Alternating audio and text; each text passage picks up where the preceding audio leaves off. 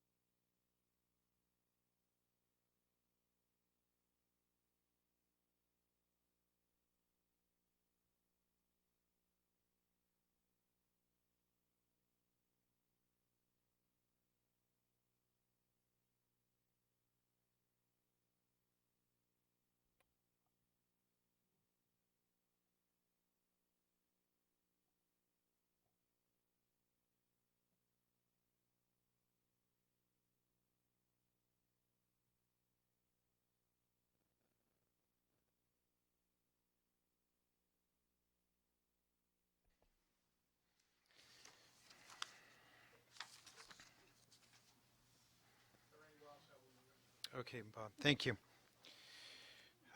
We will now reconvene in open session. No action was taken in closed session.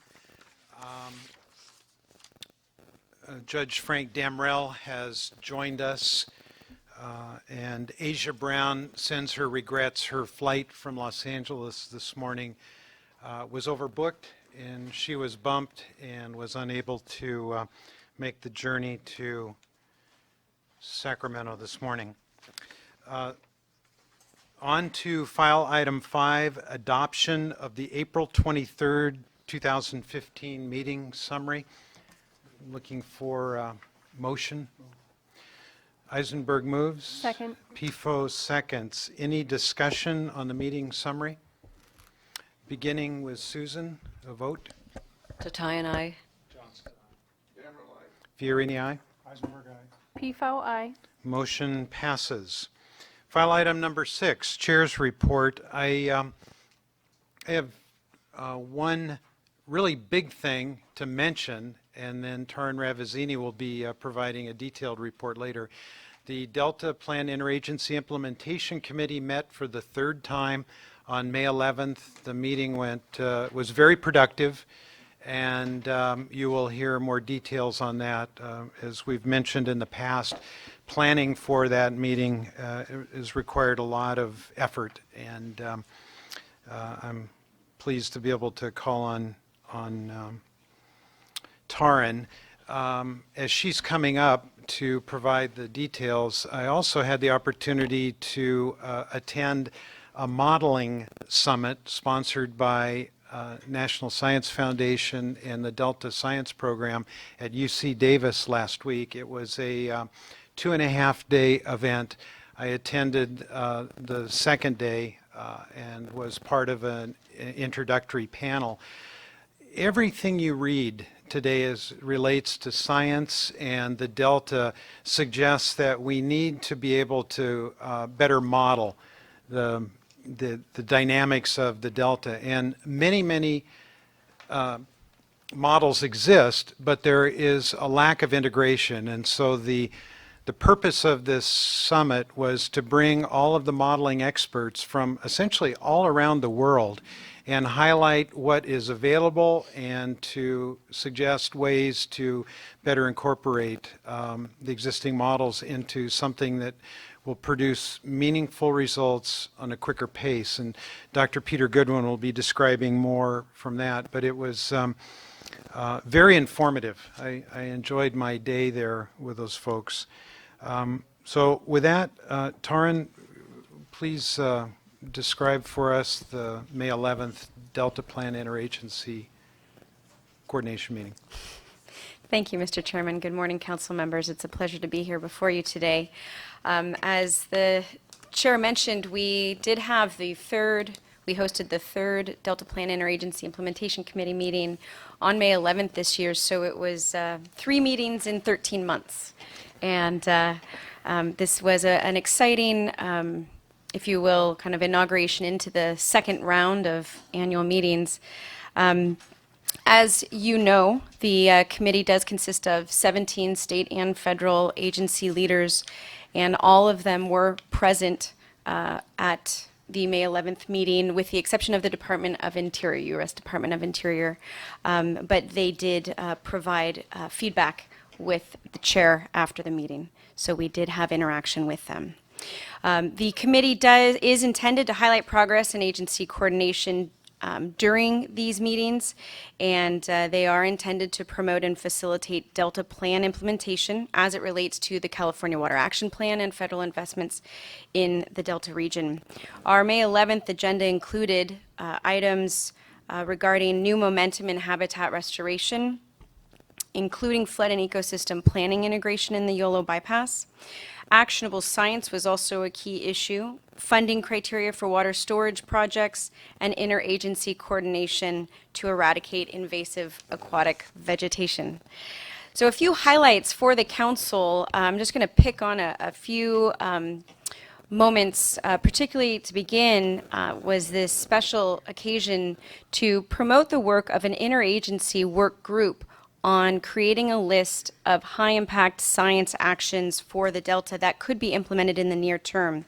These were identified and presented to the group, and the DPIC, as we call it, or the Implementation Committee, did unanimously endorse it, and they had quite a few things to say back to the work group, and through this endorsement, which of course allows us now to move forward with implementation. It continues the interagency work group, which is just another success through this committee forum of interagency coordination. The science work product tied directly back to the Delta Science Program's interim science action agenda, from which the work group prioritized over 320 science actions, and that resulted in a short list of actions supporting 4 priority topic areas. I have provided those in the staff report for you in your binder.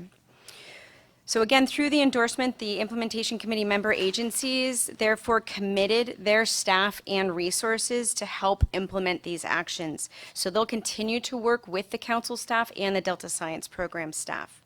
All of these actions that had been identified by the work group are intended to fill in the gaps of science knowledge not currently being addressed by any one agency or any group of agencies. So this is a very, very positive and productive collaboration, and it is, as Chair Fiorini expressed on May 11th, it is anticipated to improve coordination around future science funding.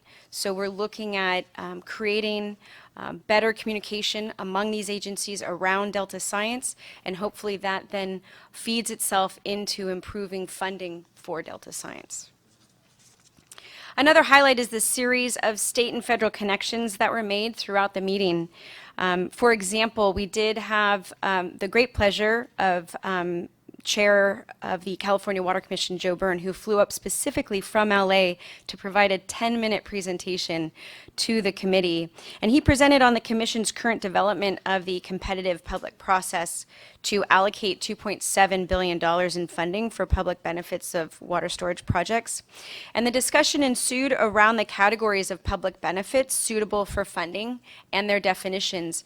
And this really piqued the interest of the U.S. Army Corps of Engineers representative Joe Calcara, who through discussion offered an opportunity to link both agencies, his agency with the Water Commission, to help work on the category of emergency response and how that plays its role as a public benefit. So that was a connection that may not have been made as directly or as expeditiously as it was in this forum. Another example would be around the invasive aquatic vegetation panel.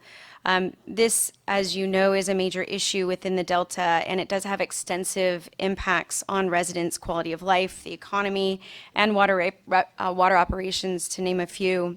Councilmember PIFO has particularly championed this issue, so it was very valuable to bring an interagency panel before the Delta Plan Interagency Implementation Committee. We did have a representative from USDA from the federal side and also from the California State Parks Division of Boating and Waterways, which is the lead state agency in managing invasive aquatic vegetation. And as this issue touches many of the DPIC agencies, we had a lot of engagement through the information that was provided by the director and the USDA representative. Director Conlon, for example, was presenting on the division's challenges in their management on these issues, particularly in the most recent efforts. And Director Murillo of the Bureau of Reclamation took this opportunity not only to express how the federal government had been impacted, how their water operations had been impacted, but also in this exchange offered up staff and resources to handle on-the-ground real-time needs. So that what we saw here was a federal-state exchange on something that was impacting local communities. So we have a real broad brush here of how this committee, again, connects to real day issues in the Delta. So we were very pleased to see that. Again, also, if I may highlight Councilmember PIFO, in her capacity as chair of the Delta Protection Commission, she did speak on behalf of the local communities of the importance of keeping momentum here and continuing coordination. So it was expressed and definitely supported by the implementation committee that there was a need to develop long-term funding and management strategies for eradicating invasive aquatic vegetation. Last but not least really was the YOLO Bypass Partnership. This is an integration effort of flood and ecosystem planning that has been championed by the California Natural Resources Agency. And they did present also a cross-agency panel before the committee. We had representatives from the Bureau of Reclamation, Department of Water Resources, and a Yolo County supervisor. So we had, again, the range of local to federal representatives on this issue. And so using the implementation committee as a 6-month check-in for the progress in integrating this very, very big, expansive flood and ecosystem planning issue has been to date very beneficial, and the parties have not only agreed to return to the committee in 6 months, but through this venue maintain the attention of the interested parties. So, for example, highlighting the resources agency's work on creating a memorandum of agreement through key agencies involved in the YOLO, this will be something that we can all watch and participate in as they get closer to that.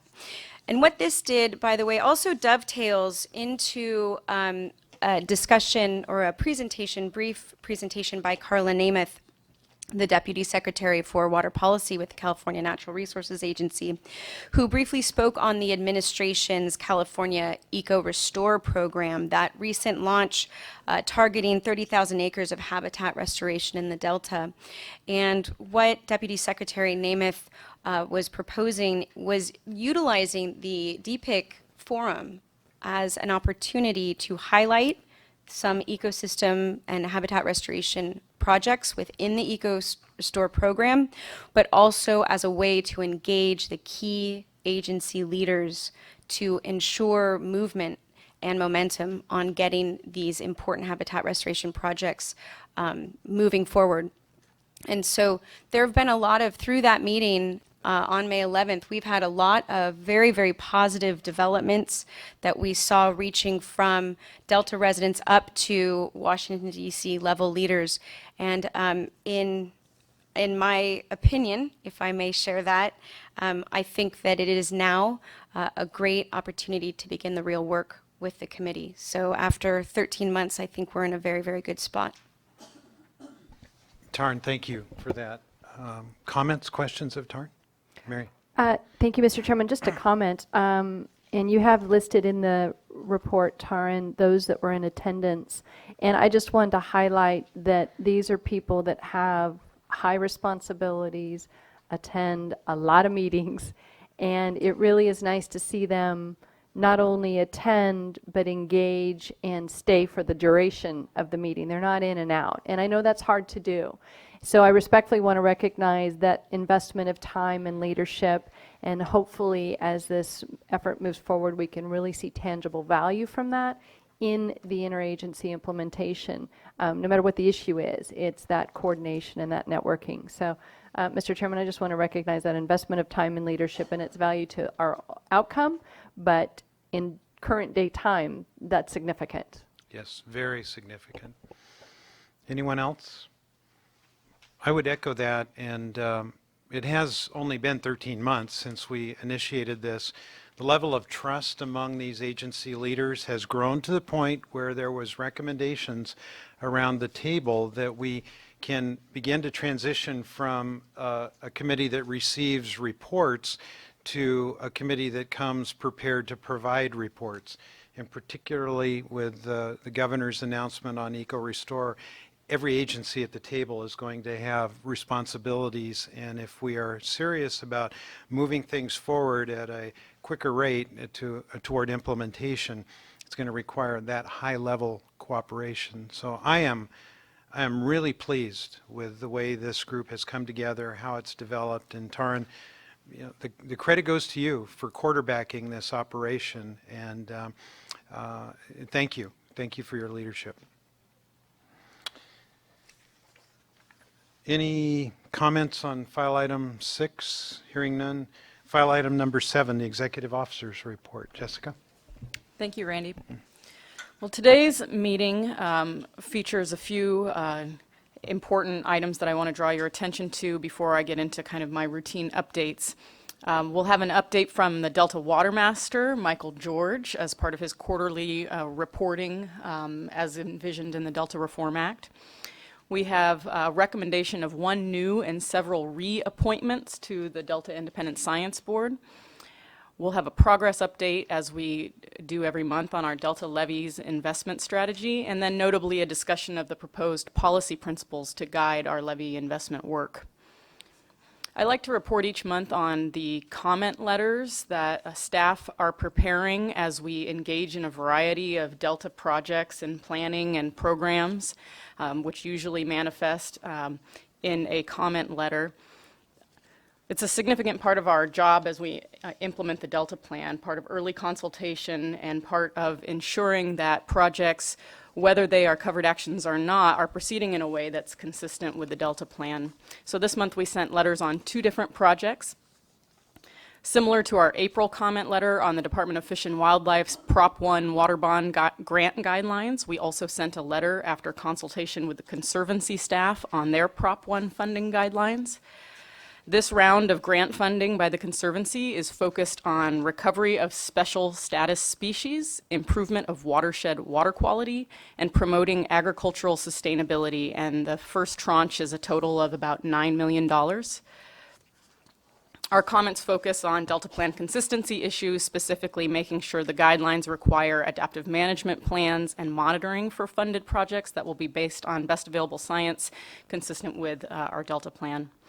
We also commented on a flood protection study going on in the American River. In particular, there are aspects that are in or affect the Delta, particularly in the Pocket region of Sacramento. We sent a letter to the Army Corps of Engineers who authored the study, cautioning that the report includes an overly narrow definition of federal interest in the Delta. Specifically, they focus exclusively on the protection of people, but they don't expand that to other state interests and federal interests like water supply or ecosystem values. You'll recall that we issued similar comments on previous Corps studies. We also offered recommendations on appropriate levels of flood protection and for protection and enhancement of biological resources, in this case specifically protection of migration corridors as they proceed with their project and riparian habitat. We also sent a similar and related letter to the local project proponent, which is Department of Water Resources, reminding them that the project may be a covered action and then indicating specific issues where consistency with the Delta Plan will need to be demonstrated. I want to follow up, as I do, on requests that council members have made of me or of staff at previous meetings. You'll see in your binder this month, under item 11, we have responsive to Susan's request for a list of benefits that we've received from investments in Delta levies. Phil, you had asked for a more complete listing of levy expenditures. And Mary, you had asked for a schedule of upcoming restoration projects and their expected expenditures. So you'll see those in item 11. Last month, you also requested that the chair send a letter to Chris Austin, or the Maven, congratulating her on her recent award for scientific journalism. That went out, and you all should have received a copy. Last month, Phil requested follow-up information on Assembly Bill 647 by Assemblymember Susan Eggman, and we'll be covering that in more detail in our legislative report. And in response to questions and discussion last month, I think led by Councilmember Johnston, we included a more clear project schedule and milestones document for our Delta Levies investment strategy, which hopefully makes it easier for folks to follow along with where we are and where we're headed next in that process. And that too is part of item 11 today that will be led by Cindy Messer. We had several public meetings this month in addition to today's council meeting. Taryn and Randy covered the successful Delta Plan Interagency Implementation meeting on May 11th. Randy talked about the Integrated Modeling Forum, and Peter will offer specifics. Last week on May 20th and 21st, we also had our esteemed peer review panel in town who had been asked to evaluate our draft methodology for the way that we're assessing risk in our Delta Levies investment strategy. And Cindy will update on that, update us on what came out of that process and the next steps after lunch today. So now I would turn it over to Chris for the legal update. Thank you very much. I'd like to invite the council's legal intern, Cody Phillips, to give us a quick update on interesting cases that he's noted, Delta related and otherwise. And I did want to note, first of all, the service that Cody provides to the council is exceptional, and to me, especially being a sole practitioner. And I did want to note that Cody is now a member of the bar. He passed the bar a couple days ago, and so now the bar's even up higher for you to. But I know that he, like I, really appreciate the opportunity to address you, because it gives our young rising stars a chance to engage with important policymakers. So with that, I'm going to turn it over to Cody. Thank you, Chris, and good morning, everyone. I like hearing that. So today we have just a very brief legal update. I just want to kind of let the council know a couple cases that are going on around the state. Some I'm sure you've heard of. The first lawsuit concerns a matter of significance to the council, and that matter is long-term water transfers. And that suit was filed on May 11th in the U.S. District Court for the Eastern District of California against the Bureau of Reclamation and the San Luis and Delta Mendota Water Authority by plaintiffs Aqua Alliance, the California Sports Fishing Protection Alliance, Central Delta Water Agency, South Delta Water Agency, and local agencies of the North Delta. So the Bureau and the San Luis and Delta Mendota Water Authority described the project as implementing a long-term water transfer program to facilitate voluntary water transfers from willing sellers upstream of the Delta to water users south of the Delta and in the San Francisco Bay. They say that water transfers would occur only through various methods such as groundwater substitution, cropland idling, reservoir release, and conservation, and would include individual and multi-year transfers from 2015 through 2024. So the plaintiffs in this case are requesting that the court declare that the agency's environmental impact statement and report was arbitrary and capricious, ignored new information, and failed to meet the minimum requirements of NEPA and CEQA. The plaintiffs allege that the Bureau and the Water Agency failed to adequately explain or describe certain elements of the program. The plaintiffs further claim a dearth of information regarding where and how groundwater would be recharged, and they challenge the agency's claim that existing groundwater depletions further affected by the program may later be replenished during wet years. So we will be following this case certainly in the months and weeks to come, and we'll give an update when we have it. So the second lawsuit was filed on May 6th. This is a state case. Is filed in the Superior Court in Sacramento here by a group called CSER, which stands for the Center for Environmental Science, Accuracy, and Reliability. And that suit was filed against the California Department of Water Resources. That alleged that DWR ignored CEQA and the Endangered Species Act and its construction of a rock barrier on the West False River in the Delta. DWR operated under the governor's April 1st executive order, which directed the agency to construct emergency barriers if they found it necessary. DWR states that their position is that it is necessary to prevent saltwater intrusion into the Central Delta in order to avoid further contamination of the Delta's freshwater.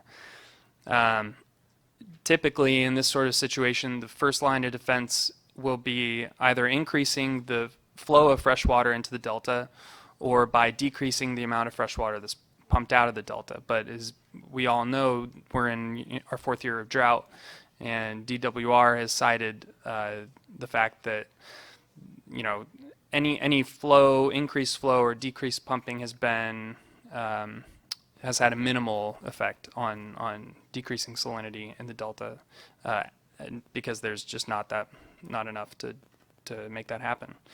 So the emergency barriers construction is now underway, and it will have to be taken down by November 1st, which is the date that they set in order to avoid harm to migratory fish. Now, procedurally, since filing this lawsuit on May 6th, and construction began on May 6th, I believe, also, CSER's motion for a temporary restraining order was actually denied on May 15th, and that would have prevented construction. So construction has been going ahead. Since denial of that TRO, June 19th was set as the date to hear arguments for the writ of mandate to have DWR comply with CEQA and the Endangered Species Act. However, on the 26th, which was Tuesday, that date was vacated by the judge. So we're not exactly sure what the next steps are, but it seems like it's kind of at a little bit stagnant right now. So we'll follow it and update the council as we get more information. So thank you very much. Thank you, Cody. Any questions of Cody on either of those matters? Very good work. Thank you. Thank you. Okay. Well, I'd like to ask our fellow Gavin Landgraf to come up to provide the legislative update. And as he is coming up here, I want to report on some good news, which he can provide a little bit of detail on, which is that our budget successfully made it through both the Assembly and Senate budget committees. In fact, was after initially being held open by the Senate, was accepted without discussion after the May revise, and that includes significantly new monies to fund science investigations, a modest amount but a great foundation for us to build on and allow us to reestablish a grant program. So we're pleased about that. Also, Gavin is going to address follow-up information on AB 647, and so I'll just hand it over to you, Gavin. Thank you. Thank you. Good morning, council members. Good morning. So in today's legislative report, I'll be going over the legislative calendar, very briefly touching on the budget, and then discussing AB 647, which Councilmember Eisenberg had questions about during the last council meeting. So last Friday was the final day for policy committees to meet prior to June 8th. So the policy committees have finished their bill markup work for now. Since the beginning of May, the appropriations committees in both houses have been reviewing fiscal bills. A number of bills that we are tracking have been put on the suspense file, which means that the appropriations committees are carefully analyzing the cost and benefit of those bills before sending them to the floor. Today, both the Assembly and Senate appropriations committees will be voting on whether to report bills from the suspense file to the floor of the House of Origin. The deadline for bills to pass the House of Origin is June 5th, so we will be closely tracking both the votes taken today in the appropriations committees and the votes on the floor between now and June 5th. As Jessica mentioned, our budget proposal was approved by the Senate Budget Subcommittee and full committee, so the deadline to pass a budget is now Monday, June 15th, and we'll be closely tracking that over the next month. Now, finally, moving on to Assembly Bill 647, authored by Assemblymember Susan Eggman. As I reported last month, AB 647 is a bill to define the diversion of water underground for specific purposes as a beneficial use of water. The text of the bill is based on a provision that was originally included in a draft of the Sustainable Groundwater Management Act, or SGMA. That provision was ultimately removed before the passage of the Sustainable Groundwater Management Act due to stakeholder concerns and insufficient time to address all of those concerns. So that bill has now been introduced to retake up this provision and continue the discussion of this provision. The bill passed the Assembly Water, Parks, and Wildlife Committee on April 14th, and on April 29th, the bill passed the Assembly Appropriations Committee. The bill has been read a third time on the floor, so it is eligible for a floor vote, but our understanding from the author's office is that the author is waiting to take the bill to a vote until the bill's supporters and opponents have had a chance to develop some compromise amendments. With that, I open it up to questions about the bill. Phil, you have comments or questions? What have you found out to answer the questions that were raised, and how? So there are a couple of sources of information about those concerns that you raised, Councilmember Eisenberg. One of them is the floor analysis that was released at the beginning of May, which summarized very nicely, actually, the concerns that the opponents have raised to the bill. And then in addition to that, I've done some additional research into potential concerns that the bill could raise. Well, have you been able to determine any more clearly than at the last time what actions or efforts are being stopped and will only be allowed if the bill proceed? I mean, we were searching for a reason for the bill, and I could not find it in the presentation you had last time, or reading the bill or the committee analysis. Any further clarification?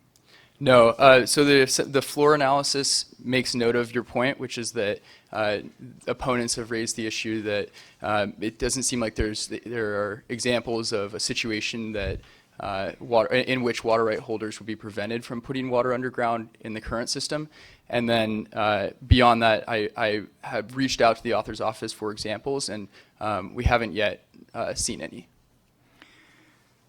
In spite of everything else, the bill as presently written has an odd construction to it because it essentially specifies that underground water storage is beneficial if it meets one or both of the following conditions. One, if it's thereafter applied to beneficial purposes for which the appropriation for storage was made, whatever that means.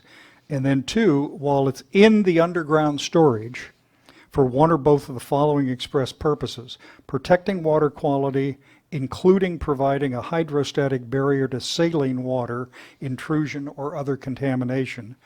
And then B, preventing or remediating significant and unreasonable land subsidence. Now, put aside that unreasonable land subsidence is not defined in the bill. As I understand it, what this really does is it allows somebody who has a current claim to use water to essentially store, some people say park the water underground for an unlimited period of time, where the current law essentially requires you to use it for the beneficial purposes you have established in law within a 5-year period of time, right? That's correct. Okay. So the purpose to have unlimited length of time is, at least as I read it, is you're protecting water quality. Now, does that mean the water must stay in the aquifer forever? The bill doesn't make a statement about the use of the water after it's been applied to its beneficial use of preventing salinity intrusion or preventing ground subsidence. So the bill isn't clear on that Well, question. if the possessor of the water right is entitled to store it somewhere for an indefinite period of time, but take it out for any purpose whatsoever, the water is no longer therefore available for protecting water quality. I'm assuming protecting water quality within the aquifer. The bill's unclear. It certainly isn't available for a hydrostatic barrier to saline water if it is the groundwater table which is receiving the salinity. Does the bill allow then the user to sell it for whatever purpose wherever they want to? The bill doesn't prohibit that, Councilman Reisenberg. Well, I could almost understand this if we were 25 years down the road and it was the year 2040 and all of the mandatory locally controlled groundwater basins had fully adopted their plan and they were prepared to put limits on groundwater extraction as part of balancing the available water supply within regions to the demands of users. But isn't this, in some ways, it's a way to freely park water for 25 years, each and every year if you want to, because you can't use the water on your property that's benefited. But once you put it underground, you have a claim to use it for whatever reason seemed appropriate, and you can sell it and make money even if it no longer serves the purposes for which you placed it underground. Am I right? I'm not asking you to defend the bill. Is my reading correct, as best you can tell? I think that it is. Okay. This bothered me when it came up, and Frank had raised some questions too, but it just seems to me this is one of those bills that is searching for a problem to solve. If there's no fact, if there's no single case of any kind which has prevented anyone from storing underground water, and God knows there's a lot of it that's stored, what's going on? Randy knows. I'm going to defer to Frank. He has a question. No, mine is more procedural. You don't expect us to take action on this, do we? We have no bill analysis. We have no, all I got is a bill here. I'm not recommending that at this time. Okay, but I've had 50-page briefs on 3 or 4 words in this federal statute. I'm not about to figure out, these questions that Phyllis asked are pretty potent, and what the answer is, we don't know. So I would really urge that we don't take any action on this bill, up or down, at this point. Would you be comfortable directing staff to monitor the bill and report on the, Could we get the bill analysis? I mean, could we supplement with the bill itself with more information about it? Absolutely. What people are saying about it, how they defend it, how they Yeah, and the oppose it? tricky thing is that, from what we hear, they're poised to amend this bill any day now, and particularly in advance of the June 5th deadline. So the analysis is a bit of a moving target right now, which is another argument for us to wait before we weigh in. But I'd be happy to provide you with the analyses that are on the current version of the bill. Well, there were 3 bill analyses, 2 committees and the Assembly floor analysis, and I've read all 3 of them. The bill was amended twice after it is introduced, but the floor analysis at least raises problems, and as best I can determine, this would allow upstream water users to divert water through the delta for storage somewhere else, not allow water that had previously gone into the delta to go through the delta. Now, I understand under certain terms and conditions that's acceptable, but it's unclear to me what's going on, because the practical impact of this is to essentially perpetuate the notion that surface water and underground water are different in California. But of course, this is to convert surface water into underground water and therefore escape regulations, as best I understand it, the notion that you have to use it within 5 years to prevent the storage. Susan may know about it. Susan? I have a question if any of the analyses addressed the implications for the current water right and water permitting system. Well, just looking at the floor analysis, in the Assembly identifies parked water as a problem. They note that this is a protection of water rights, presumptively of senior water rights holders, particularly hard to defend, an extension of the status of senior water rights holders, particularly a hard time to defend that in the case of a drought where all the water is significant, and there is no provision for protecting environmental purposes in the bill, all of which would argue for a large resolution of California's problem and to let the water board regulate both groundwater and underground. But putting that aside, why you'd want to change the law when there's no example illustrating that the law has prevented anyone from doing anything just still puzzles me. Mary? If we do have an analysis, can I make one request? I'd like the staff opinion on this issue as to areas that are substantially in question. Because the Delta plan will deal with the consequences of reduced flows in the Delta, and it's hard to argue we shouldn't be at least thinking about the consequences of something like this. Mr. Chairman, I agree with we should be thinking about these issues, but obviously what we have before us are important policy elements, and some we may like and some we may not. But from my perspective, I don't want to get ahead of ourselves.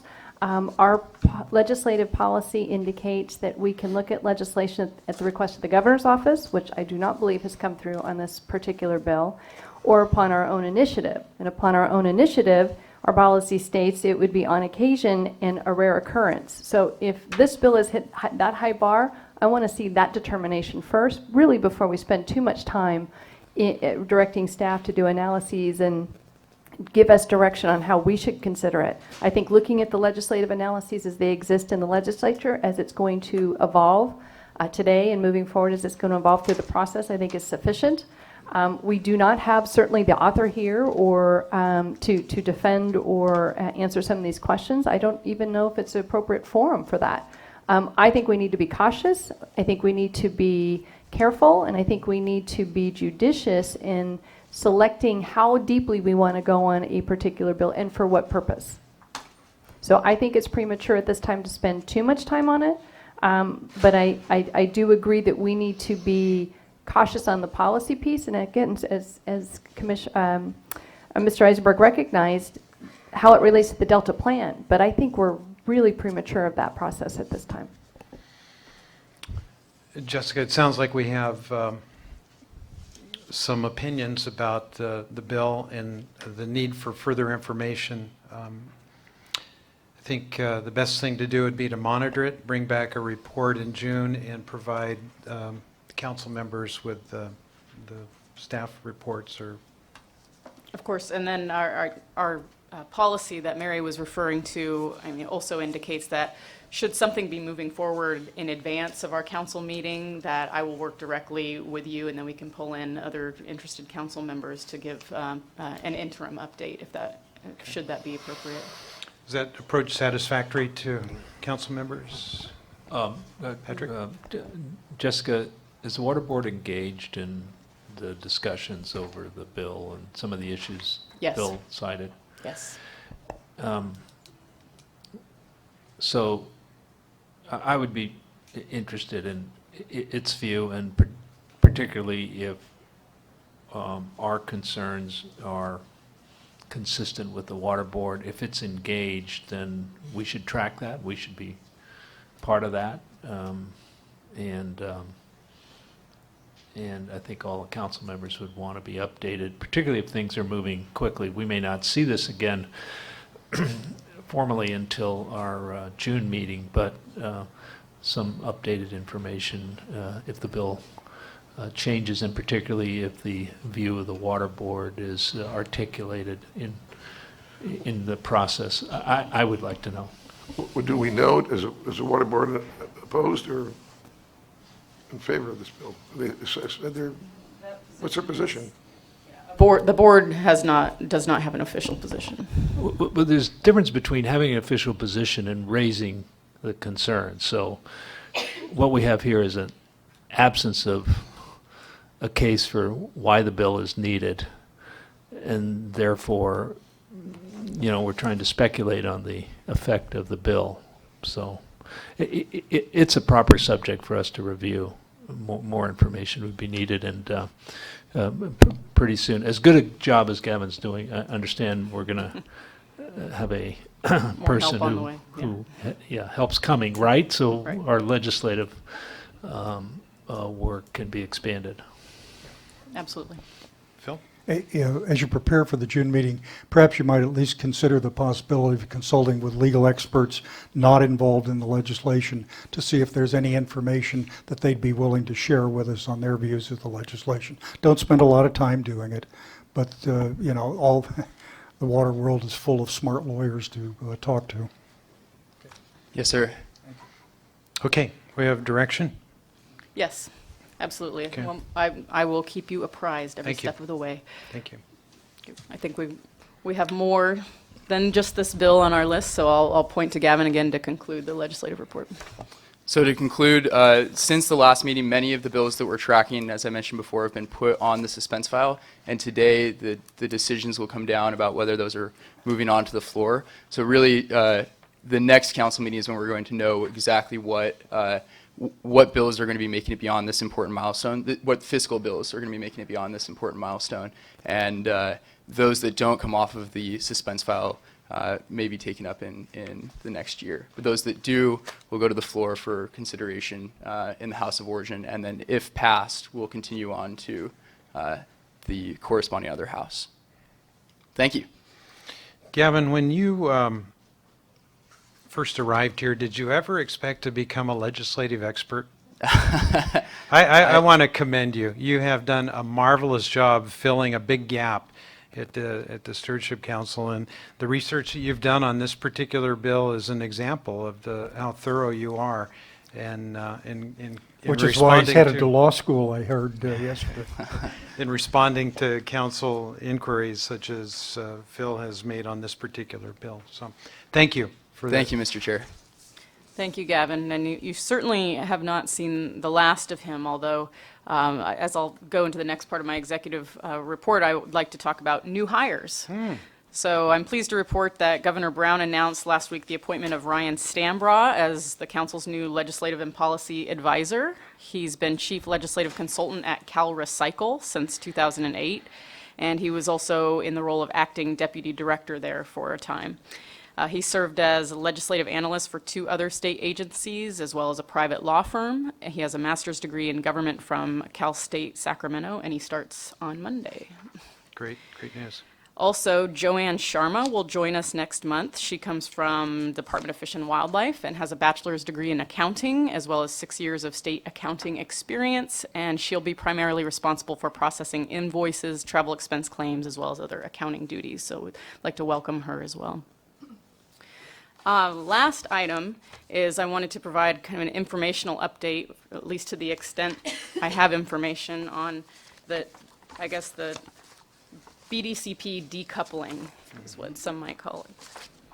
So I'm passing out just what are the available online fact sheets that the administration has provided to date.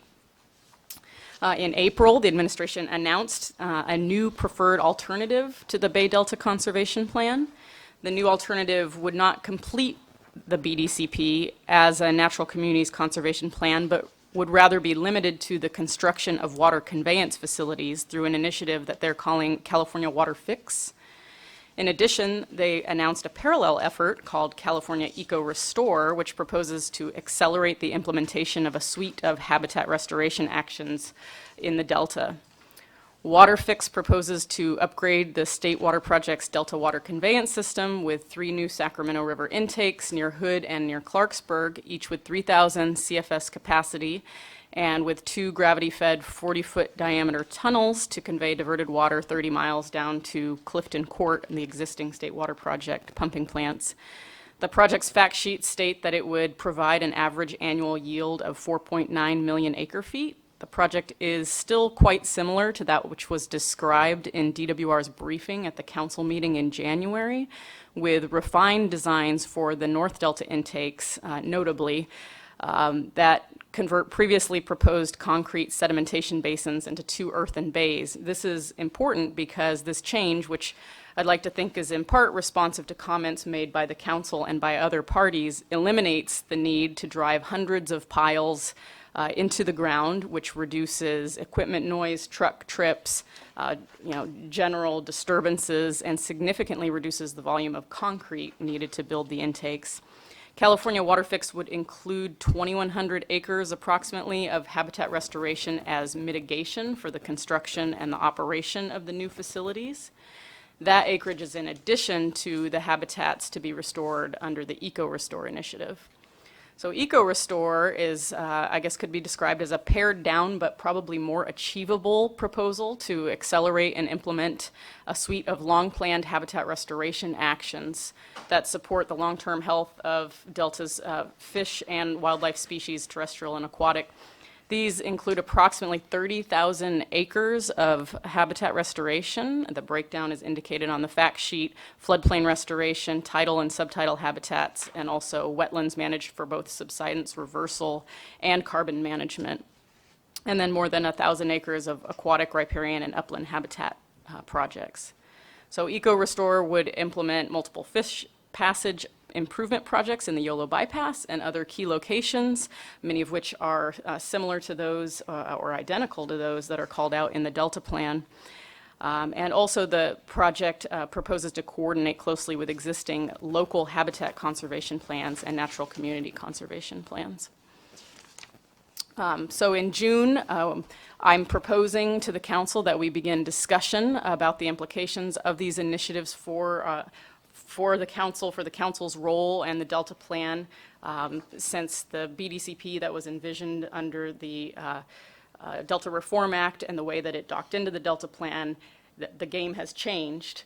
So we'll need to at least begin to discuss kind of what the options are and how the council can revisit some of these issues. We've been told to expect recirculation of the Water Fixes environmental document in late June, early July. And staff will be receiving a briefing on that hopefully sometime in June. So more details to come. And with that, I conclude my executive officer's report.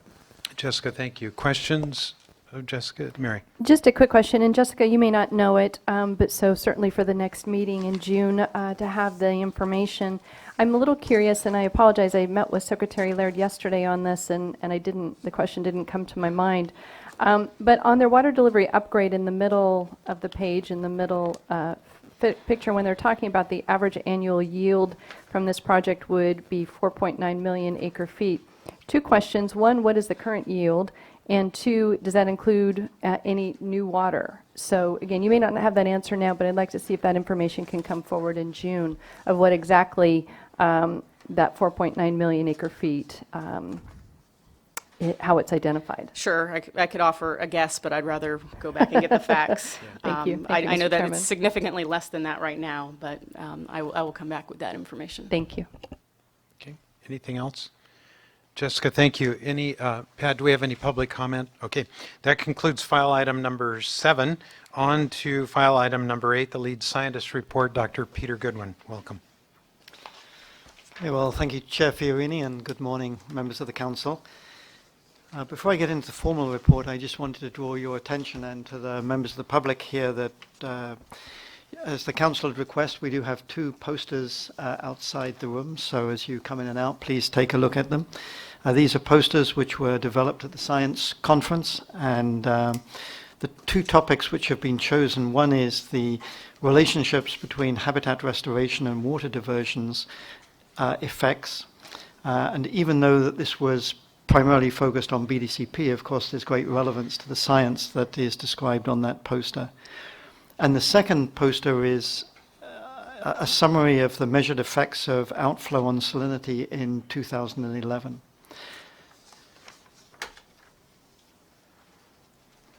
So moving to the formal report, Chair Fiorini mentioned the modeling workshop, and I just wanted to give you a flavor for what happened last week. The title of the workshop was Integrated Modeling for Adaptive Management of Estuarine Systems. And where this came from was in the development of the Delta Science Plan. In the very first town hall meeting that we held, Chair Fiorini challenged the science community about the need for either a universal model or a way of linking models to get a better handle on how this very complex system operates. And if we're going to have any chance at managing this complex dynamic system through adaptive management, for being able to develop clear articulations of alternative futures as a result of management actions, modeling is going to be at the heart of that. So the Delta Science Plan had 3 topics which were highlighted for workshops and more detailed analysis. One was the workshop on data management. The second was looking at a comprehensive evaluation of monitoring, and the third was this modeling workshop. In the workshop itself, we wanted an innovative format, and when the National Science Foundation agreed to fund a proposal which went through the University of California to host this workshop, they always demand something a little bit different. So I'll just step through it because it was a very interesting format, and as far as we can tell in the initial evaluations, it seems to have been you're very successful. And both, of course, from you as the council and NSF ask, well, it's great to get people together, you have a workshop, but what's the impact? And so we have several measures in place and ways of evaluating that effectiveness. So I've just got a few slides here. The workshop was hosted by the colleagues at the University of California, Davis. It was sponsored both by yourselves, the Stewardship Council, and the National Science Foundation. And we also had co-sponsorships. So what NSF said was that they don't fund geographic-based research activities, but they really like the idea of using the Delta as an example, as a focal point that really brought this need and thinking for modeling together. And so we made several outreaches. Of course, the California Water and Environmental Modeling Forum is, for the hydrodynamic physical modeling, is the community within this area that helps coordinate modeling activities. Also, the IHR, the oldest water resource research professional organization in the world, they have been doing a lot of work through some of their committees on integrated modeling. The third logo that you see there is the International Environmental Modeling and Software Society. And the USGS, of course, were partners in crime in this activity. And a lot of the logistics was put together by the Center for Watershed Sciences at the University of California. Just a few of the folks that came from internationally: Dr. Kim, who is very senior in the Korean Institute of Construction Technology. It's a little bit of a misnomer. KICT is a little like their National Science Foundation for the Built Environment. So they deal with river, coastal issues through that institute. Dr. Joseph Lee, who represented IHR, he's the Vice President for Research at the Hong Kong Institute of Technology, and has done a lot of work on real-time modeling and prediction of red tides, right down to when do you close beaches to be safe for people.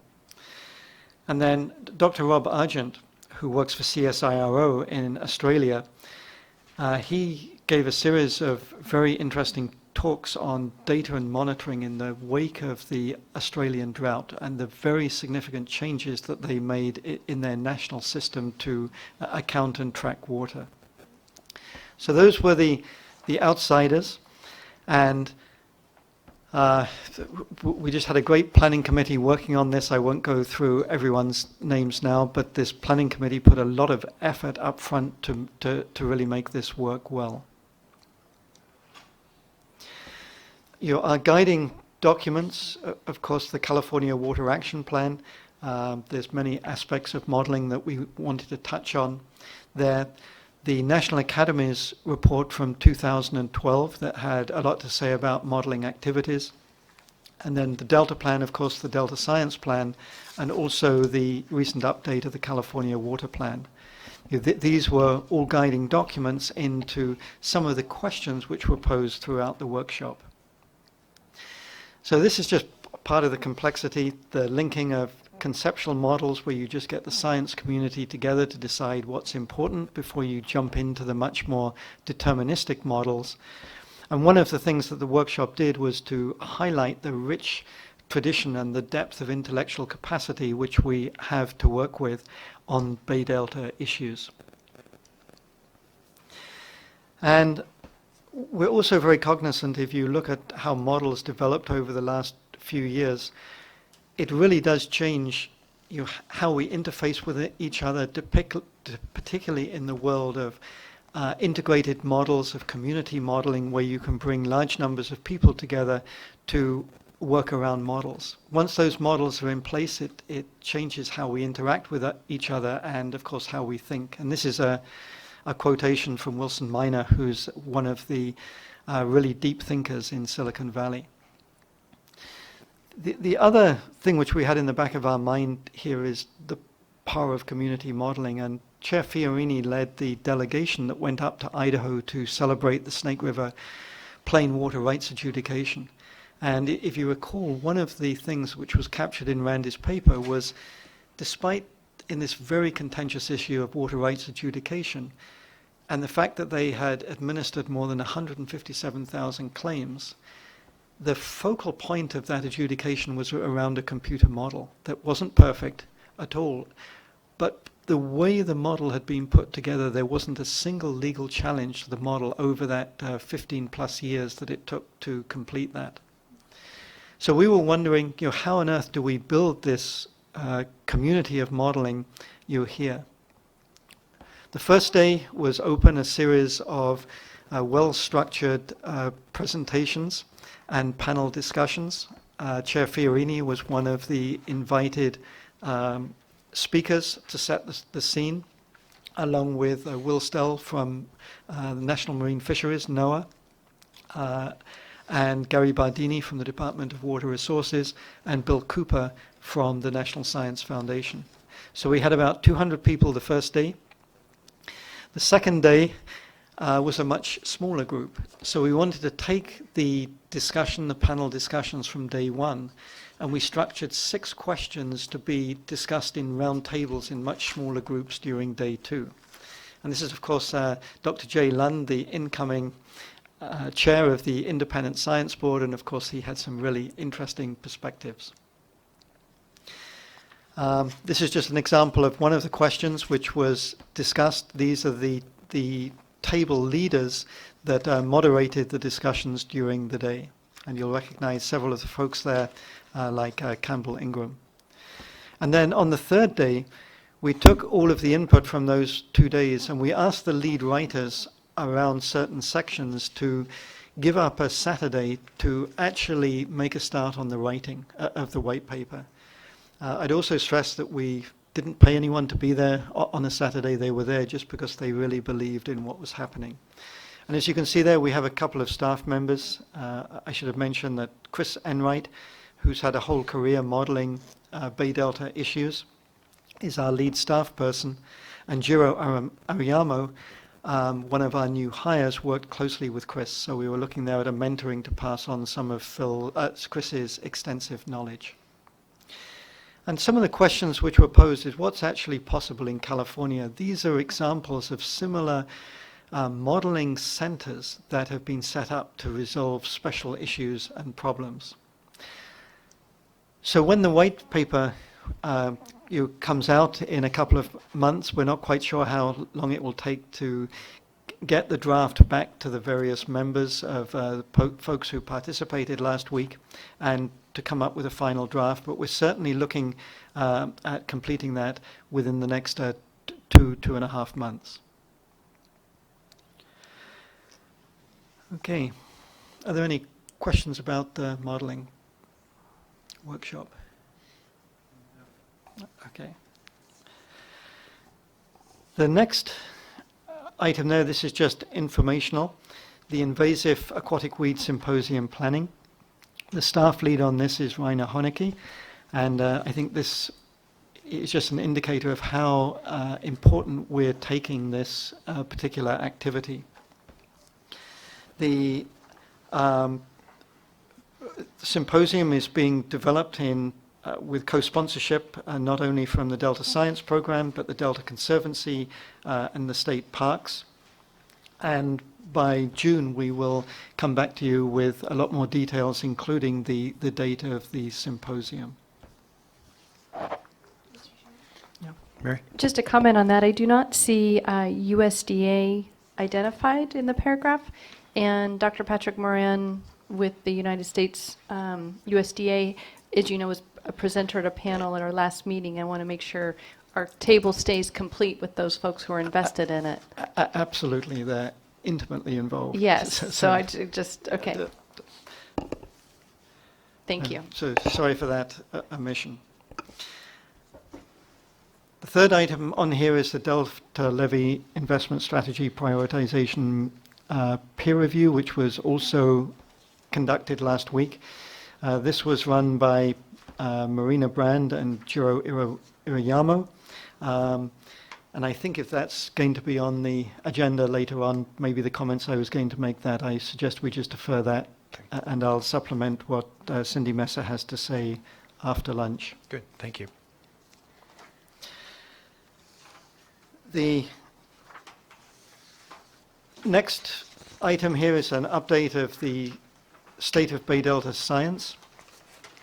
The staff members working on this is Darcy Austin. If you remember, Darcy Austin was the main coordinator of the original State of Bay Delta Science in 2008. So we're delighted that she's now back on staff. You can lead this along with Lauren Hastings. So on May the 14th, we convened all of the folks that had been identified as lead authors of the chapter just to talk about content, to reinforce how we expect the lead authors to be pulling in sufficient additional authorship to make it representative. The State of Bay Delta Science needs to be representative of the scientific community because it's going to be the common starting point, our body of knowledge that will inform, of course, updates of the Science Action Agenda. So this is underway right now. Each month we'll give you an update as to where it is. I think certainly we've got a very good handle now on the content, the lead authors, and we're now reaching out and actually contracting with the various people that will be contributing to the various chapters. Also, we've received several questions just about, how can folks engage. That's something which we've thinking about our original thought, and we will be doing this, is at the State of the Estuary Conference. There will be 2 back-to-back sessions where the lead authors will be presenting their main findings to make sure they haven't missed anything. We've also received some very constructive suggestions that it would also make sense to get to people before September. And so we're just looking at the best way to do that most effectively. So are there any questions on where we are with the state of Bay Delta science? No.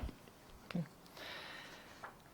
And the last item here is by the numbers, and I'm delighted, I don't think you've been introduced yet to Daniel Livesey, who is our latest California Sea Grant State Fellow. He started in April and will be with us through April next year. So Daniel, if you'd like to come down. Daniel is from Oklahoma. He received a Bachelor of Science in Petroleum Geology from Oklahoma State University. And then he saw the light, moved out west, and completed a PhD in coastal geology from the University of California, Santa Barbara, where he did his PhD with Alex Sims. So we're just delighted to have Daniel here, and I think what these state fellows do for the science program in bringing new ideas and excitement is just terrific. So Daniel, welcome, and I don't know, did I miss anything on your resume? Thank you. The red button, that's Welcome, the most Daniel. important thing. Yeah. Well, thank you, Peter, for the introduction. Okay, so today I'll begin with the precipitation data. And overall, the precipitation and the rain in the northern Sierra and in the southern Sierra remained below average. We received around 3 inches of rain since last month. What I really want to draw your attention to is the snowpack. Notice the big red zeros. Typically, we lose the snowpack around early July, and being May, we've already lost it. And the average, statewide average snowpack values are usually around 10 inches, and so currently we're at 0. Next, we'll move on to the water supply. The reservoir storage has dropped a few percent since last month. Yeah, you can see those values there. Still in the poor values. Next, we'll move on to flow. I want to draw your attention to the San Joaquin River flow. It is just at 6% of average at 422 CFS. And then also moving on to water quality, the salinity at the pumps continues to degrade from 486 last month to 598 this month. Finally, I want to move on to the fish, the Delta smelt and the salmon. We have data for 2 fish species this month. The total catch has improved in the Delta smelt. Last month reported a total catch of 4. We've caught so far now 73 20-millimeter smelt, and that is compared to the average there in parentheses at 273.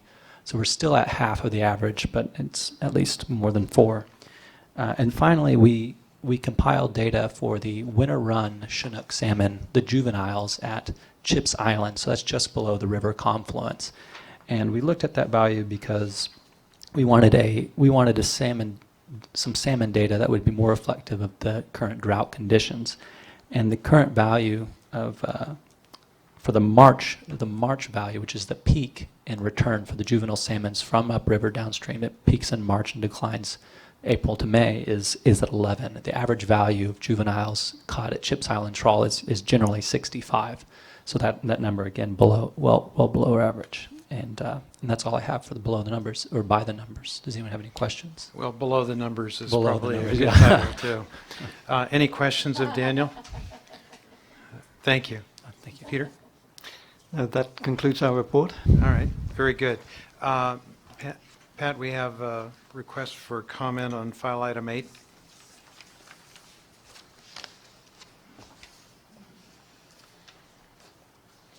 Thank you. Tony Berzinas, did I get that right? You got it perfect. Excellent. Bethel Island Municipal Improvement District. Hi, I'm the president of the Bethel Island Municipal Improvement District, and on item number 8, I just want to make aware, hi, Councilman Pifo, by the way. We've done some modeling as well on the flood protection aspect of our island, and we'd like to offer it up and share it with you on both some concepts that we did on how we presented it to the island. We created a monopoly game that sort of created checks, you take this, you lose this, you take this. And this was done by a group of Dutch students working with the University of California, Davis, did this for their PhD type thesis program. And they came over, and with all their experience coming over from Holland and the way they have to control and manage things over there, they sort of applied their principles to create this analysis. At first it was very complicated, and we went through a second round with them, and they simplified it into a simple monopoly game so we could then present it to our island residents during our safety fair, and they could really see what the takeaways were every time you made a particular decision. So I'd like to offer that up to the group that does the modeling so you can have some additional information. And I did have one question. I saw a lot about water flows, but I didn't see how much flood protection you included in your modeling program. So I'd like to see that clarified or at least addressed, if at all possible. But as far as item number 8, going further on weed abatement and control, just a personal statement. Come down to my house, and we're inundated, as many of the communities were last year, and we fear that the False River barrier is going to create an abnormal flow circulation that's going to exasperate the hyacinth and the erginia and all the other invasive weeds that we have down there. I mean, I personally can't get anything in and out of my dock. And I live right by the bridge, and usually the flows there sweep it out, and it's pretty bad. And the Fish and Game was supposed to go through and spray, and I didn't see any effect. So I'm hoping that we're addressing some of those things, and I think it's going to get worse for us over the course of this summer. And that's going to impact our economy significantly. But again, the biggest thing was on the modeling. We have it's a lot of good information. It might give you some shortcuts, and you might find an easy way to present this to the public in ways that are familiar. That's why we chose the Monopoly game to do it, because it's a very familiar format. When you take something, build something, you lose something, and owe something. So That's great. That's sort of the way it was done. So I just wanted to share that with you, offer that up. My interim district manager is here as well, and we've been working with the councilman's office, and we can get a lot of that data over to you and such. Yeah, if you have anything with you, provide it to Dr. Goodwin at the lunch break, and if not... Today I don't. I wasn't prepared to bring That's it today, but we can get Send it to it the in. councilman, we can get it to you. Very good. Okay? Dr. Goodwin? Actually, if I could just add a couple of clarifying points there. The idea of this modeling workshop was not just to look at flooding, hydrodynamic flows, economic. It was actually your fish behavior, food webs.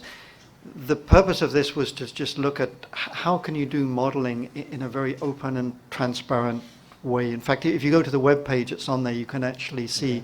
So we would love to see what was done in terms of communicating modeling and things like that. So, but if you want to see more details, this was more on the nuts and bolts. How do we organize ourselves? Okay. What would make sense to have some sort of community model? Does it need to be out there on a web page somewhere? Does there need to be a physical location? So it was really looking at the business of how we do modeling going ahead. Right.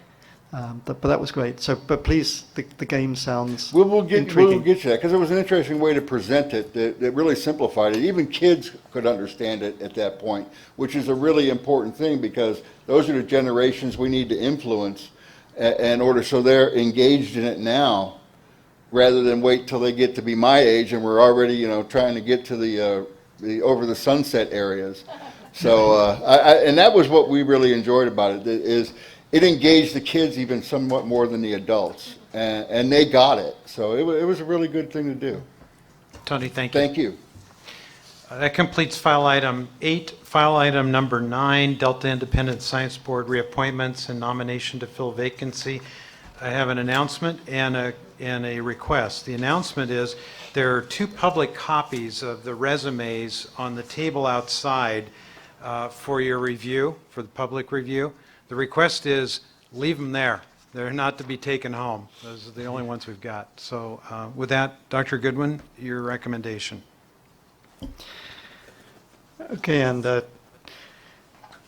Chair Fiorini, what I would suggest is, would you like to take these in 2 parts. One is the reappointment of the current members and why, and then secondly, the nomination of the new member. Does that make sense? Let's do it that way.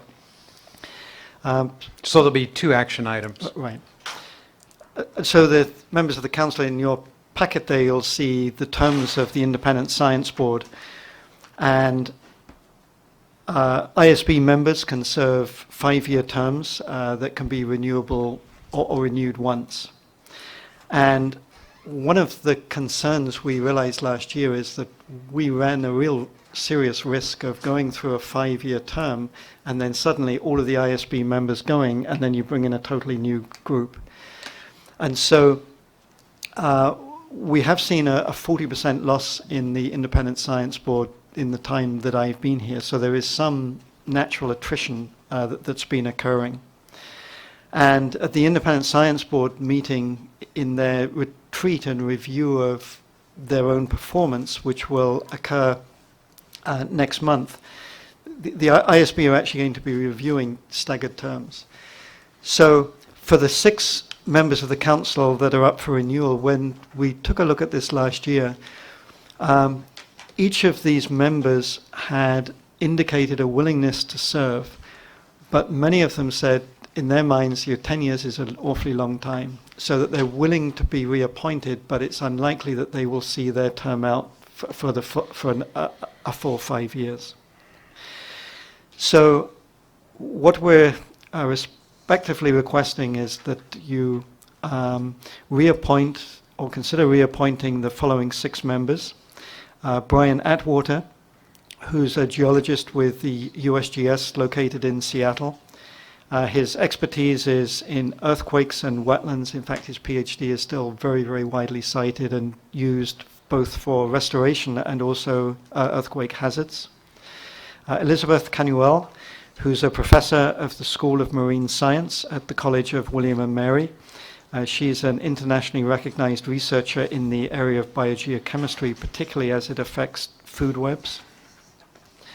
Dr. Tracy Collier, who is currently, at least until the end of this month, the chair of the Independent Science Board. He is actually a fish ecologist by training, but his expertise is in ecotoxicology. The past chair of the Independent Science Board is Dr. Richard Norgard, Professor Emeritus in Economics from UC Berkeley. He's renowned for his analysis of complex systems and has been heavily involved in the IPCC and the UN Millennium Ecosystem Assessment Program.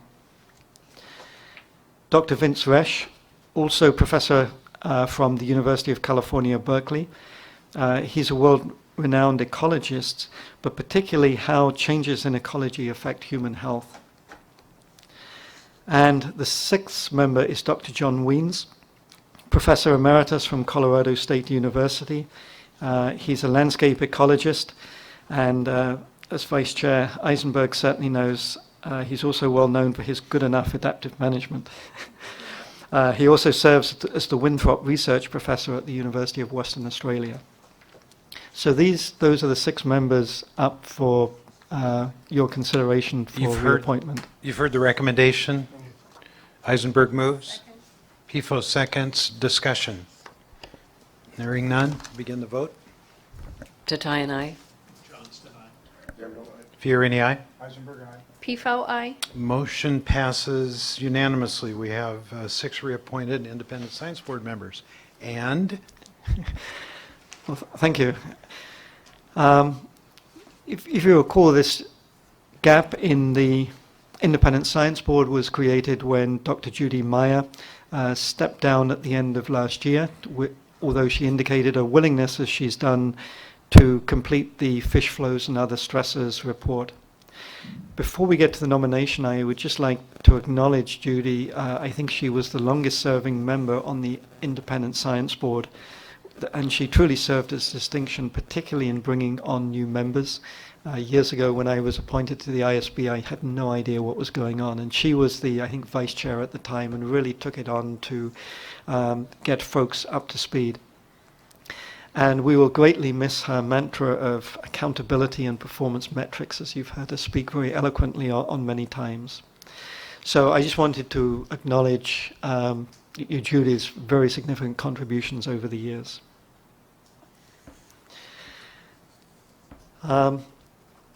So for the new nomination, I just wanted to take a moment. This is probably, I think, the most important responsibility that the lead scientist has. And in the science program, we really take the process very seriously. We advertise, we do a lot of recruiting. The independent science board members, even though they have no say in the search process, do help recruit people. And as has happened in the past, we had some truly distinguished applicants, and it's a very difficult decision to make. But in this particular case, these other folks, we will definitely be using them on peer review panels and things like that. But I would like to respectfully nominate for your consideration Dr. Joy B. Zedler, who currently serves as the Aldo Leopold Professor for Restoration Ecology at the University of Wisconsin in Madison. And she's held that position since 1998. Prior to that, she was located in California, where she established the Pacific Estuarine Research Laboratory, which is turned out to be highly influential in the early days of wetland restoration. She's had numerous postdoctoral researchers, graduate students that have passed through that center, and many of those people have stayed in the state. She introduced things which are now commonplace, like the use of replicate sites, reference sites, and the important role of episodic events in sustaining wetlands. She's very well known to state and federal agencies, Caltrans, Coastal Conservancy, Coastal Commission, the NGO community, water agency community. And what really struck us as we went through this very formal process of structured interviews with the candidates and taking references, the references that she had, who were all very, very eminent scientists in their own right, were using words like, she was a pioneer. She guided scientific approaches for wetland restoration that are still used today. And she has written the book on lessons learned in California tidal wetlands that I see I omitted, but I will send that out. We'll make sure it's on our webpage. But that's a book with many of her agency collaborators and her past and present students on lessons learned in California tidal wetland restoration. Also, she's well known, as I mentioned, as a mentor, a very strong advocate for rigorous science. But also she's known as a problem solver. She doesn't live in an ivory tower. Her experience, as you can see from her resume, across the US has been very much as someone who gets in and let's get things done, and particularly around some of the controversial restoration issues. So I would propose for your consideration Dr. Joy Zedler. You've heard the recommendation. Your pleasure. I'll move the recommendation, Mr. Chairman. Pifo moves. Eisenberg seconds. You two have been busy this morning, these action items. We're awake. Any comments, questions? The vote. Tatai and I. Fiorini, aye. Eisenberg, aye. Pifo, aye. Motion passes unanimously. Thank you, Peter. And in response to Judy's retirement, it would be appropriate if the council agrees. I will send a letter of thanks and appreciation, and perhaps our communication department can create a nice gift in commemoration for her long term of service. Is that satisfactory with everyone? Very good. Okay. Thank you. I think that would be very appropriate. Yeah. Okay. Anything else? No, that concludes the nominations. Okay, great. That concludes file item number 9. Any public comment on that? Very good. We are off to lunch. We will recess until 1:10. 1:10 we will reconvene.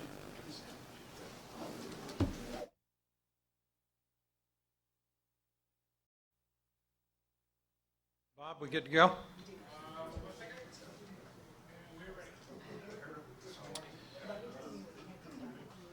I'd like to reconvene this meeting of the Delta Stewardship Council.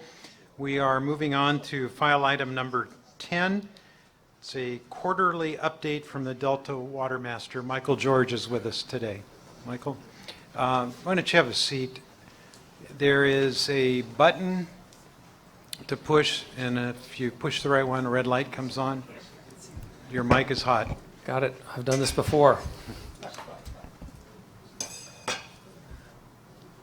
Good afternoon, and thank you very much for this opportunity to present actually my first quarterly report. I've been before you twice before, but this is the first quarterly report. And I've got notes here, so I'm hoping you'll be attentive till about 5 this afternoon so I can tell you what I've been up to. Actually, I'll try and cover it at more of highlights than that. But I do look forward to this being part of an ongoing dialogue, and to that end, anytime in this report, if you want to stop me and ask questions, help yourself, interrupt me as you like, and also let me know if I'm covering stuff that either is not a high enough priority to take the time today and we ought to defer to something else, and I'll try to skip quickly over stuff that I've covered before.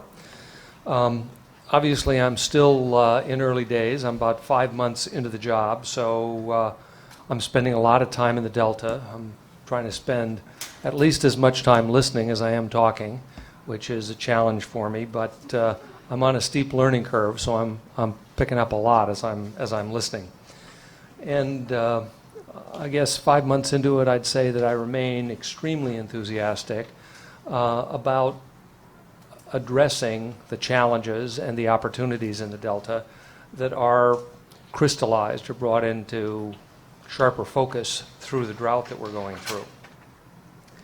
I appreciated the quote that was at the end of your presentation, Peter, about in times of change, the leaders will inherit the world while the knowers will be exquisitely prepared for the world that was. And I know I paraphrased that. I'm going to get the right quote because I thought it was so apropos. The one thing that is so clear to everybody who focuses real attention on the Delta is we are in a time of dramatic change. The status quo is not going to survive, even if we take all efforts to preserve it. And the question really is, how are we going to learn so that we can manage that change intelligently? So the overview of my report today is kind of 4 things that I'd like to touch on. First is the work in progress, kind of the emphasis that we've put on drought issues and related data issues. Secondly, I'd like to talk about some of the initiatives that I see on the near-term horizon. Maybe think of that as after it rains, and I hope that's a near-term horizon. The third thing I'd like to talk about is steps that the Water Master's Office can take in coordination with you toward implementation of the Delta Plan. And then finally, some feedback and direction from the Council. I'm going to spend more time relatively on that first part of the report, kind of what's the work in progress, how are we managing through the drought. So the first thing that I would say about our drought response is that we are trying very consciously to collaborate with the Delta water community. We recognize that there is an immense amount of experience and knowledge in the people who are managing water in the Delta day in and day out. And we want to make sure that we are cognizant of that we're taking advantage of it where we can, and most of all, that we don't just step on it inadvertently, which is a risk that I'm constantly aware of and is sometimes pointed out to me after the fact. So in my prior appearance before the Council, I talked a great deal about the information order and where we were in process with responding to and understanding that information order. So I'm not going to go back into that, but I'd like to give you a bit of an update since then. First of all, I think we have had a tremendously beneficial response to opening up this data, to having lots of people look at it. You'll recall that we made all the data that came to us in the information order available to anybody who wanted it, no questions asked, on a thumb drive that they could take and look at, manipulate, use in any way they cared to. And one of the benefits that we anticipated and that we're now getting is that a lot of very thoughtful people have taken a look at parts of that data set that are of particular interest to them. Maybe because they feel like they're injured by some or another water user, or they need to take into account something that's in that database. But also, people have analyzed that data in ways that have been interesting to us, may or may not have occurred to us, certainly would not have been of a high enough priority that we'd get to it as quickly as others have gotten to it. So that's been tremendously valuable. The second thing I would say, coming out of the still early analysis of all that data, is that the myth that there are a lot of totally unauthorized illegal diversions in the Delta is substantially reduced or challenged by the data. Again, there's an awful lot of data, and I don't want to make this as a conclusion. However, I will say that as we have gone through it, the statements of diversion and use are consistent across time.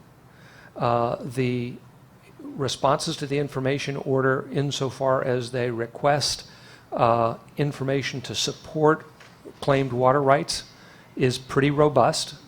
Now, the attempt has never been, nor could it be, through an information order to either validate or invalidate a water right. That can only be done in an adjudicatory process.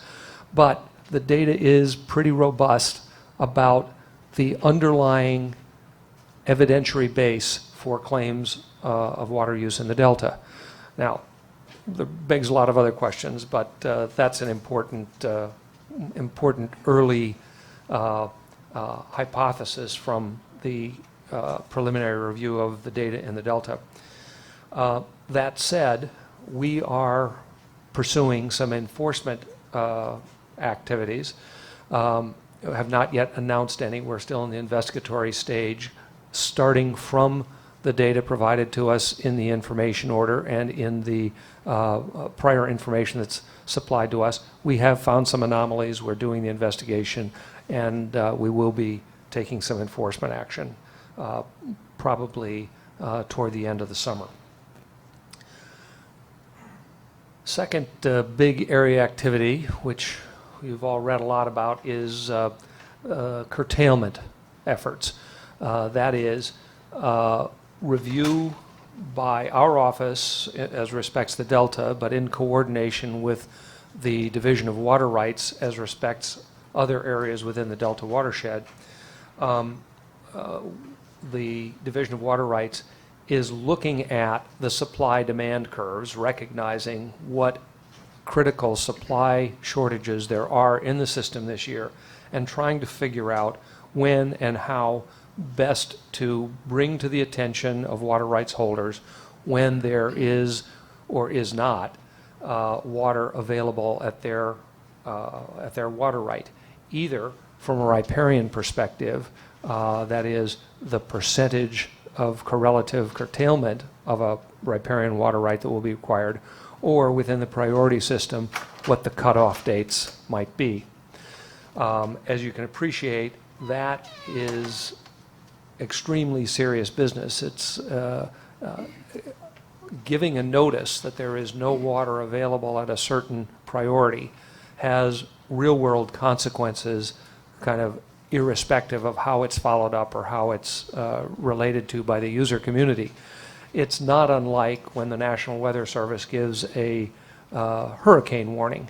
People take action in light of the determination or prediction that a hurricane is going to affect the area, notwithstanding the fact that there's still a lot of variability of the facts that will actually show up onshore or in the delta or in the watershed. So we take that really seriously. We have issued we've issued notices of the Division of Water Rights determination that supply in the system is below the amount necessary to meet all licensed water rights in the watershed. So that's everything from 1914 and later. Those were curtailed on the San Joaquin system at the end of April and on the Sacramento system at the beginning of May. That has not had a tremendous impact, number one, because the physical facts that underlie that determination had already cut into a lot of diversions and use. That is, there'd been a lot of conservation anyway. But secondly, many water rights holders who count on or who use those post-1914 water rights moved their water use to other water rights that have not yet been curtailed. You'll probably be aware that the State Board held a workshop on curtailment issues last Wednesday. Got a lot of feedback from the user community and from other interested parties. And I think that's been one of the biggest differences between the approach to regulatory responses to the drought last year, which were much more on the fly, seat of the pants, whereas having learned from some of those lessons last year, the State Board has been much more active in seeking out input from the user community, and that workshop last week was part of it. So what have we learned so far? Where are we going? Well, water management in the drought is challenging to everyone, and that includes the regulatory part of the water management regime at the State Board. We've run into a lot of practical issues related to administration of our very complex water rights system. Some of that is adequacy of data, which I've already talked a little bit about. We'll talk some more. Some of it has to do with this transparency and the feedback loops that we're creating that is constantly updating what we know and how we understand and how we propose to proceed. And then finally, but not least importantly, really critical issues of due process, because we're dealing with very valuable water rights that will or will not be curtailed at critical periods that will have significant impacts on the ecosystem, on exports, and on the agricultural community. As part of that process, we've tried to systematically identify the unresolved legal issues that are important for administration of this very complex system. In fact, with all apologies to David Letterman, we've got a kind of top 10 list of litigable issues that need to be addressed. And they go all the way from what is the nature and extent of the State Board's authority to curtail pre-1914 rights, and get down to the real nitty-gritty about if you're going to curtail, do you do it on a spatial basis that is watershed-wide, that is by major tributary, that is by individual point of diversion. Obviously, different levels of complexity, different levels of analysis with respect to all of those potential places, spatial application of curtailment. Secondly, there's the temporal issue about when you curtail and how you monitor it. As you know, we publish on our website and update fairly frequently supply-demand curves that show what we anticipate supply will be and when we anticipate demands will exceed that supply. Those curves are based on monthly averages. So from a temporal standpoint, we start with a monthly average, but then, as we've learned even in the past few weeks, we anticipated issuing pre-1914 curtailments on May 15th. Then we said we'd probably put it off to May 22nd. It has been put off this week and now is probably scheduled for next week. And the reason for that is not temporizing at the board. It is because the weather turned cooler than was anticipated. We got more cloud cover. That created a reduction in demand, and we got some rain in the high country, which changed the daily supply compared to what we were anticipating in these monthly averages. We probably will, for the month of May, hit the May average that we predicted at the beginning of May, but it's been very choppy. That's been a good thing. It's allowed us to defer curtailment. It's allowed the system to work better and to leave water managers more leeway in managing the system in the interim. However, as I said before, just some of these notices of determination that water's unavailable and predictions about when next notices would come have had a real effect in the community. And one of those resulted in an announcement that was made last Friday that the state board has approved, accepted, if you will, a proposal by a group of in-delta water users who came to the board under the board's kind of open-door policy for voluntary agreements in lieu of regulatory responses. And they said, essentially, without waiving any of our water rights, which of course are some of the most senior and reliable in the state of California, without waiving any of that, we recognize the extent and severity of the drought.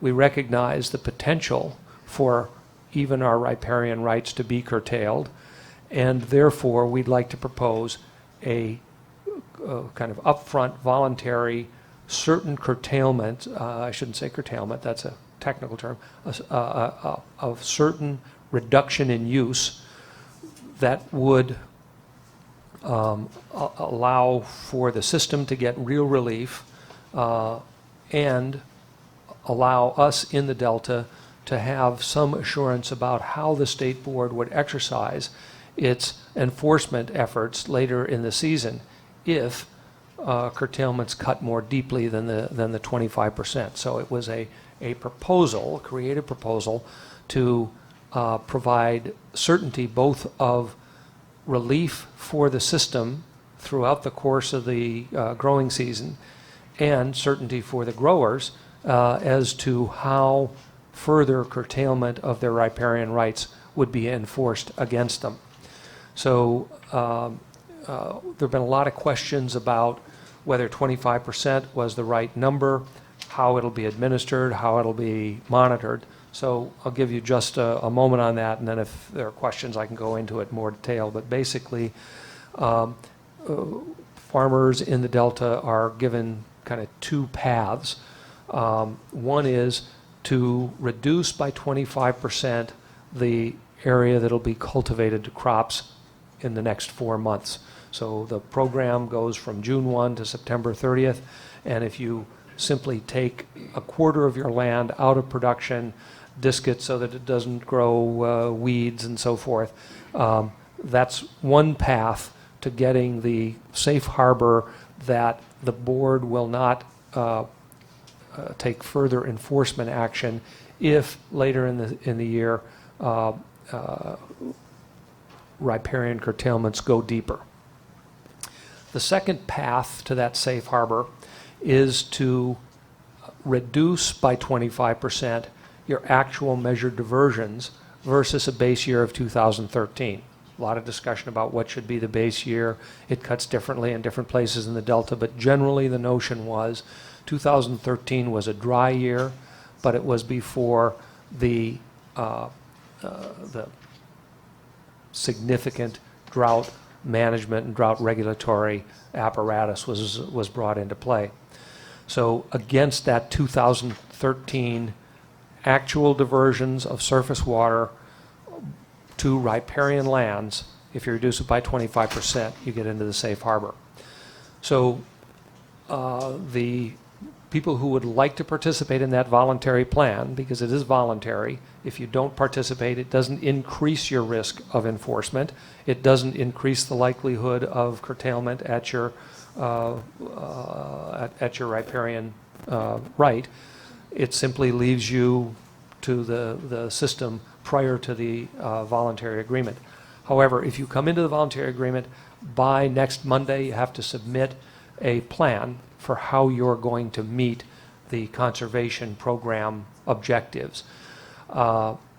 Those plans will come to our office. We'll review them quickly, briefly, just to make sure they pass the smell test.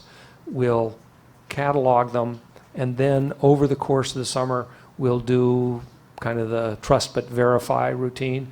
We'll be looking to make sure that the plans that have been submitted to us are actually being implemented and carried out. That's fairly easy with respect to fallowing, because we do have a lot of ways to check on that, including review of satellite images. So that's pretty straightforward. With respect to the 25% reduction, obviously we've got statements of diversion and use from 2013, and so we've got a benchmark against which to look at that. In some cases there are, in fact I think in most cases there are actual measurements that we'll be able to audit and verify. As you can appreciate, if this program is successful, there will be a lot of people participating in it. So it's important to have the user community understand the program and understand its objectives. And so in part to communicate that, the Central and South Delta water agencies, which are the affected parts of the Delta, had a workshop last Thursday, which they graciously invited me to attend, to describe the program and to make sure that there was a great deal of peer pressure among all the Delta water users to make the program work, to avoid cheating, the appearance of cheating, or attempting to do anything but create real verifiable water savings. So that's all I've got to say about the voluntary agreement at this point. If there are questions, I'll answer them. Otherwise, I'll go on and talk about where we go from here. Phil has a question.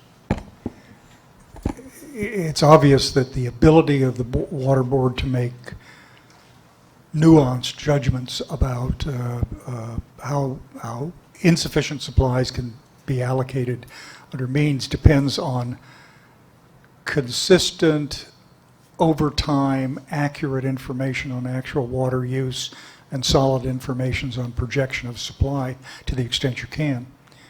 I'm concerned that once the drought is over, the collection of information starts to fall back to the old style where you get it from some people, you don't get it from others, nobody wants to fight about the issue.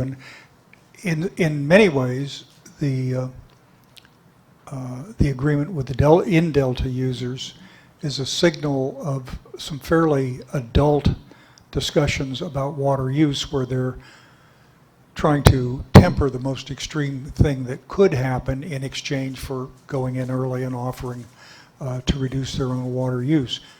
But who's paying attention to creating the legal base for that consistent information that makes those judgments possible in the future?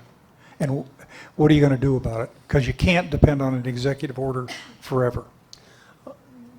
Absolutely correct. And given the terrible effects of the drought, I think it would be dereliction of duty if we didn't at least use the drought in order to better inform ourselves and inform ourselves about what information is critical to managing the system when it gets into this kind of territory, particularly insofar as this kind of territory in terms of whether we have sea level rise or reduced snowpack or what have you, is going to be more important. So shame on all of us if we don't make our information collection, analysis, availability much more robust than it's been in the past.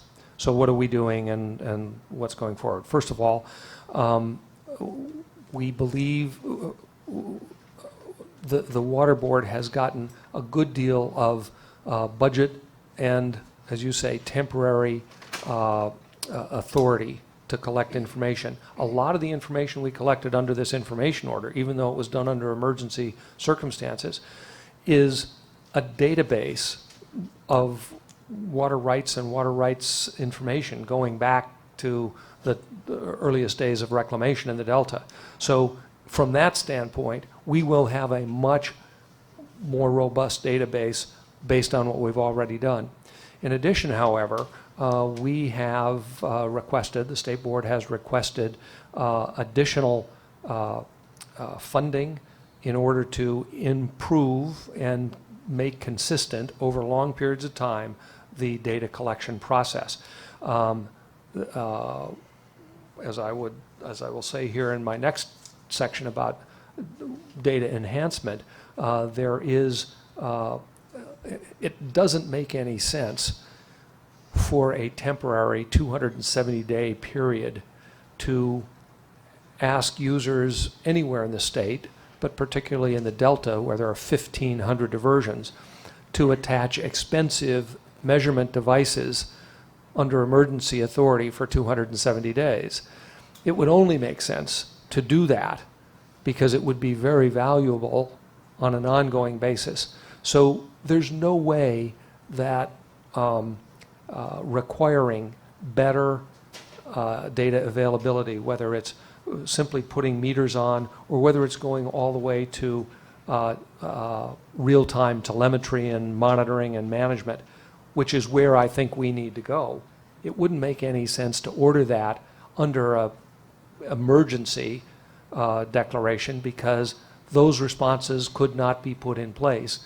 And those investments are only worthwhile if they are going to be monitored and managed and used over a long-term basis. So in the current drought emergency, we are identifying those areas where we think we need either more authority or we have authority that we'd like to exercise to get more information and some cleanups to the legislation that puts limits on what data the State Board is entitled to. So all of that is being worked in the emergency circumstances, but specifically with the eye toward making our data much better for managing the water system in the future. Now, among those things, we have, in reviewing the information order, I made a finding communicated to in-Delta water authorities that the basis for measurement of diversions in the Delta is inadequate because it is inherently inaccurate and we need to increase the accuracy. That's an important finding that has never been made before, and it was an important moment for Delta water interests. But it began a process ongoing to figure out what measurement is reasonable, realistic, and frankly, how we can potentially move from where we are today, which is poor and inadequate, to where I think everyone would like to be, which is accurate, robust, and timely. That's going to involve investment over time. So there are probably going to be steps in that process. Some of those steps may involve things away from data and data management. For instance, it doesn't take long for smart people in the Delta to realize that it might be much less expensive to manage their diversions on a consolidated basis. And so we're starting to see some of those discussions. I wouldn't want to do something that was precipitous to require measurement on every device if we could encourage that move toward consolidation, which obviously brings up other issues, physical plumbing issues, as well as comity among different water users. So there is a process that needs to be managed. And again, shame on us if we don't continue to manage it actively beyond the time when we get rain and we return to something like a more normal system. Who on the water board is pursuing this question outside the Delta? Who on the water board, among the 5 members? Staff, No. members, I don't. Yes. So, I mean, this is a question of statewide importance, not simply Delta. absolutely. Yeah. Although, as you're aware, we've got much better measurement information outside the Delta than we've ever had inside the Delta, which is one reason why there's so much more focus here. I do understand that, but explaining that statewide helps you civilize the process for the future for areas which don't have a history of providing the common range of information that many areas already provide. Right. So the regulations, the potential regulations that I've just described would have statewide application. They would not be applied in the Delta. What there would be is authority for what is conceptually thought of as we craft this approach as an approved alternative measurement method. And the idea is that we'll have specific measurement requirements that'll have specific accuracy requirements that will be verifiable and auditable. But that within the Delta, the water master will have authority, and outside the Delta, the deputy director for the Division of Water Rights would have the authority to approve an alternative measurement approach that would ultimately meet the same accuracy standards, but might do it in a stepped fashion. So there is some flexibility that we would think, as we're discussing this, we would build into any requirement for measurement and monitoring. But it would be statewide. Mr. Chairman, just a quick comment. Mr. George, you talked about in your intro learning behaviors, and I think we need to think and talk about learning and changing behaviors. And we heard from Peter earlier about the Australian model, and we need to bring that into the framework of policy development, not only at the state board, but as it gets down into the local water districts, that the drought is not a temporary set of circumstances. It's actually how we manage water becomes more permanent. And I think that's part of your focus. But that the drought may be temporary, but the human behavior is permanent. And how do we change that permanent behavior and have it function more temporarily, if you will, or to consider water in this case an uncertain commodity? The state board has taken leadership, and some of it's been really, really difficult on local governments on stormwater requirements. But the science behind it is forcing government, particularly, and hopefully some human behavior with regards to waste or trash collection or dumping. But it's bringing that science to the people to not only talk about it at the high elevation, but how do we get it down into the household, into the day-to-day application of how we brush our teeth and the other resources we use the water for. So somewhere in there, I'd like to see that nexus made, and it may not be, again, directly under your purview, Mr. George, but somehow we need to figure out how we not only short-term under drought circumstance, but long-term, change those human behaviors so that we better manage the supply, whether it's limited or we're in flood capacity. Thank you. Okay.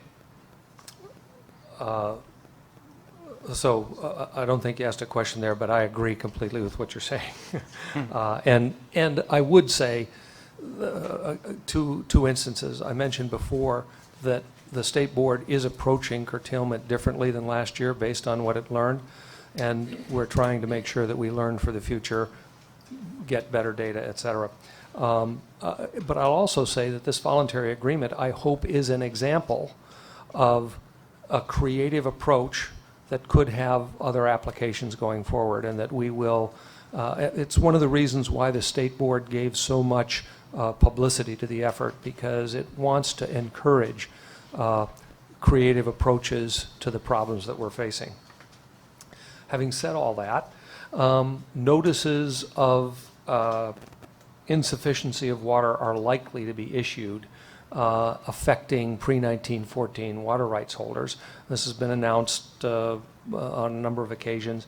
I will say that as recently as today, we've determined that we can put off those notices for at least another several days, maybe until a week from tomorrow. That's not a long time, and we are kind of going from from week to week, but it's largely because of response to the hydrology. So in terms of next steps in the curtailment effort, obviously we're going to be reviewing plans, not only the voluntary agreements within the Delta, but other plans that have been submitted that we're reviewing and considering. We're going to be monitoring implementation of those plans for their effect on the physical aquatic environment, and we will be carrying out targeted enforcement. The next major effort, we've already talked about it some, so I'm going to go over this somewhat more lightly, is the data enhancement process that we've just discussed. So I've mentioned the finding of inadequacy of the ways in which we manage water, or we monitor the diversion of water in the Delta.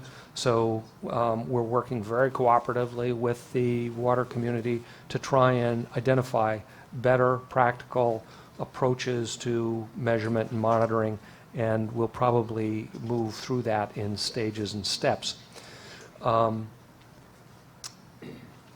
We are also involved, and again, I'll speak to this quickly because I've been before you and described it before. We're involved with a very comprehensive consumptive use comparative measurement project across the entire Delta. So we'll collect data throughout this growing season that I think will be fodder for PhD candidates for years to come, because we're going to compare 8 different methods for measuring or estimating consumptive use, because it's and figuring out how to calibrate them and apply them within the Delta.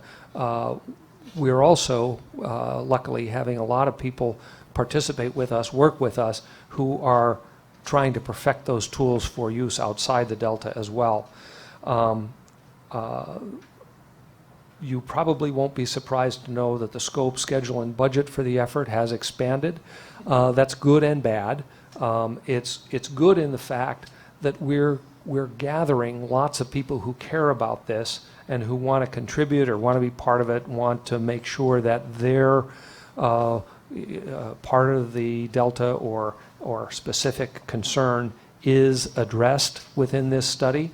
And some of it is because as the study has developed, additional people have come to say, I could use the results of this study to do X or Y that we may not have considered. And so we are in a process that is involving expanding the scope, schedule, and budget. We have had great cooperation from the Stewardship Council staff on several of these efforts. So you're very much involved in it, and maybe in my quarterly report 2 quarters from now I'll be able to give you a sense for what we've learned. But I also wouldn't surprise you if I tell you I'm likely to come back rattling a tin cup asking for some participation in that budget. But this drought, awful though it is, gives us a unique opportunity that we dare not miss to collect data that will help us manage throughout the state and throughout our water management system going forward. Fifth thing on the current effort has to do with invasive weeds, which we really haven't got a specific role in, but we do try, as you do, Chairman Fiorini, to focus attention on it and to get a lot of the agencies who have a piece of the puzzle to bring their puzzle to the table so we can put the puzzle together. So that's kind of what we're working on now that's primarily drought-driven.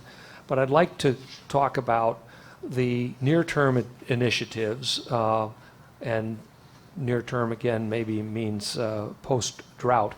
But the first thing, and this goes to your comment, Ms. Pifo, we need to consolidate the lessons that we're learning. We need to do forensic analysis of what's happening in real time that we are not able to respond to in real time. And among other things, that will involve pursuing intelligent litigation to get at those top 10 litigable issues that we need to get at.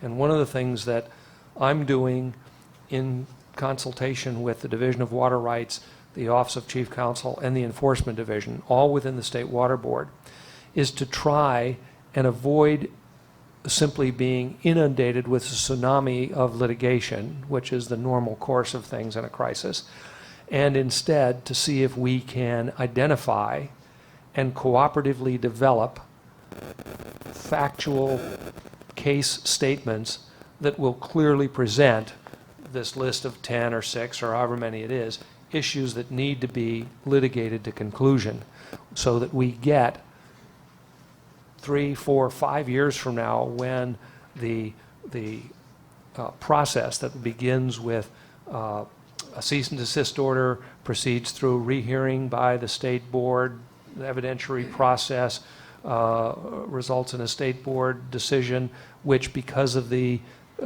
stakes involved is likely to be appealed and probably to a court of appeals, some of them to the Supreme Court. So it could be years before we have definitive, final, judicial, non-appealable decisions on many of these top 10 litigable issues.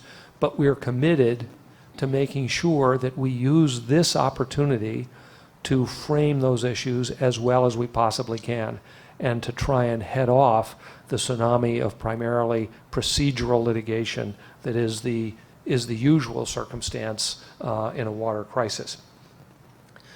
We'll also consolidate those lessons to try and improve our administrative management toolbook. Just as we made some mistakes last year because we were flying by the seat of our pants and we're doing somewhat better this year, we've got to be in a position to do substantially better in the future because, as you say, this is going to be more likely to be a state beset with constant chronic shortages of our most precious resource. And finally, in terms of consolidating the lessons, we've already started and we intend to continue the process of debriefing and involving stakeholders so that we continue to capture their insight, their experience, and their suggestions about making things better. The second big area in that post-drought environment is to improve the usefulness of our data. So it's not just collecting that data, but it's making it available in useful format. So part of that is open data, letting anybody look at it and develop applications and ways of reviewing the data. It also involves our more sophisticated manipulation of that data using tools that haven't been available before now. Part of that, and one of the big initiatives that we're developing but don't have the resources to implement right now, is creating more robust visualization and query tools. So one of them, we're working very closely again with your staff on GIS mapping to take lots of this data and make it available in a robust, multi-level GIS mapping environment so that you can hone in on one area, one field, one island, and find all the data in a place where you can see how it relates to all the other data. And there we're really kind of standing on the shoulders of the work you did on the levy improvement investment strategy, where the GIS mapping really pulled together lots of data from lots of different places. We're trying to stand on those shoulders, take it further, and make it very robust within the Delta. And among other things, that's one way we're going to audit what happens as a result of this voluntary agreement. How are we going to be able to compare and contrast the experience of two farmers, one who took the risk, one who took the voluntary agreement? As things work out, this GIS mapping is going to help us visualize, understand, and internalize that learning opportunity. Third thing over the horizon after the drought, and we're already starting to work on this, but again, resources are all hands on deck for the drought, but this is to increase our focus on water quality. So here we're cooperating in this initiative with the Central Valley Regional Water Quality Control Board, as well as with the reclamation districts and drainage districts within the Delta who are responsible for returning water to the Delta watercourses. The authority for this is pretty clear under the Federal Clean Water Act, and that authority is subvened to the state board and then to the regional board. So we are, I think, probably a few weeks away from the first cooperative investigation and enforcement process with respect to water quality within the Delta. As part of that, we're not just talking about identifying problems and taking enforcement action. We're also developing a process which we hope will result in a much more robust application of the cooperative initiatives within the Delta to improve overall water quality. That has benefits for everybody, but especially for the export projects and for southern Delta farmers that are always beset with salt issues. Fourth thing under this near-term initiatives is to encourage water use efficiency in conjunction with improved agricultural practices to improve yields. And to unpack that and take it apart and talk about it, we're really talking about adapting for use within the Delta a lot of strategies and tactics and technologies that have shown promise and been successful elsewhere. Clearly within the Delta there's a scale problem of adapting some of the things that have increased the crop per drop in the rest of California. You've got shorter tractor runs in the Delta. You've got more varied topography, or just the difference of farming below the water table, things like that. So we don't underestimate the difficulty of adapting those strategies, but not because of anything that we've done, but because of the better communication and closer collaboration we've had with water users, we've become aware and we've started to popularize, or at least explore, lots of experimentation that's going on in the Delta for improved efficiency, which is turning into improved crop per drop. And at some point, that encouragement of greater efficiency, maybe further consolidation of diversions, possibly in connection with monitoring and managing of diversions, it is probably also worth keeping in mind the potential opportunity to reopen productive negotiations for Delta water supply contracts. There is currently a water supply contract only for the North Delta, so I think that is an opportunity that we should be mindful of for the South and Central Delta. obviously, the other really big thing that we're going to be working on closely with you is as we prepare for our part in processing the in-delta aspects of the Cal Water Fix and the Cal Eco Restore. And in fact, we had what I think is probably the kickoff meeting in a coordination process with your chair and the chair of the state board and myself to begin to plan how we can coordinate our part in that. And our part in that, from the state board's perspective, is such that it'll come before the state board in the context of the export project's petition for a change or an addition of point of diversion upstream to Hood and Clarksburg as part of the Cal Water Fix. But in addition, the state board is going to be involved with an update of the Delta Water Quality Control Plan and with revised conditions for the export licenses, D1641, as well as for spreading responsibility for Delta water quality more broadly than just across the two projects. So that's kind of the state board. Obviously, from your perspective, as your executive director already indicated in her comments, this will be presented to the Stewardship Council in the context of conformance with or updates to the Delta Plan. So that's a nice transition to the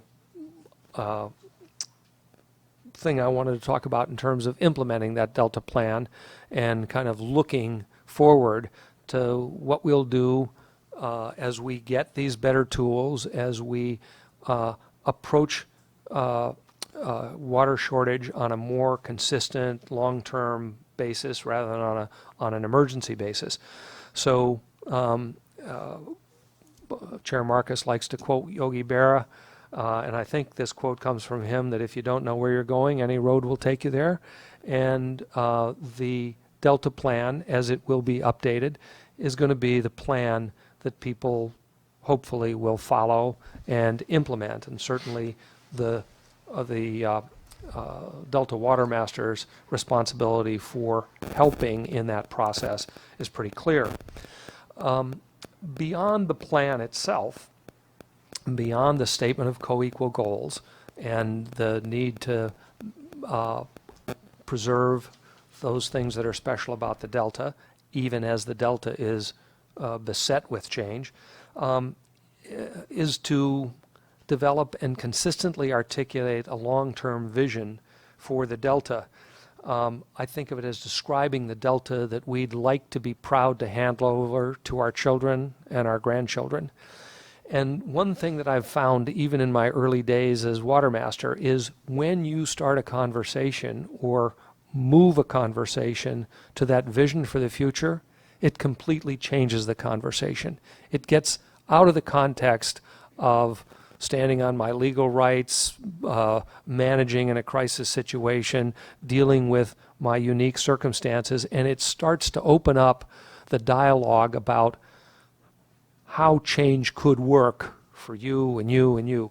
It doesn't mean that all the old antagonisms or all the real basic disagreements go away. They don't. But when you focus on the longer horizon, you begin to get more flexibility and more trading capability so that people start to see what's in it for them and what's in it for their legacy. And I think that helps. And in addition, to the extent that you've got a compelling long-term vision, it creates some energy. It also creates an important benchmark against which to measure your day-to-day decisions. Is this more likely to get us closer or further away from where we hope to be when we hand the Delta to our grandchildren?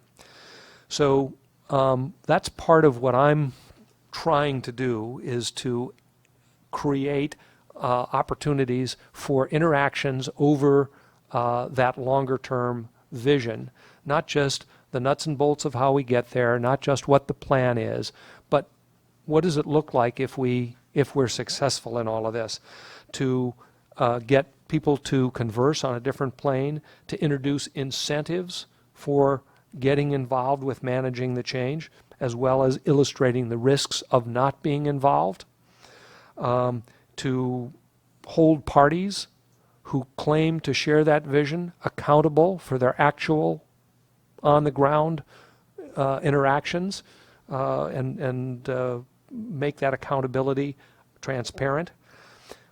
If we're successful in doing that consistently over time, not only among agencies and water users, but more broadly with Californians, we're going to increase trust, which is, I talked about water before as the most valuable and precious asset in the universe, or in our ecosystem.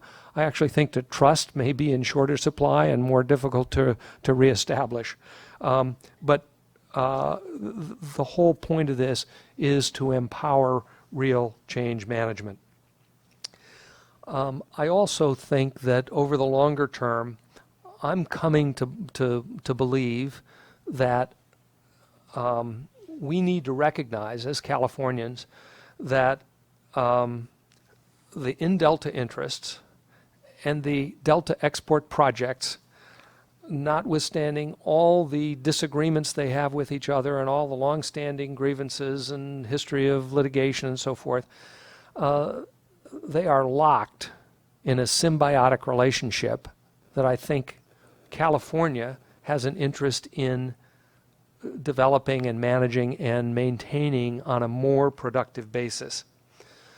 So that, to me, means an understanding among the export projects, their contractors, and their ratepayers and constituencies that sustainable, profitable agriculture in the Delta is critical to their objectives. In fact, it's indispensable, because it's impossible to think about how we would manage that land mass without productive agriculture at work managing on a day-to-day basis.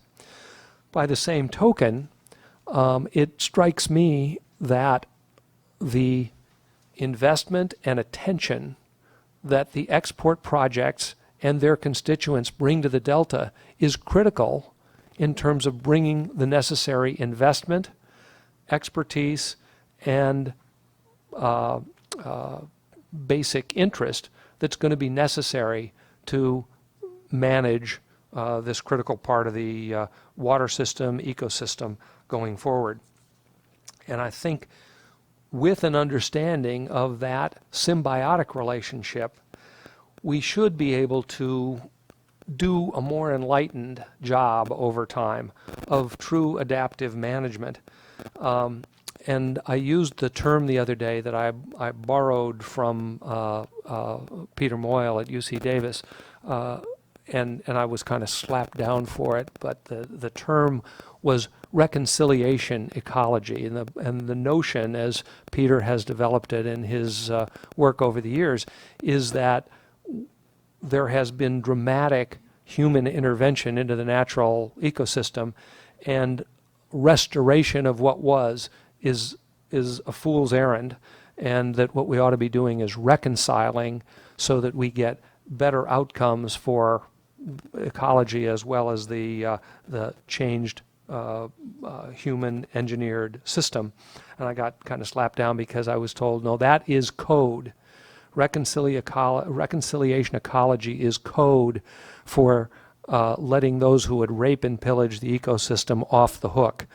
And so I hesitate to use it in that fashion. And yet I think it is reconciling the ecology to the human engineered system that is the challenge of handing on the Delta to our children and grandchildren. And so I don't think of it as an excuse for those who would rape and pillage. I also don't think of it as the fig leaf behind which we can pursue policies that are able to be reduced to a bumper sticker, like fish versus people, or like stop the tunnel, save the Delta.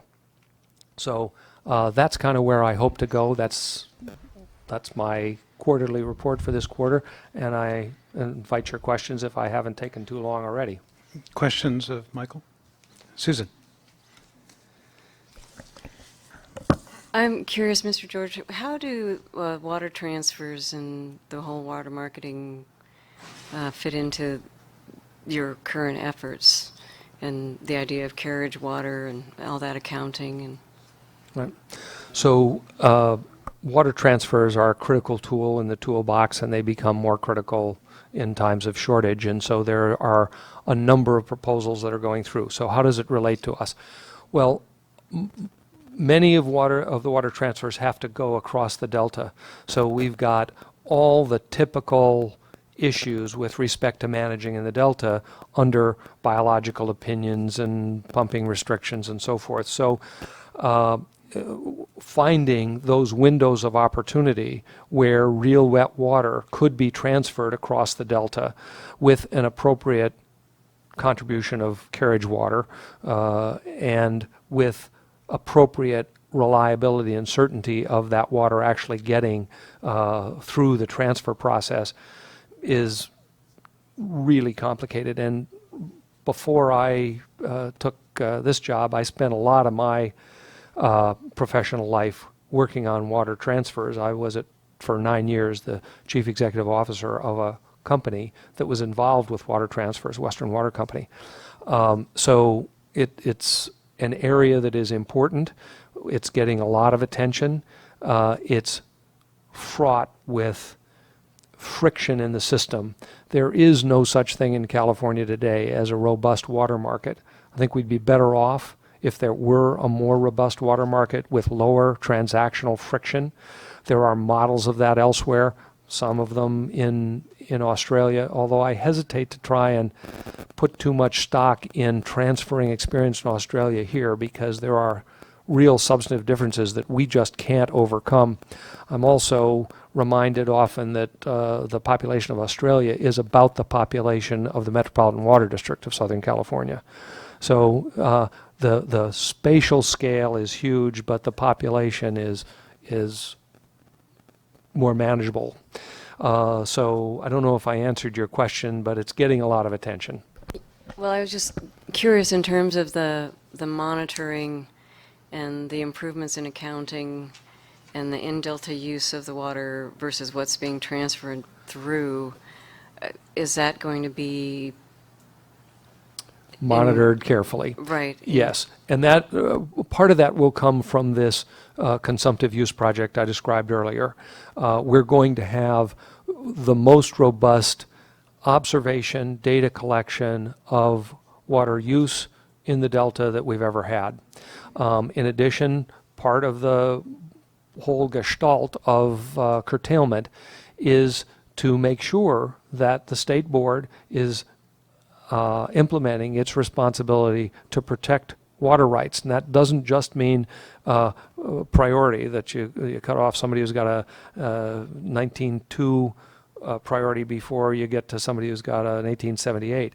It also means protecting people who have previously stored water and are now releasing it for beneficial use from having that water intercepted. It's more complicated, like everything. It's more complicated in the Delta than elsewhere, partly because we don't have as robust measurement of when and where and at what times water is diverted.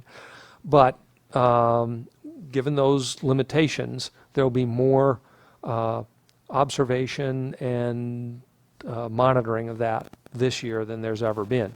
It won't be perfect, and we still are probably going to have complaints that the way we manage the system disadvantages some water user, and whether it's a priority holder, whether it's riparian, whether it's a storage release, we're going to get those complaints. Again, however, I hope we get those complaints in a package that can really present the underlying legal issues in a way that they get resolved. They won't get resolved this year, but they need to be resolved. Any other comments or questions? Peter? Actually, just one comment. I'd really like to commend Mr. George. You've only been on the job a few months, and yet you've been very prominent in several scientific forums. And I think both you're reaching out and asking in-depth questions there, but also seeking innovations and ways that we can do this better. So carrying forward some of those technologies and ideas that you mentioned earlier to really put California at the cutting edge of water management. I think it's fantastic.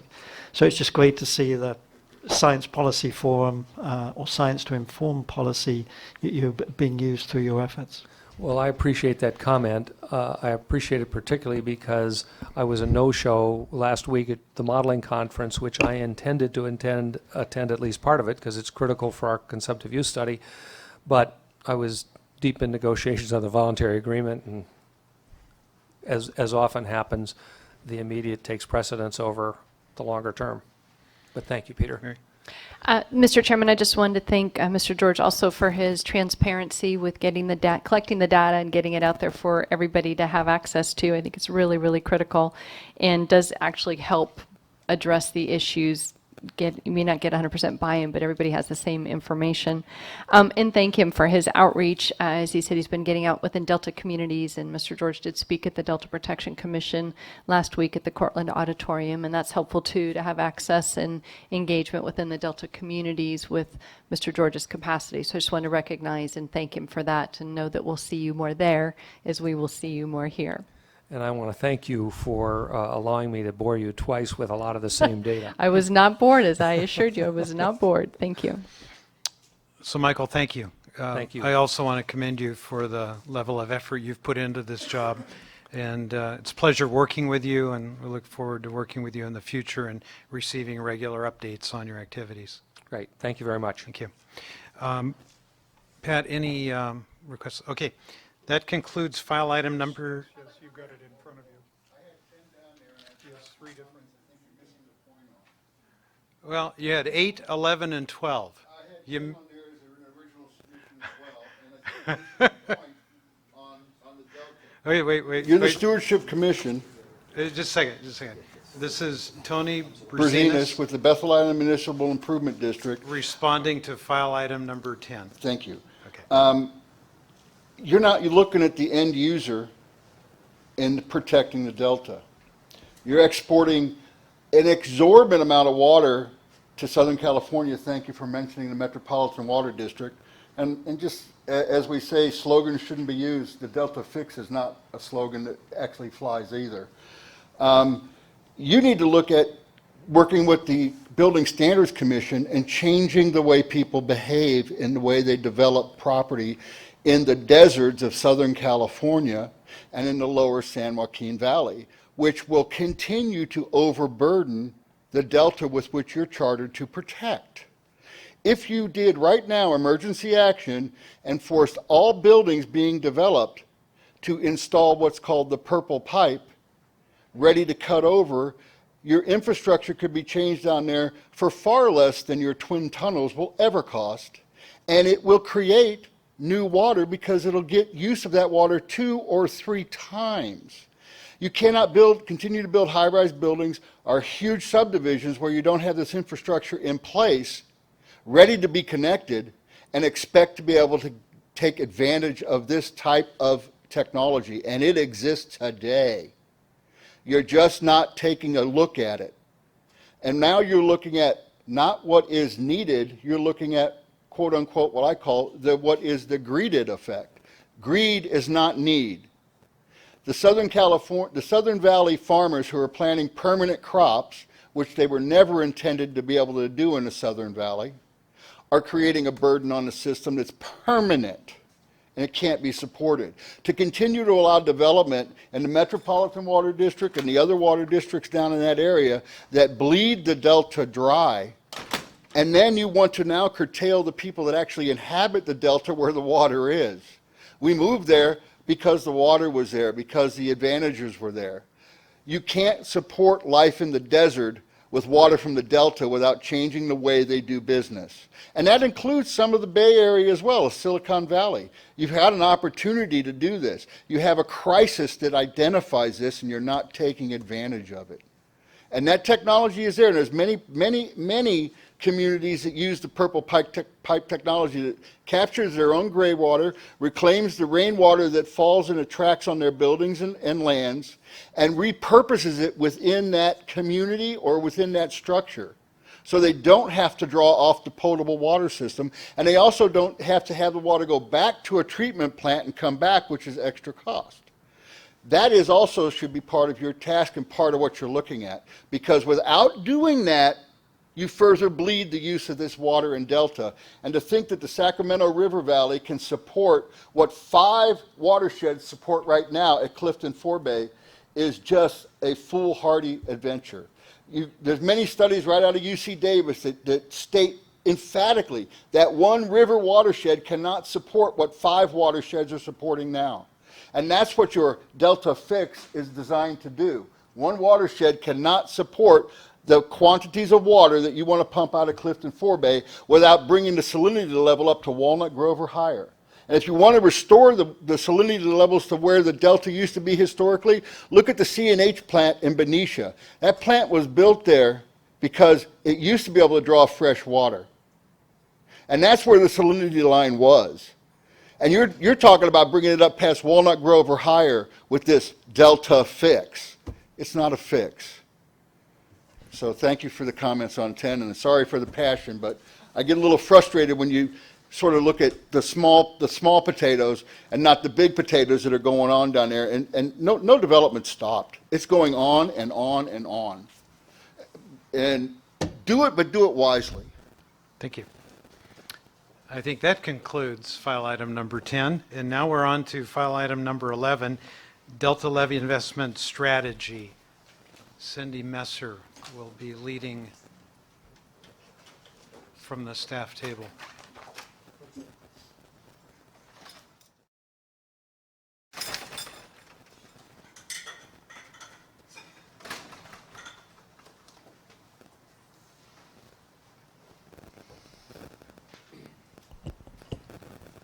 Okay, good afternoon. Good afternoon. So we have 3 discussion items or elements that staff wanted to run through today, or at least tee up today for this levy investment strategy agenda item. The first is to run through the informational items that are in your board packet. So these are in response to requests from various council members for additional information. Dustin and I will kind of tag team that one, and what we'll do is just offer some highlights of information on documents you've already seen, so what's new there, and then quickly run through some of the new documents that you are just seeing for the first time. The second element that we want to run through today for this agenda item is a discussion on the Delta Flood Management Investment Strategy Principles document. And for that, we have a couple of invited participants that will join us up here, which are 2 board members from the Central Valley Flood Protection Board, Chairman Bill Edgar and Board Member Clyde McDonald. So they're going to stay back there until we move into the next agenda item, and then we'll pull them up here to the table. And then the last item we'd like to run through is just a series of general updates about the project. So talking a little bit about the CEQA process, talking about the independent scientific peer review panel meeting that we had last week, kind of running through some highlights from that, and then touching upon the schedule that was one of the attachments in your board packet. So with that, I think I'll launch into the informational items. Actually, I'm going to turn it over to Dustin to do that for at least the first 3 attachments, and then I'll talk about the habitat table very quickly. So. Okay, as Cindy mentioned, we have there's a lot of items for discussion, so most of these attachments, I'll just kind of give a quick little overview of it. So if you need more discussion, just let me know and I can slow down. We can go in more in depth, but I think some of the attachments probably warrant more discussion than others. So I'll start with attachment number 1. This is a map we're developing as part of our Delta Levies investment strategy of project and non-project Delta levies within the Delta. This isn't new information, but it's something that we're kind of cleaning up based off of a map that we had produced previously and was adopted with the Delta Plan, one of our previous figures. We had received some comments from stakeholders that some of the information in that original map wasn't very clear, so we're trying to develop something that's a little more straightforward and a little bit easier to read and follow. So we haven't finalized this yet. We're developing as part of our strategy the entire project, as I mentioned. So we're submitting it here for your review, just information, and we'll be going out to our stakeholders with this also, and the public, to see if anybody has any comments, if there's any obvious corrections or levies that we might have missed, or anything that we might have misclassified as we're developing the map. Mr. Vice Chairman, I have a quick question on this.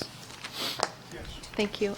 Dustin, under your legend, the red line indicates non-urban and non-project levies. Yes. And I'm trying to identify what non-urban means in this context, because there are urban areas protected by a red line, but it's called a non-urban, well, non-urban common non-project levy.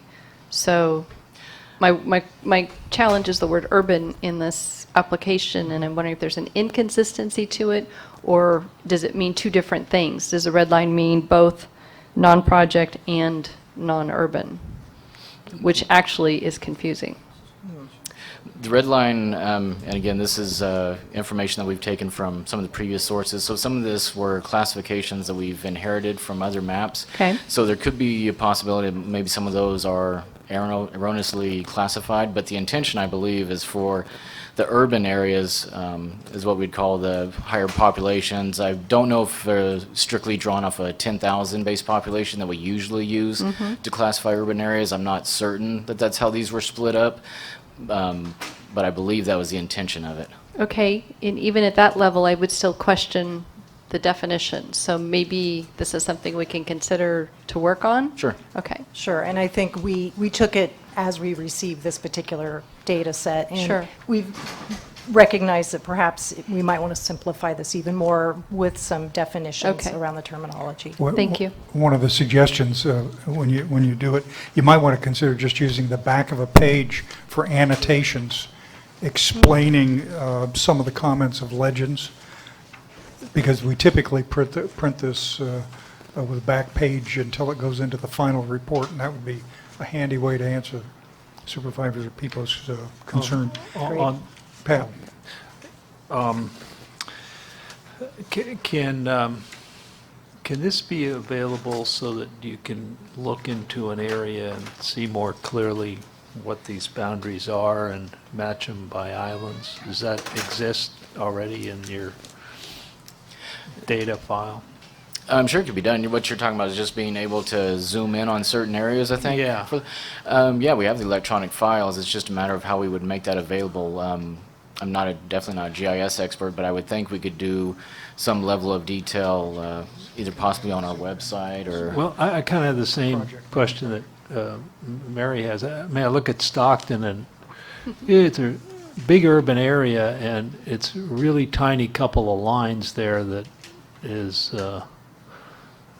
not exactly clear to me, which designation applies where. Okay. And I don't think it's limited to urban areas, I assume, out in some of the areas. Anyway, Yeah, let us look into, as Dustin mentioned, we have the information. It's a matter of, is there the Google travel map. Right, some online tool or simple way we could app that gets you load this up and go down, and I can look at my dog in the backyard. you can wave. Okay. I completed Mary? my question. Okay. Phil? Let me just weigh in on that also. I understand the Suisun Marsh levees is identified because it has a unique characteristic, and you annotated it on Dell Division, which is fine. Just seems to me you might want to explain the Suisun Marsh status on the back as a footnote, because a general reader might not really understand why that is a different color and so on. The second thing is,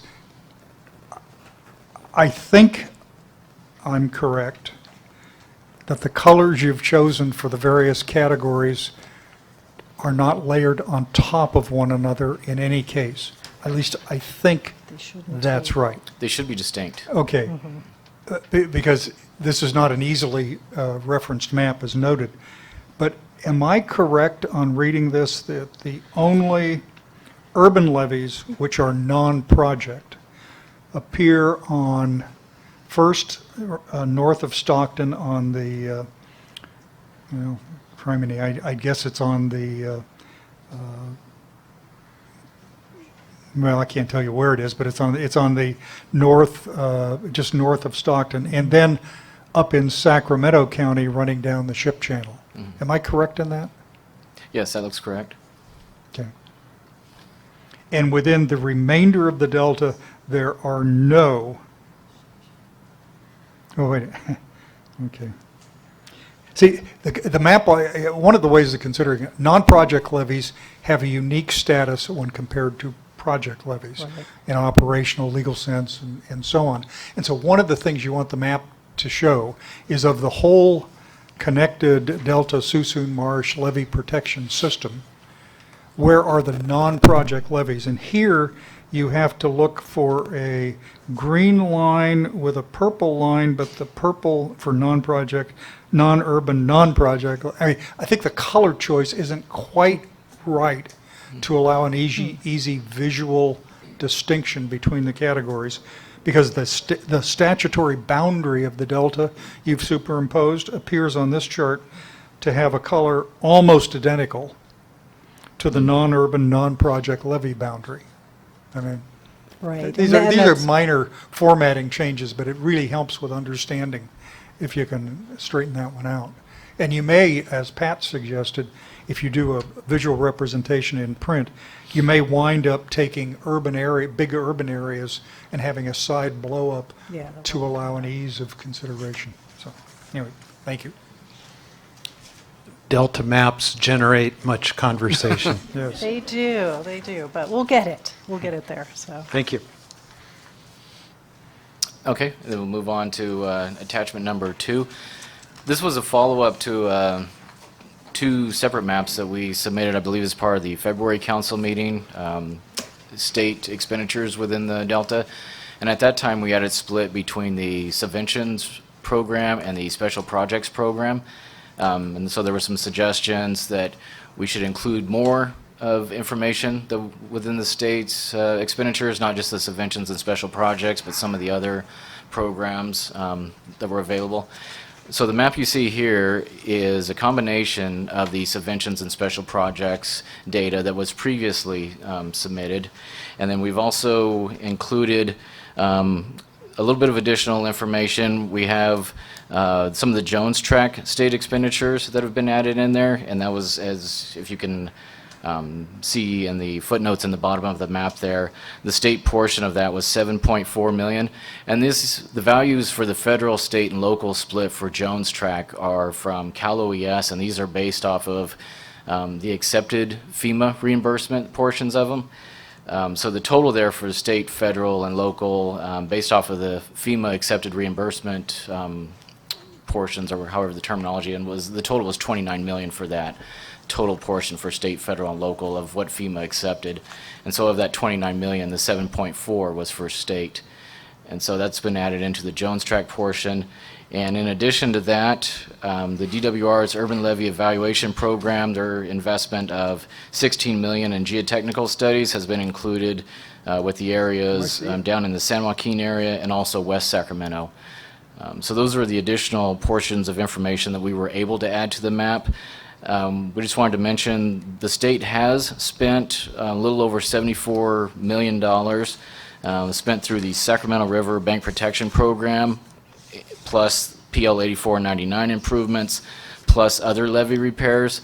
Unfortunately, at this point, we have not been able to put that the 75 million combined with those programs reference to locations on the map. We're still trying to work through that with DWR, and once we get locations for those expenditures, we'll be able to include those within this map also. So we're still working through some additional funding sources on here.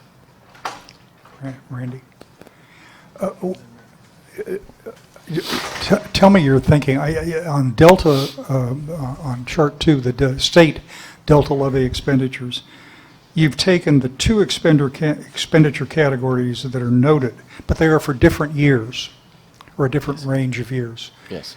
And since one of the purposes of accumulating state spending information is to compare it with federal spending and local spending, should we not try to, where appropriate, consolidate the years so we can at least say during that block of time, the share of spending has been thus, I mean, it just, again, it's a way of expressing data. I'm not sure what the right approach is, but would you consider that, please? Because it's really hard to mix and match total figures if you're using different years for categories of expenditures.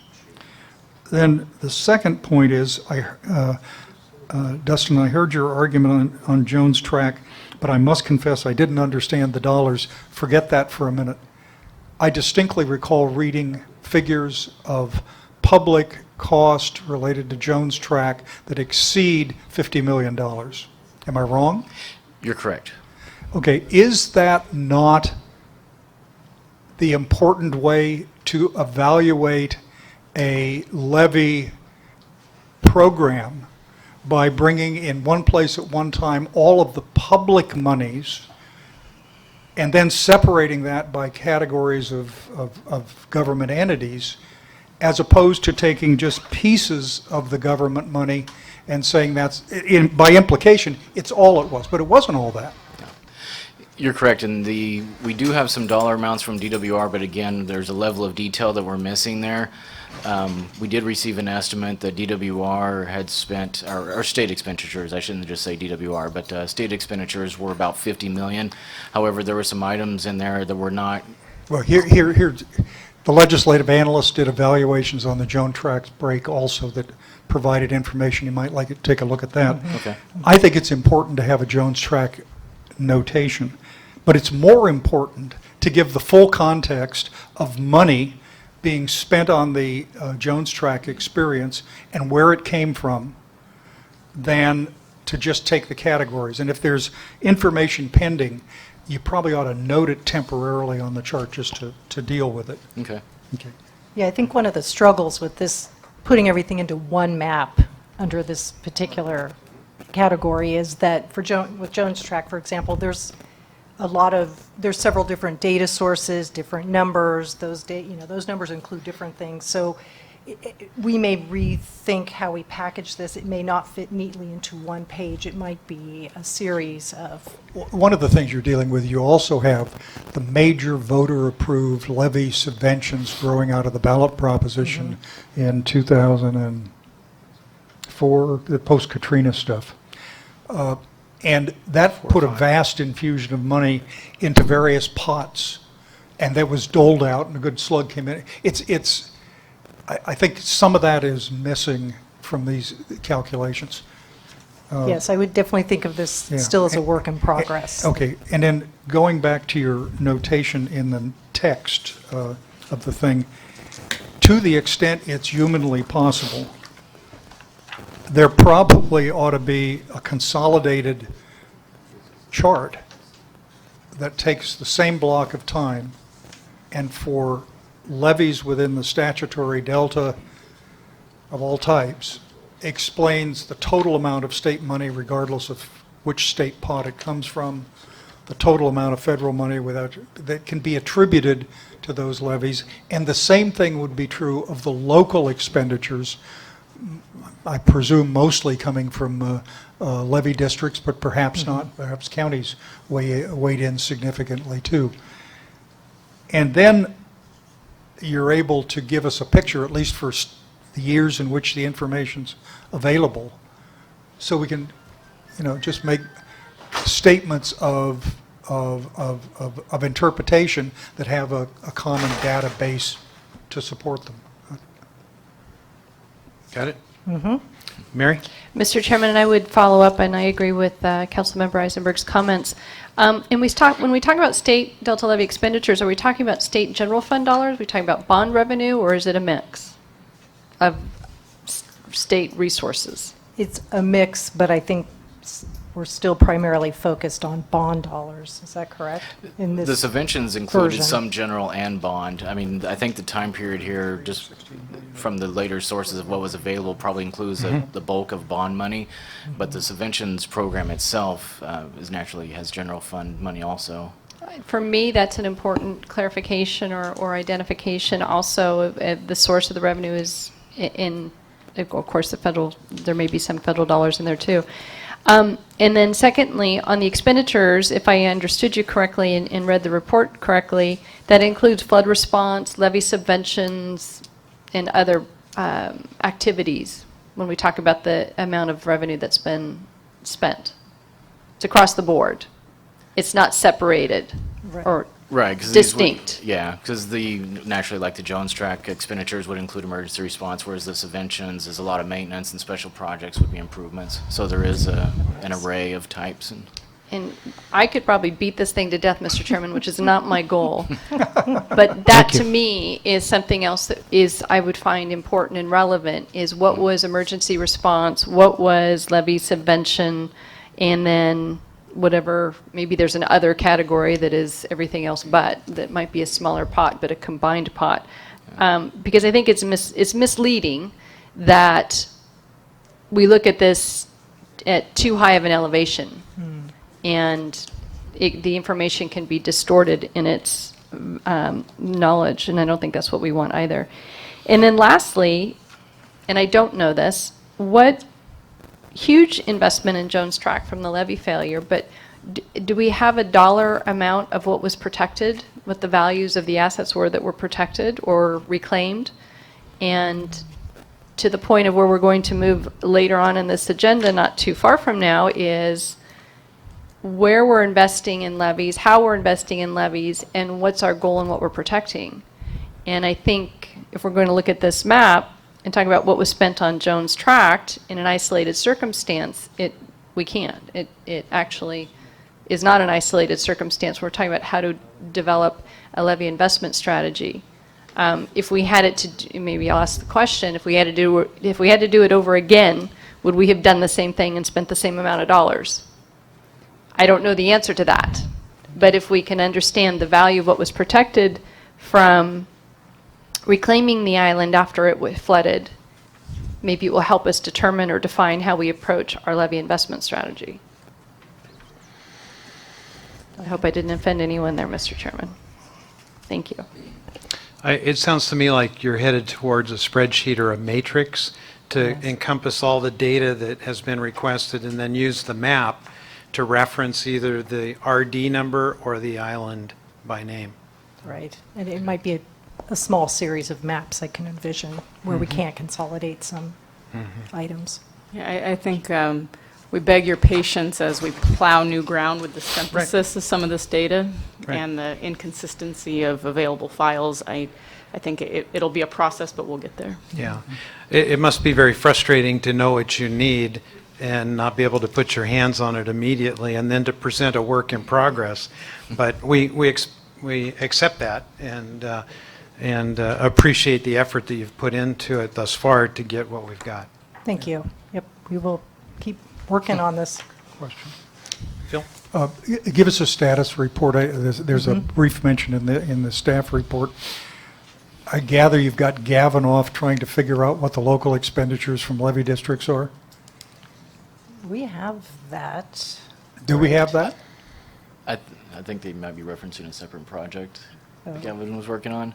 Well, I mean, if we wanted a map comparable to the state expenditure, but applying to local agency, let's just start with levy districts. Do we have that information?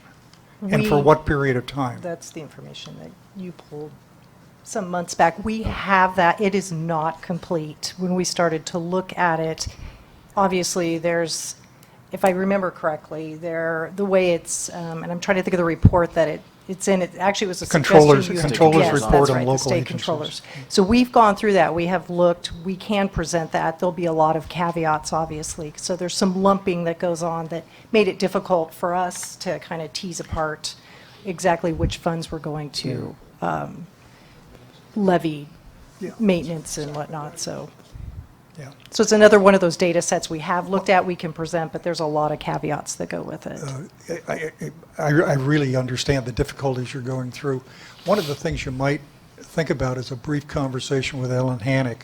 When she did her study on federal, state, and local money for water in California, wastewater, and flood control, first of all, she had to pick years and I think she picked 7 years in the 80s or 90s, I forget when. But you have to make it, any researcher has to determine what pots are you going to talk about. And it might be useful to talk to her to talk about how she identified the sources, how credible they were. I'm sure you're going to find variations in accuracy between sources. But you ought to be comfortable enough with saying, well, this is as close as we can get, giving the available data. Okay. Yeah, okay. Thank you. Okay, then attachment number 3, one of the other items we've been able to kind of gather with the help of, again, with DWR sources. This is a table of some of the special project improvements that have actually been made, and so what DWR staff were able to do for us was go through some of the grants that they had handed out for the special projects and filter the ones out that were actual construction projects. Because there were some other categories for special projects expenditures, like preparing 5-year plans or document preparation or items of that sort. So they actually filtered out what was actually constructed so we could see what was actually improved within the delta for their investments.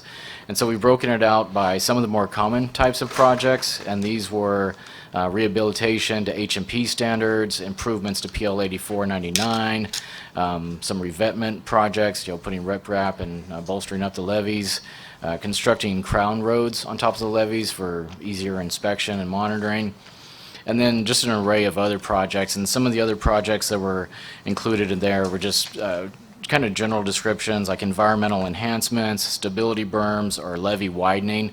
It was just kind of a catch-all category, but those were some of the items that were done in there. Can I ask a question?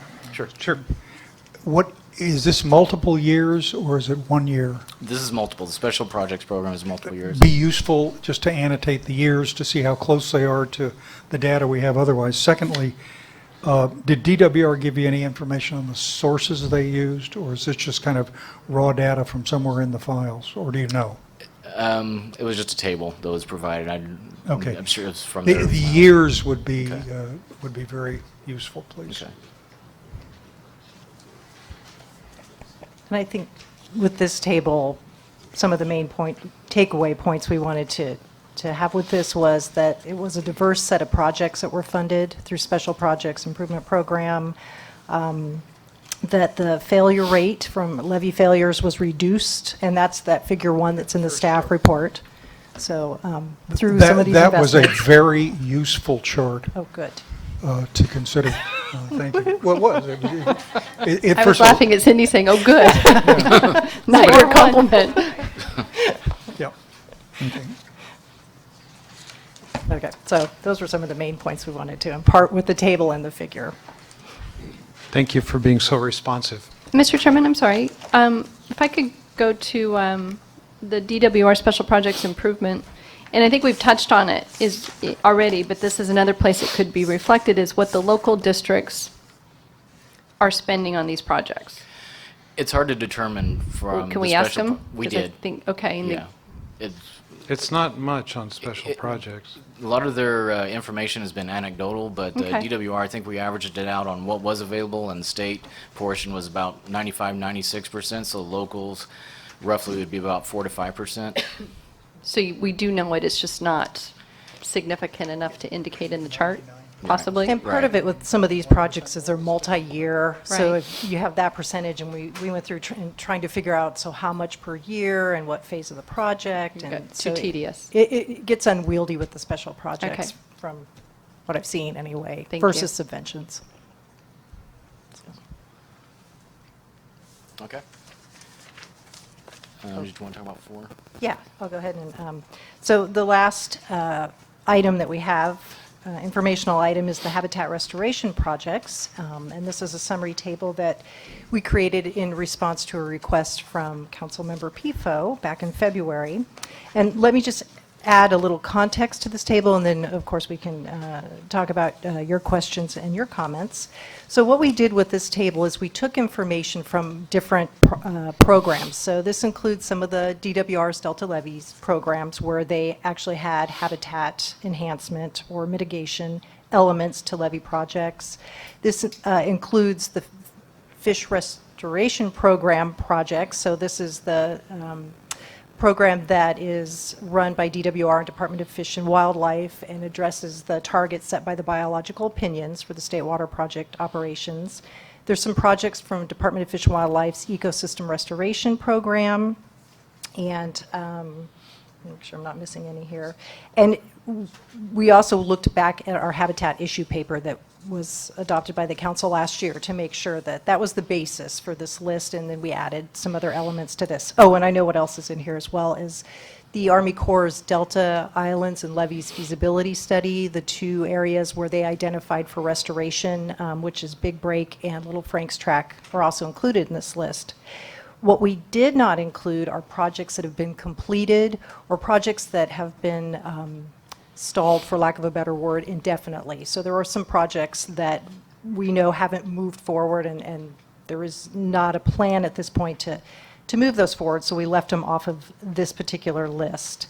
And this, we want to thank our partner agencies for helping us pull together the budgetary information, timelines, and some of the permitting status. This, too, is a work in progress. We recognize that, of course, now with Eco Restore, and they have their list of projects, which I actually crosswalked with this, and almost everything we have on here is also part of Eco Restore's list. They have some additional items. We do not on this one.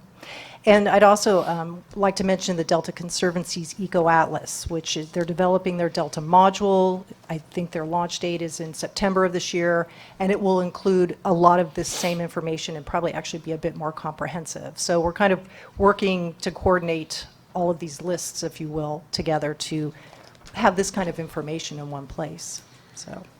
Jessica? I was just going to add that I think, so we should consider this kind of an interim table until we get that additional Eco Restore and Eco Atlas functionality, and then we'll be able to have an even more comprehensive table on restoration projects. But it's certainly a great response to the question that was posed. And actually, I mean, this information previously did not exist, so. Yeah, good work, staff. Great, thank you. Mary, and then I want to tell you, I found this also then very, Mary. very, very useful. Could you, these are projects currently underway? There's some proposed, some planned, and Okay. some currently underway. Suggestion, again, and it could be an annotation at the bottom explaining that, or a change in the title, projects currently authorized or pending, or whatever your status is, and the years that it covered would be at least useful. Was it the habitat paper that the science folks did for us, or Jessica Davenport's study that it stuck in my head is over a 20-plus year period, about $400 million of things roughly called ecosystem could be traced for spending within the boundaries of the Delta. Does that ring a bell, I don't Jessica? recall the exact figure. No, that's not Jessica's paper, but we can look and see what that reference is. Only thing I'd like to Yeah. suggest is, say, if we've got stuff that we've done internally, look at it first to see if it is close to consistent, and Yeah. if the This figures. is drawn from our habitat restoration issue paper from last summer. And that may well be where I remember the figure. Okay, we'll double Thank check you. that. Yeah, figure. Thank you. definitely. you could be wrong. I often am. Mary?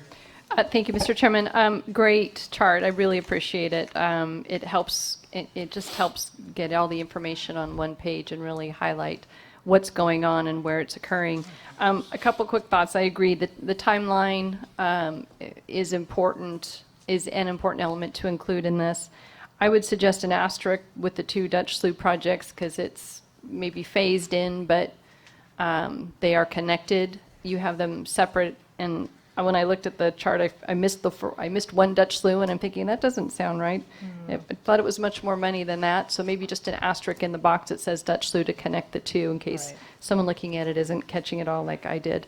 And then I'd like you to share this with David Okita at Eco Restore. This certainly fits into what his mission and responsibility is, and he's looking at all of these projects as well, and this may help him as he's trying to plan his efforts with the Eco Restore efforts on the 3 to 5 year plan. So I think it's great. I really appreciate it. I know it was a lot of work to get the information and compile it and put it into a readable chart, and I certainly don't envy you. Thank you. Just one note on that, we actually did share this chart with David Okita this week, and we will keep in touch with him as we update it to make sure that we are using the same data sets.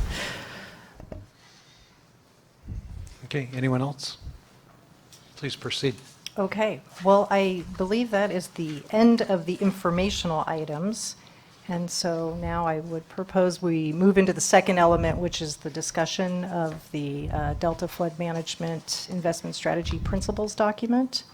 And maybe with that, I will invite up our guests to join us up here. I mentioned it earlier. But As Bill and Clyde are coming forward, let me just remind everybody that at the previous two meetings, there has been discussion at the table and with staff about the perceived need for some guiding principles to assist staff.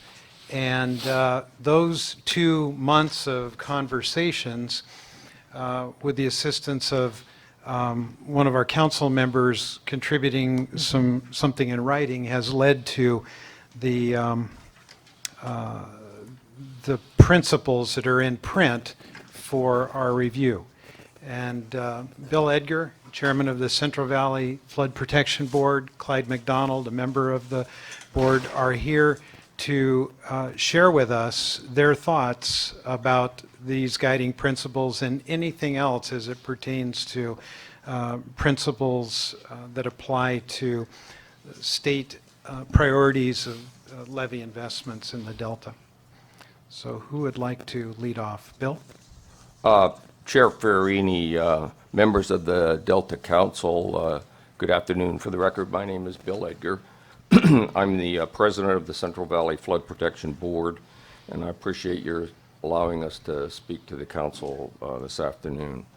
I might say that before we begin commenting on agenda item 11, I should say that the comments today represent those of myself and Clyde, do not represent the board's discussion, because this item hasn't been formally heard until your formal outreach process in June, at which time the entire board will be speaking on it, or submitting comments. I think suffice to say, Clyde and I agree with your concept of policy before planning and implementation. We think that totally makes sense. We don't think we ought to have the scientists and everybody chasing rabbits down rabbit holes if the policy isn't clear at the beginning, and I think it's important to set forth that.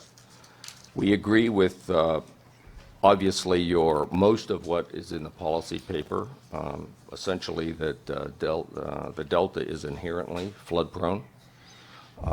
Managing flooding in the Delta is going to be increasingly more difficult, obviously, in the future with subsidence, changing climate conditions, the possibility of earthquakes, and the rising sea levels. And there's no question about that. I think that's been demonstrated, and I think the paper points that well.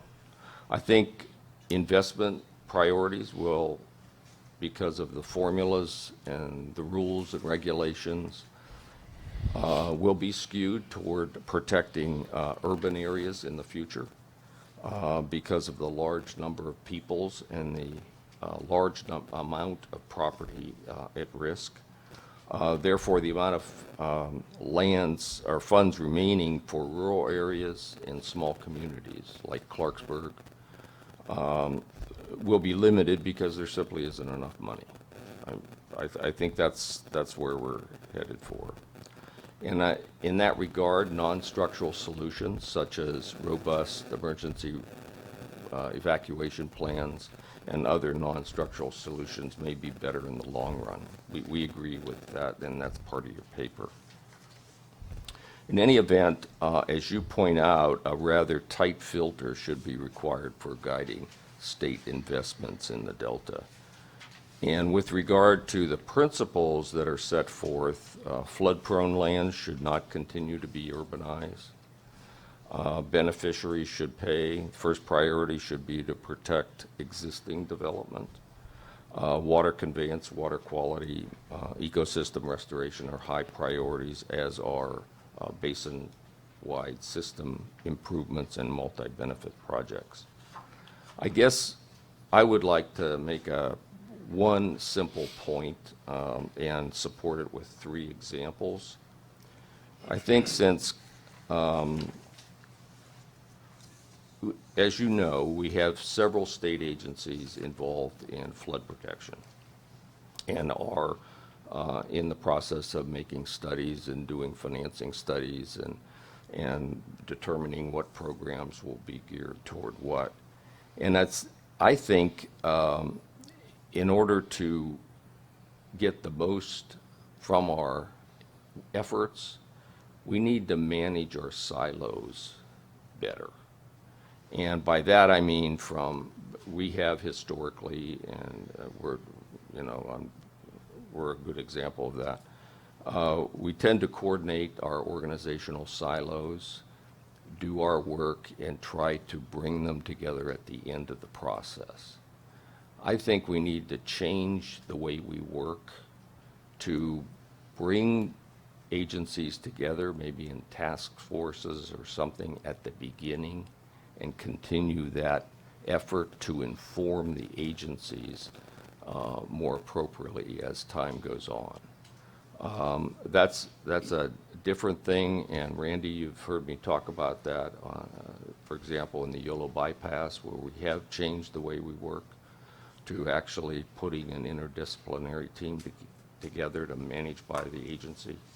I think that's working. I think we're seeing better integration there, and so on.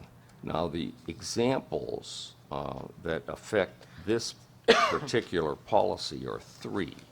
One is, I think, as you know, since the court in 2013 determined that the state was liable for the flooding in the town of Linda in 1986, $500 million, many state agencies have been looking for ways to reduce state liability by ramping up their own programs and by looking at different ways that they can mitigate state liability. I think a better approach on this particular area would be to have a work group consisting of representatives from your council, our board, DWR, maybe others, engage with the Attorney General and ask them what steps they would recommend to minimize the so-called paternal liability, and then our individual projects, programs, spending would be informed by the recommendation from this group. Another example is in the area of financing, where multiple agencies are now conducting financial studies. Last week, the Senate subcommittee approved the budget for the flood board with supplemental reporting language that requires the board to report back early next year on how we are going to develop a long-term funding plan for the board that does not include bond funds or one-time funding. The Delta Protection Commission, working with this council, I think, just approved a contract for the feasibility of to identify and explore the development of an assessment district for flood control in the Delta. Department of Water Resources is currently, as you know, drafting a scope of work for a consultant contract to create long-term financing to finance the programs and projects of the $17 billion that's listed in the flood plan to be accomplished. And DWR's financing plan is also supposed to be considering operations, maintenance, construction for statewide flood reduction. And of course, the Water Commission now is poised to consider a plan for funding water storage from Proposition 1. There needs to be better coordination of these studies or the use of the same consultants so that we don't have more than one assessment district being created in the system, so at least that it's coordinated. I would suggest that maybe some sort of a work group get together and consider how we bring our resources together to consider financing for all our agencies and all the work that we're doing, and maybe use the same consultants or whatever we're doing, but I think the current system is unworkable. Example number 3 is in the area of flood protection. I think given the complexity of flood protection provided by the levees throughout the Central Valley flood control system, we need to have, among all of us, the common understanding of the objectives and design criteria for flood protection in each part of the system.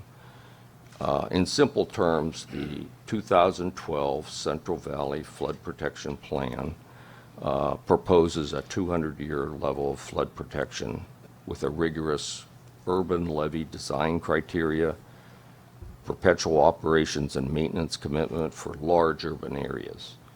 I think for urban areas, the criteria, requirements, and the core standards are clear among all participants, the permitting requirements, and the path forward for acceptable rehabilitation and permitting is well understood, for better or for worse. The flood plan also proposes a lesser protection for small communities like Clarksburg, like Nicholas, like Knights Landing, like Meridian, and a to-be-determined, I guess, level of protection for rural and agricultural areas. Now, there was a rural LMA work group sponsored by the Flood Control Association that I think Susan sat on for over a year that worked on the priorities and programs for rural areas. What were their priorities? What kind of levee protection did they need? How did it work? What were the standards? And so on. Suffice to say, they produced a series of papers that are a fairly good list of papers on different projects, pipes, erosion, rodents, all of the kinds of things that you get involved in these things. And I think there are various understandings of what we ought to do for small communities, what the levee protection ought to be for rural and agricultural areas, and we need to have at least a common understanding of what we're talking about and a common criteria before we move forward, in my view. But I think this whole area of what level of flood protection for each of these areas is complex, and I think my point is simply that we all need to be working across our silos, and more often if the program is to make any progress at all. So as your paper goes forward, I would hope you look at opportunities to maybe bring some of these other efforts together so that we're moving ahead in the same direction. At this point, I'd like to have Clyde, he's good at this, take just a minute or so and kind of review where we've been in terms of flood protection and what the future delta might look like and what it means for flood protection, so that we can at least have a target that can inform us with regard to what our short-term and current actions ought to be, so that we stay on track to head toward what your water master indicated was what your vision is for the delta of the future. Clyde? Yeah, thank you very much. Oh, there you go. Okay. I'm Clyde McDonald. I'm on the flood board with Bill. And as Bill said, I was asked to kind of do a kind of where have we been in flood control? How did we get here? We didn't start today. We didn't start yesterday. We've been at this for a very long time. So I'll just do kind of a run through of kind of what the major elements of how we got here were, and then at the end I'll give some comments on your policy paper. And I'll do this in form of a series of questions. I've got 5 questions, and I'll give you the questions and then answer my own question. So first question is, why did some valley towns develop in the floodplains? And that was because during the gold rush, the ships could only come in to Marysville, Sacramento, and Stockton. And so those towns developed as ports during the gold rush. The towns then developed around them. And that's why those big towns are in the floodplains. And I know that. I live in the floodplain, as does Bill. River traffic couldn't really get up to San Joaquin very far. San Joaquin is shallow. And so the towns that developed in the San Joaquin generally developed on the wagon road, which is now Highway 99. And, lucky for them, they're not in the floodplain. Okay, second question. How did the Central Valley marshes get converted to agriculture? The federal government took care of this for us in 1850. They passed the Federal Swamp Land Act and allowed people to buy federal marshlands for $1 an acre if they would reclaim them. So the marshlands of the Central Valley, which were very, very extensive, were bought up by people and reclaimed, which meant build levees and convert it to agriculture. And that's largely why we no longer have 95% of the wetlands or marshlands that we originally did. Question number 3. Do the floods keep getting bigger? And this is sort of a really serious problem, but I'm going to hit on it kind of hard on it. In the 1870s, most people thought that the river levees could handle the big floods. And the levees really weren't very high at the time, and that probably translated to a flow of about 50,000 cubic feet per second. In 1906, there was a state commission called the Dabney Commission. The Dabney Commission came up with an estimate of 250,000 cubic feet per second. In the 1907 storm, this is right after the Dabney Commission came out, the Corps of Engineers estimated the flow at 600,000 cubic feet per second. After the 1997 storm, the Director of Water Resources estimated the flood at 1 million cubic feet per second. So as we look to a future with climate change, flows are expected to get bigger because more of the precipitation will come down as rain. With a warmer atmosphere, you're going to get more rain and less snow. Okay, question number 4. What has been done for flood protection? Landowners built the first levees, but these had a horrific failure rate. The levees were not very big. They weren't coordinated. Very high levels of failure, and huge investments at the time were lost. In 1910, the Corps of Engineers, this is after the 1907 storm, that they estimated 600,000. The Corps of Engineers in the Jackson report proposed a state-federal levee project for the Sacramento Valley. And then later, the San Joaquin levees were included. And these are the project levees. The Flood Board, working with the Department of Water Resources, is the state partner. The Corps of Engineers is the federal partner. And both partners have to agree if there's going to be a change. We're going to raise a levee, if we're going to allow an encroachment. Both parties have to agree, in the long process. The project levees were constructed inexpensively and were not really engineered very well. It was largely bring in clamshell dredgers to come in, scoop material out of the river, pile it on the ground, and scrape it with mule-toed scrapers and scrape it into a trapezoidal shape and call it a levee. And that's what the levees were. Now, the project worked wonderfully, and especially in the moderate years of the first half of the 20th century. Weather was very benign in the first half of the 20th century. Starting in the middle of the 20th century, we started building large reservoirs, the large flood control reservoirs, Shasta, Folsom, New Melones, Friant, others. At about the same time, the state's weather shifted out of this benign pattern into a more erratic pattern, and that's what we've had ever since, with bigger storms and more serious droughts. And it's quite clear, since the Sacramento system, which was designed in the Jackson Report of 1910 to handle 600,000, if we had 1 million cubic feet per second, we would have had flooding all over the place. But the reservoirs trapped a lot of that water. So as a condition of participation in the federal project, back in the very beginning, the federal government required the state to hold the federal government harmless in the case of litigation.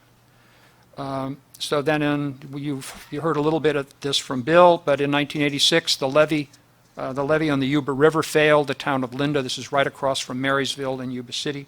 It flooded the town of Linda. In 2003, in Paterno, the state loses the case and pays $500 million. And then in response to Paterno, the legislature increased funding for levees, directed DWR to prepare a new flood plan and for the Central Valley, with the plan to be approved by the Flood Board. In 2012, the first iteration of the plan was completed. That was approved by our board. And in simple terms, the plan requires 200-year, or should we say proposes 200-year for large urban areas, something less for small areas, and fixing hot spots for rural areas, and then opening bypasses. And I'd like to just make a comment about bypasses, because the Resources Agency and the department has been spending a lot of work on the Yolo bypass up there. The main purpose of that is to increase the opening to the Yolo bypass, so when we get these big flows, we can put more water into the Yolo bypass, which has big levees, and it's a straight shot down to the western delta, instead of running it down through the Sacramento River. And once you go past Sacramento, it starts to break out into multiple channels and all the levees there. So that's a major effort.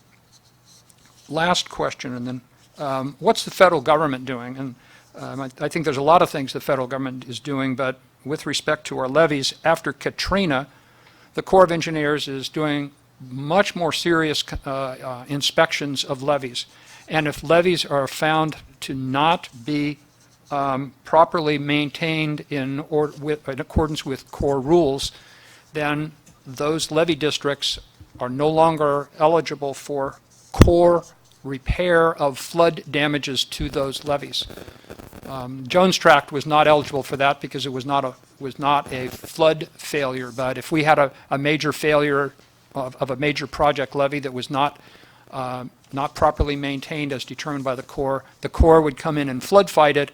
But then when there's a 300-foot gap there, they'd stand back and say, "This is you didn't maintain it properly, so you're not doing that." Okay, I'd like to make just a few suggestions on your policy paper, which as Bill said, we both think it's quite good. My first comment is I think the strategy ought to consider time as a factor. The delta is, as we've all heard, and it's been driven into us, seismic effect, subsidence, floods, all these other kinds of things. And so that kind of like what the strategy ought to be as it goes forward ought to be thought of as in something, in a time sequence. The delta tunnels, if the delta tunnels are completed, that would change the situation. If they're not completed, that gives you another situation. If certain islands get their levees really built up high, that change. So there needs to be a flexibility in that, and time, I think, needs to be considered in that. Secondly, I think Sherman Island, if you look at Sherman Island out at the west end, sort of the plug between the Carquinez Straits and the Delta, is a key protector of water quality in the Delta. It's kind of like when your garden nozzle that you have in the backyard has that that little thing that goes up and down and adjusts the spread, that's Sherman Island right there, and it keeps the velocity high. And so if you can imagine if you lost Sherman Island on that and it was punched through, you wouldn't maintain the velocity in the channels there. And it's that velocity which fights against the salinity which wants to diffuse upwards. So it's velocity down, salinity wants to come up, and the whole thing sloshes back and forth on the tide. A third is just really a suggestion on the Delta tunnels. And maybe people have thought about this. I haven't heard it being thought of, but there's going to be a lot of dirt that's going to come out from those tunnels, and some of that could be used to reinforce Delta levees. Lastly, just sort of a suggestion. I spent my career on the working in the state legislature as a staff person in various capacities. And I recognize that your policy paper is not the end result, but a beginning result. But when you get to your end product, if you do recommend legislation, my suggestion was to try to be as precise as you can, include actual language. You'll get a much better receipt in the legislature than if you say, legislature, please implement this broad policy. It's kind of like, but if you say, we think that the cost-sharing formula should be X, Y, and Z, or certain kinds of things should get priority. So the more specific you can be, the better off you'll be when you go to the legislature. So that concludes my presentation. Thank you. Can you both stick around? Sure. Great.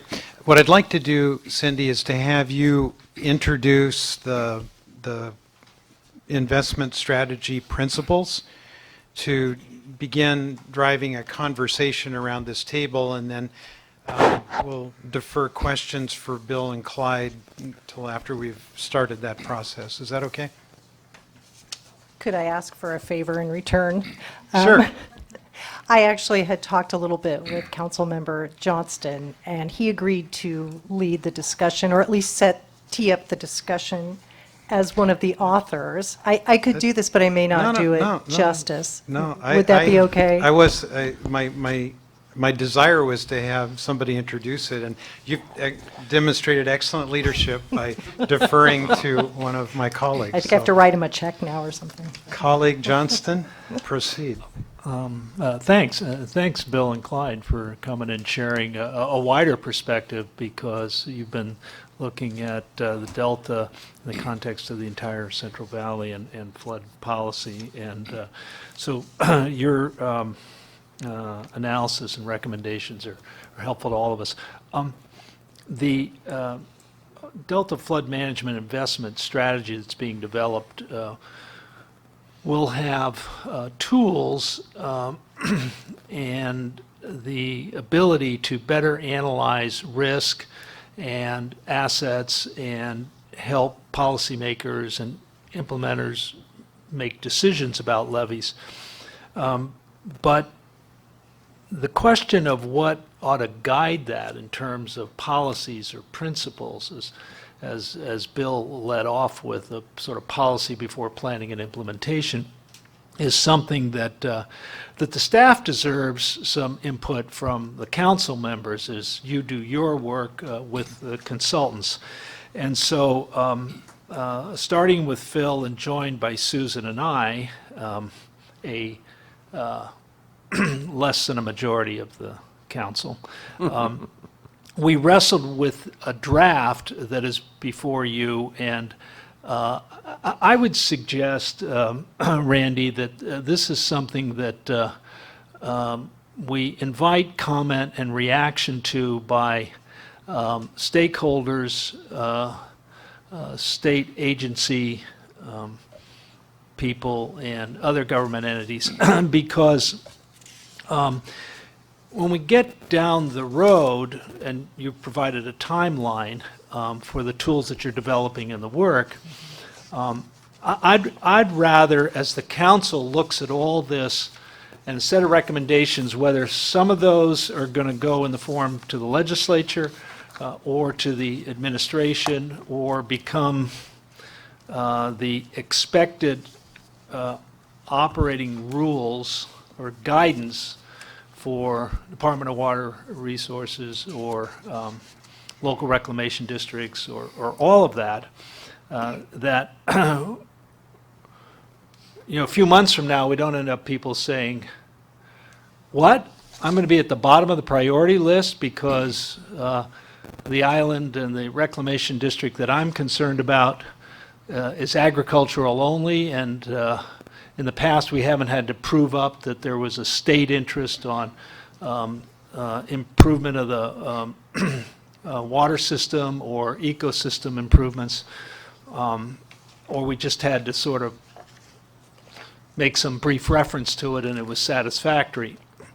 So I'd rather we argue this and look at it now and at our June meeting, and to the extent that people have comments or objections, we wrestle with it now.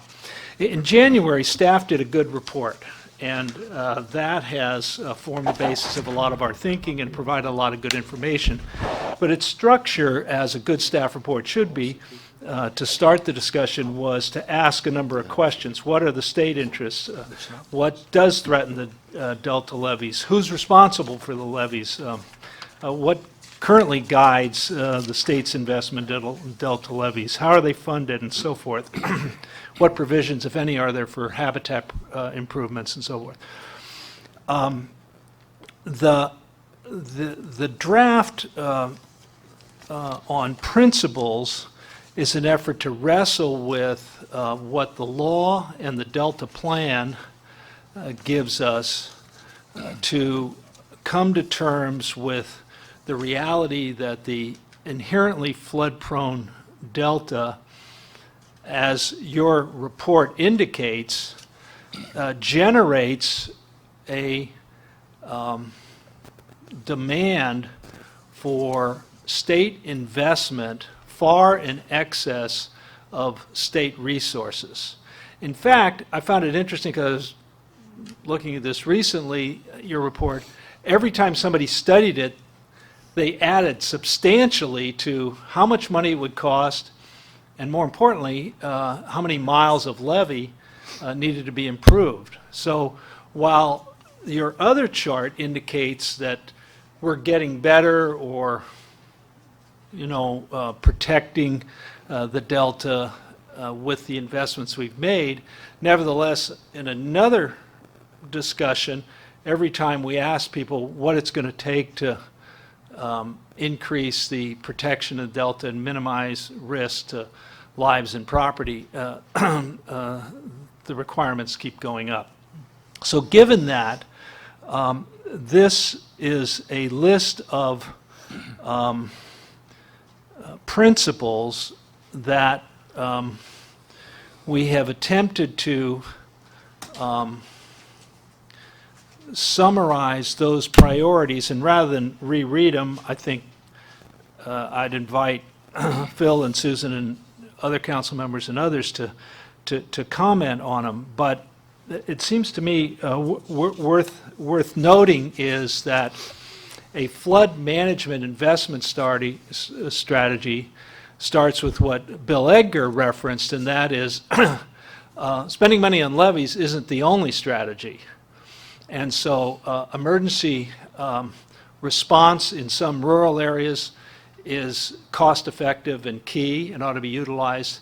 But more importantly, the land use policies implemented over a long period of time that have encroached upon the estuary have increased the risk, which we now all have to pay for, as I live in a floodplain too in Stockton, and pay an extra assessment for the Smith Canal Gate, which will cost millions to the local homeowners, but 5 times that to the state of California to protect an area that was built out 50 years ago.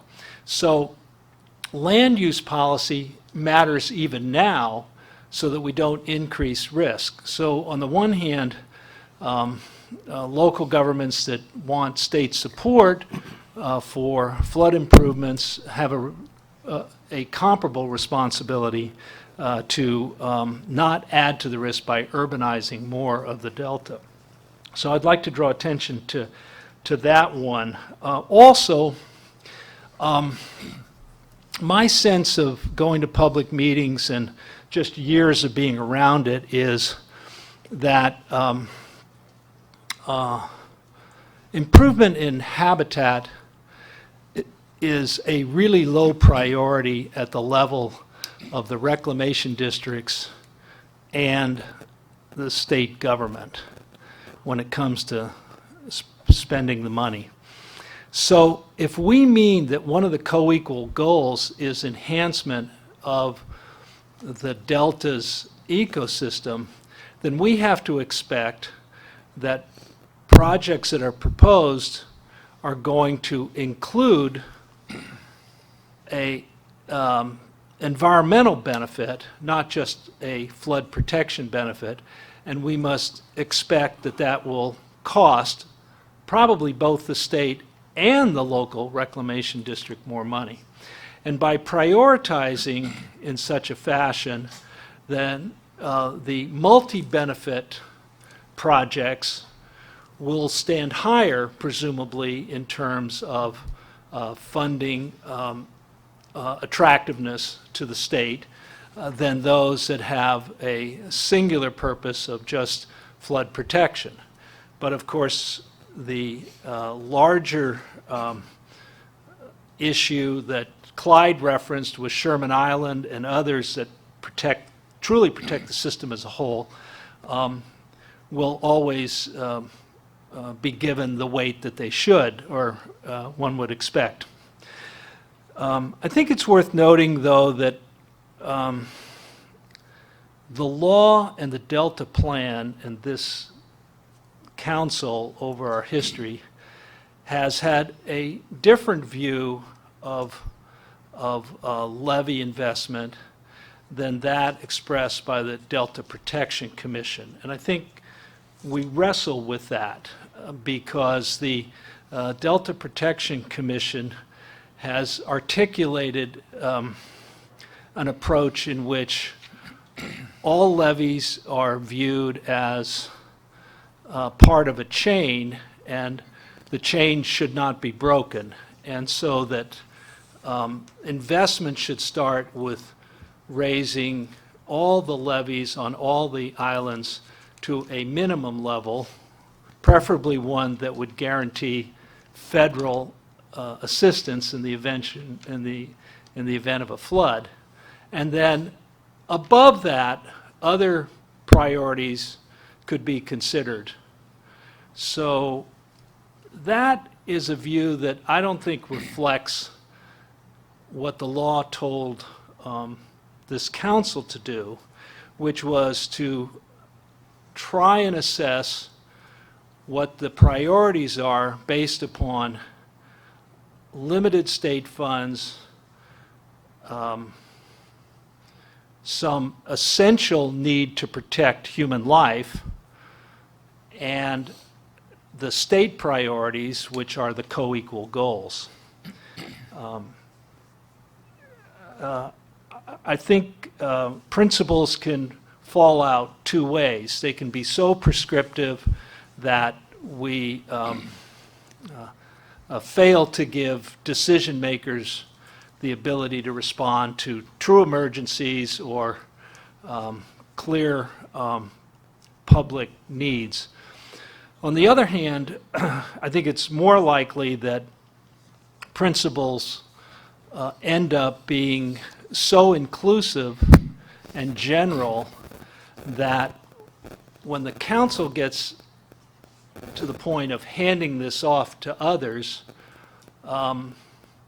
there will be the flexibility to go back to a system in which decisions are made by smart, concerned, capable people, essentially without any recognizable, predictable set of principles or priorities that reflect the state's interest. I don't think our principles address the state liability issue, which you raise, and Phil particularly has talked about in the past.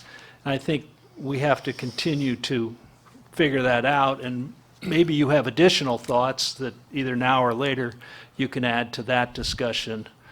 But project levies and non-project levies should not be considered as equal in terms of state funding, and non-project levies, as these principles indicate, should be eligible for funding based on their on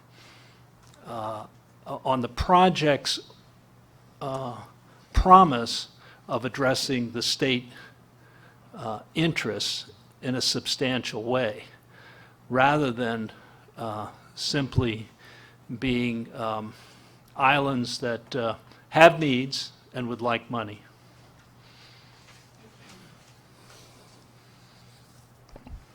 It's a good overview. Thank you. Susan or Phil, you worked on this. Would you like to add comments? I just want to say that it was challenging to find the balance of an overly prescriptive set of principles versus a set of principles that is so ambiguous that it offers no guidance. And I think that we have almost achieved that balance. not quite yet. And I agree with Pat that we didn't offer up a principle that addresses the liability concerns. One of the things that I really struggled with is the concept of, in a system, in a chain, it's only as strong as the weakest link, as we have discussed. At the same time, with limited funding and with certain responsibilities to meet, for example, the co-equal goals, it's very difficult to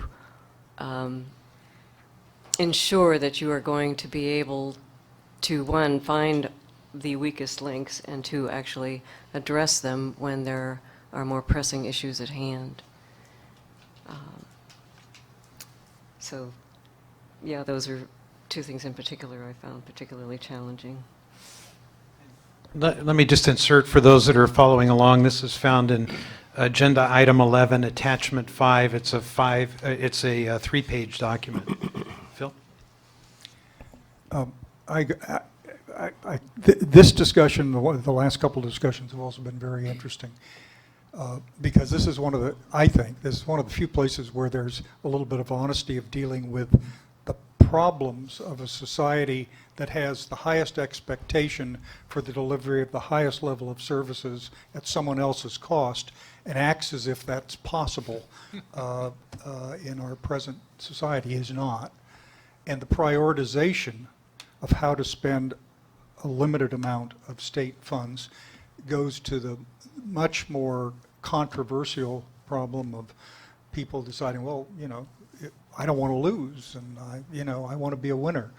So this inches toward, hopefully, giving guidance initially to our staff and our consultants of how we want the work they're doing to be, how to say it, conceptualized, prepared, and evaluated. We've specifically not tried to micromanage each particular point, which is always a temptation, but just to give some sense of guidance. It is a work in process, and there's some things that should be done on it, but it leads to, ultimately, to a painful but much needed discussion of what we can realistically do. Now, I don't envy Bill Edgar and Clyde McDonald having to go develop a reasonable financing plan to raise, what is your plan estimated the cost would be? DWR $17 billion or 24? That's only for construction. Oh, okay. For maintenance, it's another $20 billion. Well, so let's say it's $40 to $50 billion, and that's closely approaching real money. And you've got to figure out a way to spend that.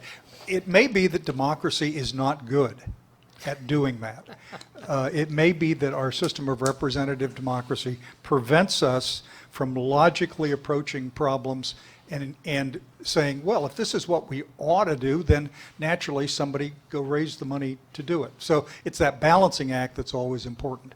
A couple of things that both Bill and Clyde said I thought were very valuable for our consideration. Bill raised the question, I shorthanded, managing our organizational silos better. But that's the perennial complaint. Can multiple agencies successfully deal with complex problems when they have multiple views, multiple priorities, different geographical jurisdictions? And history suggests not well. There's some interesting discussion recently about drawing lessons in California by talking about Australia's drought, and some recent very amusing discussions pointing out that Australia had structures. There was a post this morning that pointed out that, well, when queried by California officials, the Australian representative said, well, we had 6 agencies we had to deal with in the Murray-Darling Basin. Well, gosh, 6 agencies sounds like a group of your friends meeting for coffee somewhere. And here we got bazillions of people. So I think the managing the organizational silo is a perennial problem in any culture, but a unique problem in American culture, where we create governmental entities endlessly, because that's the acceptable alternative to taking some authority away from one governmental agency and giving it to somebody else. The creative way to force people to work together, it seems to me, is with things like investment strategies and standards that we are hopefully going to be able to point out. Although the people who own largely agricultural and rural land may desire to have 1,500-year flood protection or some such characterization of that, the reality is we are currently giving greater emphasis to substantial urban areas for the reasons that Bill and Clyde both pointed out and that we all know. And we will in the future. It's unavoidable. But if we think about using techniques and approaches on this management silo stuff, I mean, apropos not of this suggestion, but last night PPIC did another one of their papers, 10 things the federal government could do to help during the drought. And they just kind of threw in an old idea with a new nomenclature. Create the equivalent of a water independent system operator for the state and federal water projects, a new public utility. Well, in some sense, the practicality is, can you put the operators of a system, not the policymakers and the politicians, but the operators of a system in one place at one time where decisions are made, because inevitably human beings will pay attention to each other when that is going on. And I don't think that rises to Bill's level, but it at least suggests that there are some approaches. The recommendation we made in our plan, which the flood board has agreed with, that there be a Delta-wide local government assessment district with responsibilities. Forget the details, although Clyde wants us correctly to write them all out. But that is something that's coming, painful as it is my guess. And that will be enormously useful because it forces the locals to congregate together, the 60-plus reclamation district, the counties, the cities, and all of that, which we're personally not able to do very well. I think what we're going to need to do is take this, chew it over, but if this becomes a preliminary draft direction, presentation to staff, I think it would be useful. I do want to take Clyde up on his offer. I thought his 4 points were interesting, although I still am not clear what you wanted us to do with Sherman Island other than recognizing it's the funnel that shoots the water out and it's really important. So I assume you want us to do or die, and since it's public land anyway, protect it at all costs somehow. I don't know what you want to do. You didn't say it. Didn't say it. But it's the broad policy. Well, but it's consistent with other planning. In Delta Vision, we talked about the Western Islands as a group, which represent, we thought, a flood barrier, or not a barrier, but a flood impedant. Salt barrier. Yeah. And there's absolutely nothing new with that concept, but it might mean that there might be special and unique treatment to publicly owned lands that serve, if not exclusively, extensively public purposes.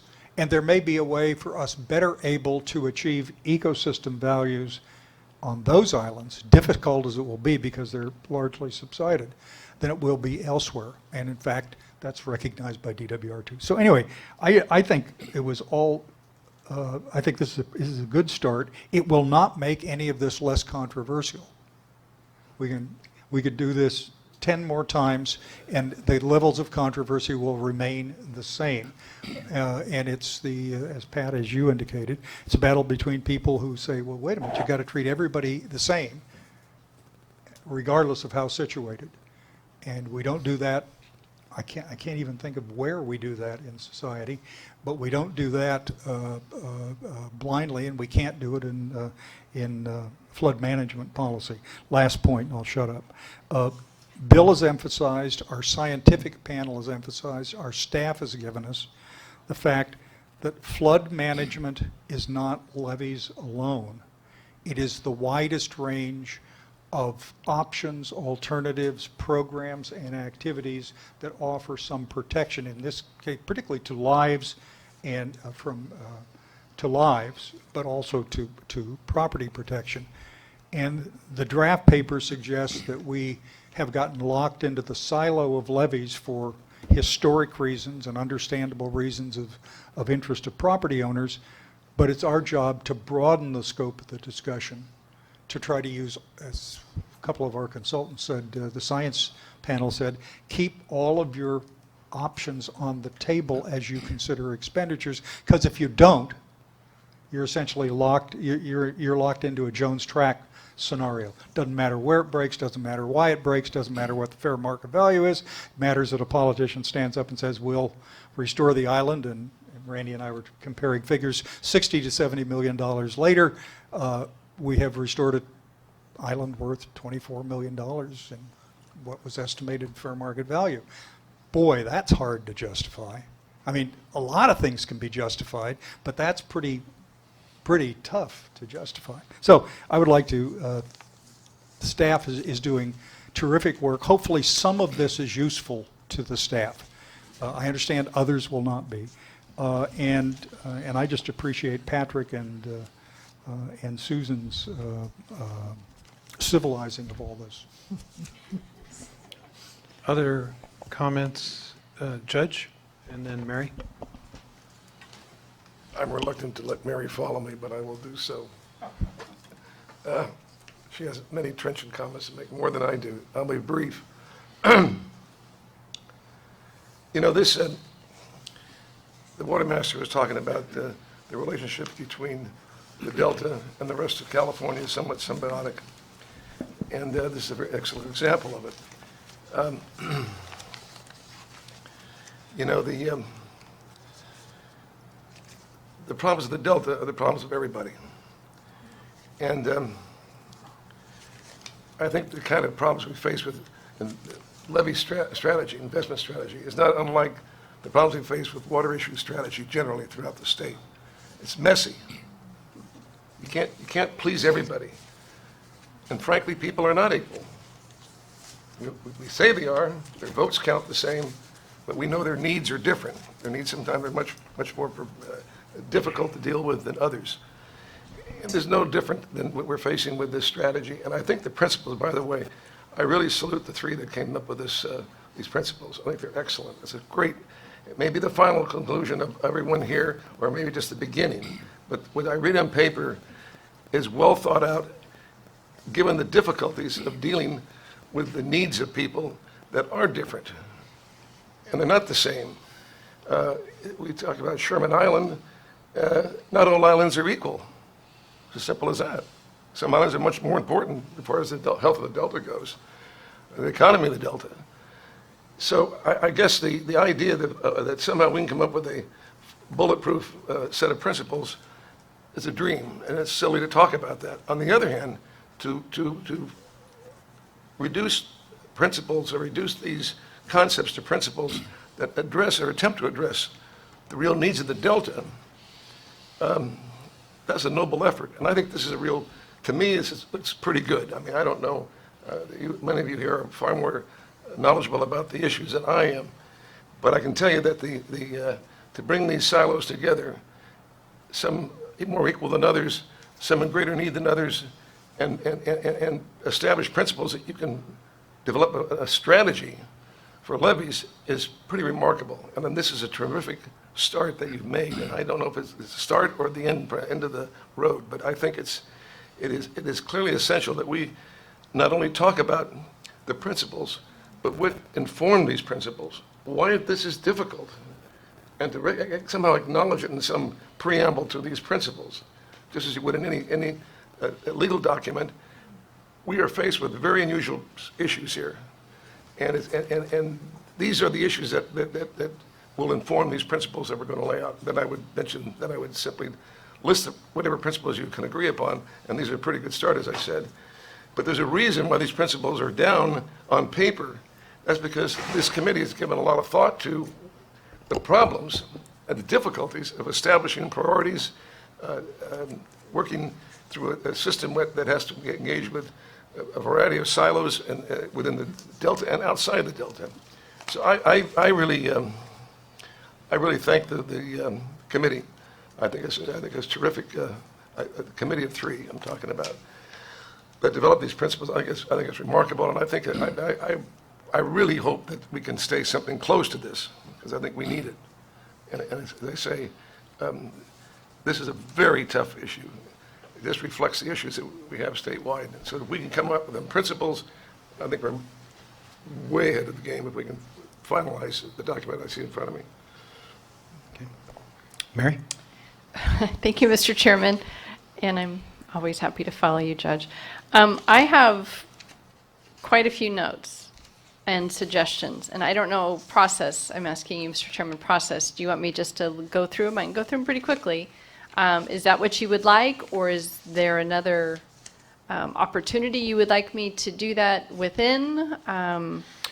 I would. Questions, comments, and some concerns. I think the purpose of this is to hear from each of the council members. We're going to open it up to the public. We're going to receive more comments. To the degree that you can be brief now and then supplement that with written comments would probably be welcomed by staff. And I would urge other council members as well, if you have specific ideas or suggestions, let's provide those in writing as much as we can. So proceed, cover all your concerns, issues, suggestions, but to the degree that you can, be brief. Thank you. And I'll start with Sherman Island, since it's been brought up a couple times here. And Sherman Island may be the canary in the coal mine, so to speak, in the sense that it does sort of the cork of the Delta, my words, not yours, Clyde, but it has both project and non-project levies surrounding it. So if we have a policy for non-project and then a policy for project, how are they both going to apply to Sherman Island? So something that we might want to think about in this policy development. I like the suggestion of Councilmember Damrell for the preamble. I think it's really good to sort of highlight why we're talking about this or why we're creating the statement of principles, the introduction. There's a brief introduction, and I like that part of it, but maybe we need to dig in a little bit deeper. I'd also like to ask how the Delta Protection Commission's flood control district is integrating with us back to the silos. How are we integrating that effort, which is actually maybe very critical to this effort, instead of sort of ignoring it, and not that that's the intent or what is actually happening, but not to ignore it, but how to integrate it into this. And I'd like to see better collaboration there. And we heard a comment earlier from the public, from Tony, about land use restrictions. And I see in here a lot of reference to how local jurisdictions have not, and maybe I'm being sensitive, but have not been good stewards of land uses, and I would disagree with that. But then we heard a comment from Tony earlier from the public about how other areas within our state, the Central Valley and Southern California, may not be using their land the best possible way either. And I know that's not under our direct purview, but we can't disassociate the two, because if they're looking at our waterway from the Delta as their way to build communities, then it does need to be here somehow, somewhere. I don't know the answer to that, but I would offer that as a suggestion. In the first paragraph, I don't see infrastructure indicated as being important. The last sentence reads, constant effort is still required today to protect the region's residents, farms, and businesses from flooding. I think vital infrastructure could and should be referenced in that first paragraph. The history to Liberty Island in the second paragraph is a little misleading in that when Liberty Island flooded, it was not reclaimed intentionally. So I don't know if it's appropriate to include it in the second paragraph in the context of which it is. The third paragraph, unfortunately, too much of the Delta has been urbanized, which contributes to the expensive challenge of flood protection. Too is a opinionated word. I'm not sure if maybe we could take out the word too and just say much of the Delta has been urbanized. And we heard from Clyde some of the history about how that has been urbanized. It was economically and historically important to where we are today with the levee system. In the 3 bullets down on the first page, appropriate land use, let's see. We want to promote appropriate land use. Again, the 5 Delta counties have adopted and implemented the original and the subsequent Delta Reform Acts, highlighting the protection of the primary zone and the secondary zones. And I dare say every Delta county has followed that for the decades that the Delta Reform Act has been in existence. So maybe appropriate land use can be referred to in a future sense, less so in a past tense. And I think it's would be nice to have the land uses acknowledged about the counties following the Delta Reform Act. Floodplain land should not be urbanized. We heard from Clyde a little bit of that reference. I agree time should be a factor as to the flexibility of the principles. And if this document is to be considered for future legislation, that we do give it an eye of what those language changes may be, as has been suggested. Some areas have higher values to protect than others. Within the Delta, not every community or area or island within the Delta are apple-to-apple comparisons. The first full paragraph on the second page, it states large urban centers must be protected because so many lives and so much property are at risk. They should pay more towards levee improvements because they can.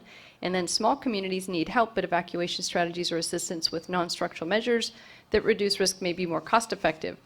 We're back to large versus small, and how are we defining or qualifying large? How many people or what's the value of the property versus small? Those definitions are going to be really, really important moving forward. In the goals, in goal number 1, where we're talking about levee investment strategy are to better protect life, property, and state interests in the Delta.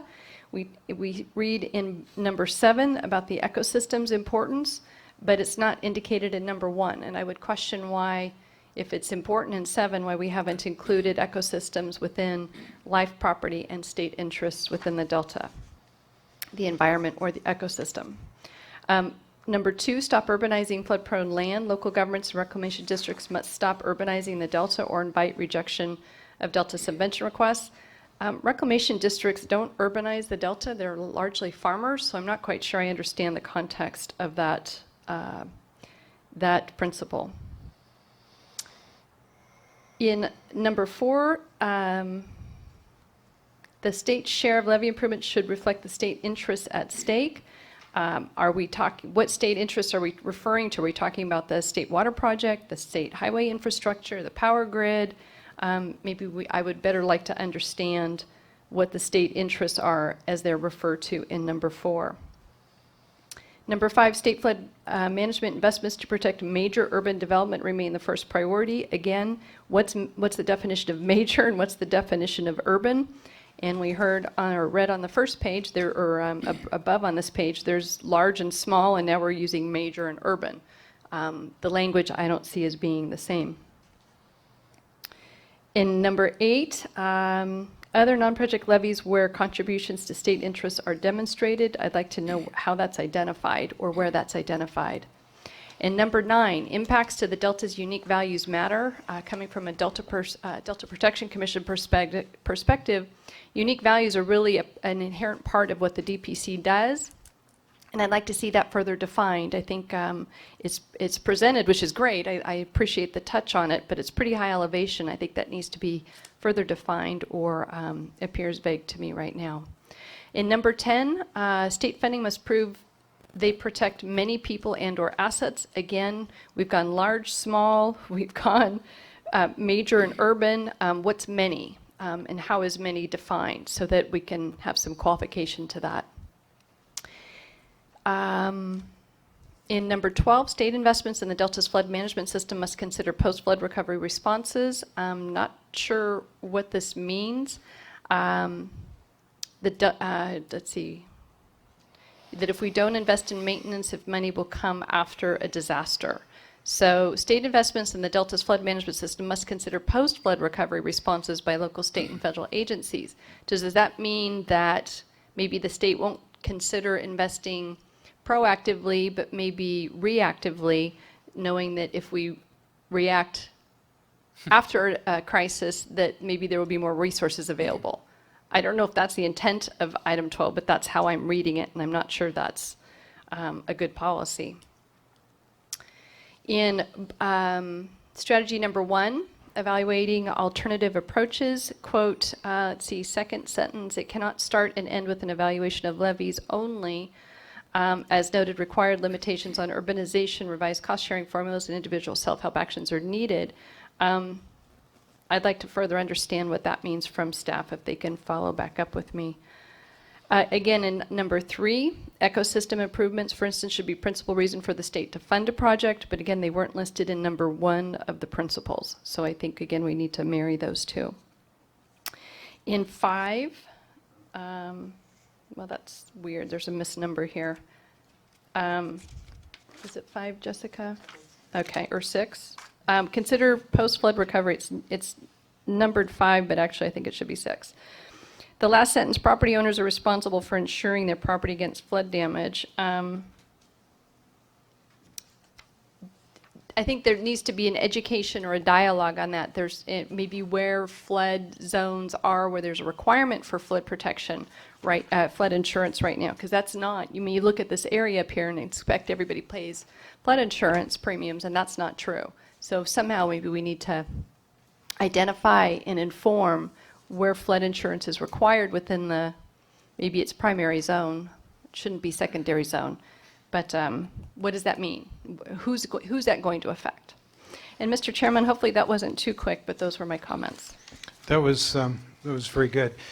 Patrick, I want to reaffirm what you suggested at the outset, is that we are not ready to take action on this today, but rather receiving comments, and we'll ask staff to consider the comments of the council, public comments, the comments provided by our 2 flood board experts, and take it up again in June.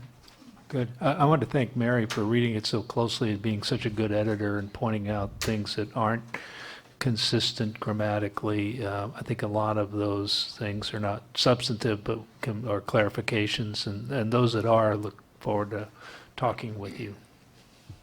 Thank you. Okay. I believe we have some public comment requests.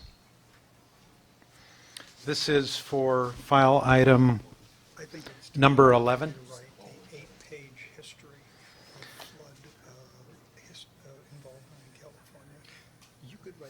Looks like Jeff Butzloff. You can come up. I could do that. All right. All right. I'll make sure that Tony precedes you. Okay. Sean Bagabon, DWR.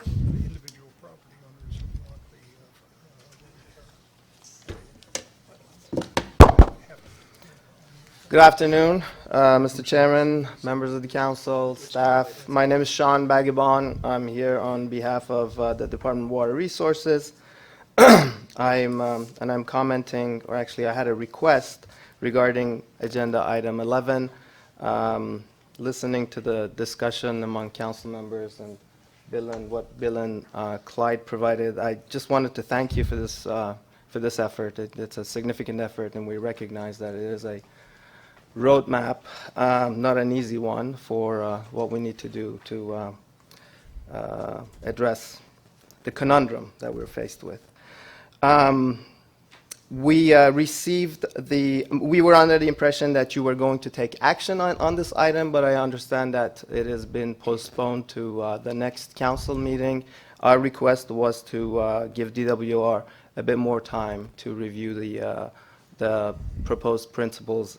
In principle, we agree with the principles, but we'd like a little bit more time to work with your staff. I also wanted to thank Cindy and Dustin. We've been working cooperatively with them on data requests, and we've also offered to appear before you and give you additional information on the subventions program, the special projects program, and Delta levies, and what we do. I think it's valuable for the council to hear it directly from the DWR. So, would like, if that opportunity arises, would be more than happy to oblige. I had a quick comment on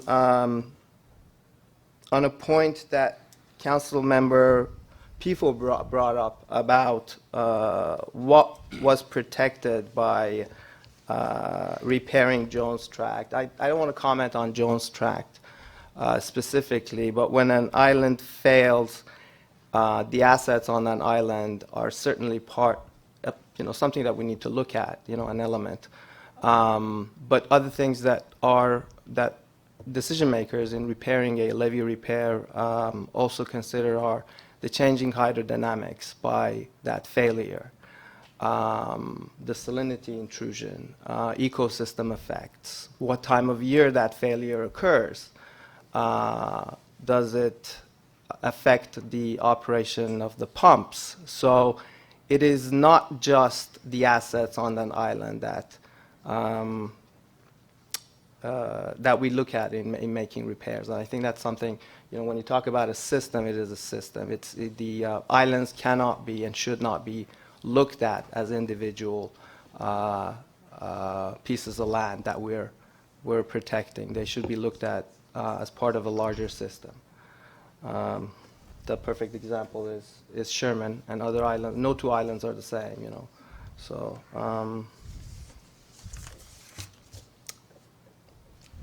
that's all I have. Thank you, Sean.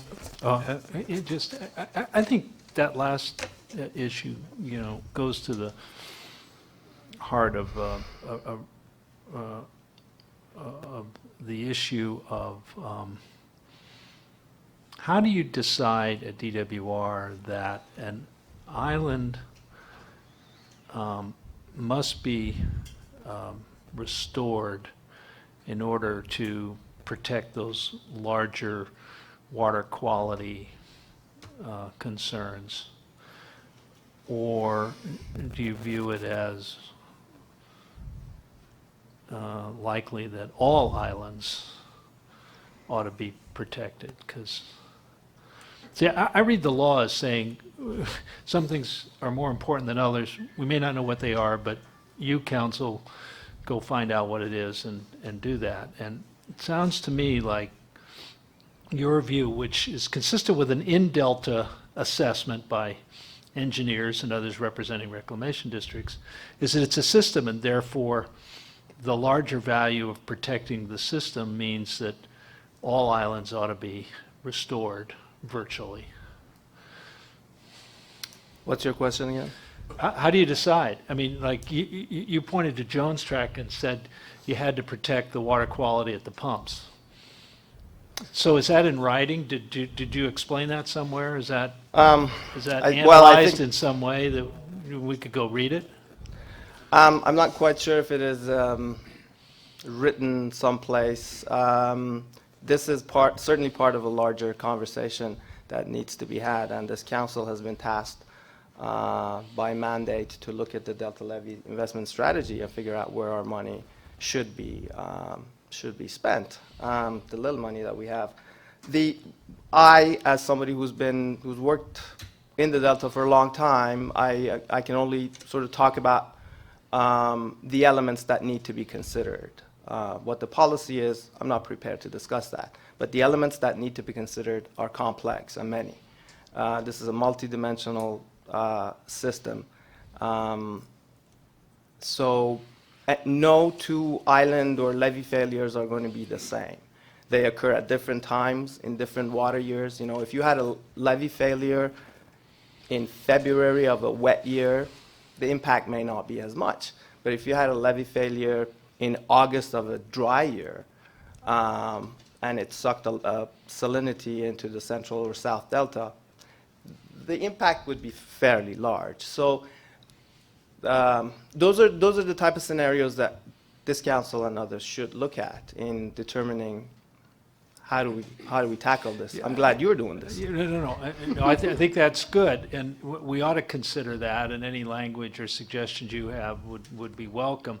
It would also be helpful if, after the fact, because in an emergency, I'm sure you have to make a quick decision based on your experience and whatever evidence you have to work with. But in the past, where you've gone in to restore levees, is there an explanation after the fact as to why you did it? And I'm particularly looking at where the value wasn't so much to the assets on the island, but in the judgment of DWR to the system of protection. You know, I'm not aware of a, there may be literature after the fact that sort of goes through the decision-making process on why we did what we did. In an emergency situation, I understand there's a number of agencies that are involved, and I don't know who really makes the ultimate decision. Some of it has to do with politics as well. We can revisit this. It just seems to me if we had a principle that gave DWR the flexibility to make those decisions, then we'd want to have some accountability, some maybe prior discussion of under what circumstances, or maybe geographically, where protecting islands is just inherently important to the system, no matter whether there were any assets of value on the island at all. But so what is that? And then after the fact, justifying it, because a lot of public funds would have been expended. Right. You know what I mean? Right. Thanks. Mr. Chairman? Yes, Mary? Could I follow up and thank you? I don't need to keep, I won't question you. Oh, no. But thank No you. I'm worries. glad you're, other than to ask that in your review of this, that you do apply that level of concern to these policies, because and I'm guilty of it too. When I made my questions about Jones Tract, I was sort of thinking, not in the way that you suggested you thought, DWR thought when the flood occurred. It was the bigger context of the problem that was created with the flooding of the island. It wasn't just the island's impacts to the island residents and those property owners and potential crop or agricultural impacts. So I really appreciate what you said that indicates to us as a body we need to look at these islands not as private property but as part of the system, and you refer to it as a multi-dimensional system, which is wonderful because it is. And in that application, I did it too, as I said. I looked at Jones Tract as a property owner and not as with a state value perspective. And I think that's a pivot point that may be really difficult for us to navigate, but it's an important one for us to navigate. And you may be really helpful, and Director Cowan really helpful in the team over there to how we can identify that. Because they're not apple to apple. I think I said that too, you said it too. And then maybe it's the placement within the structure of the delta, you know, near the export pumps, or the western part of the delta where we're protecting from salinity intrusion, or really does it matter from a hydrologic or a calendar time frame of when and where their importance is. It's a dynamic debate that we have to build a policy around, and I don't know how we're going to accomplish that. Well, we're here to help. And I hope you do. You've already been helpful, at least for me. Thank you so much. Thank you, Sean. Rogine Reynolds next, South Delta landowner.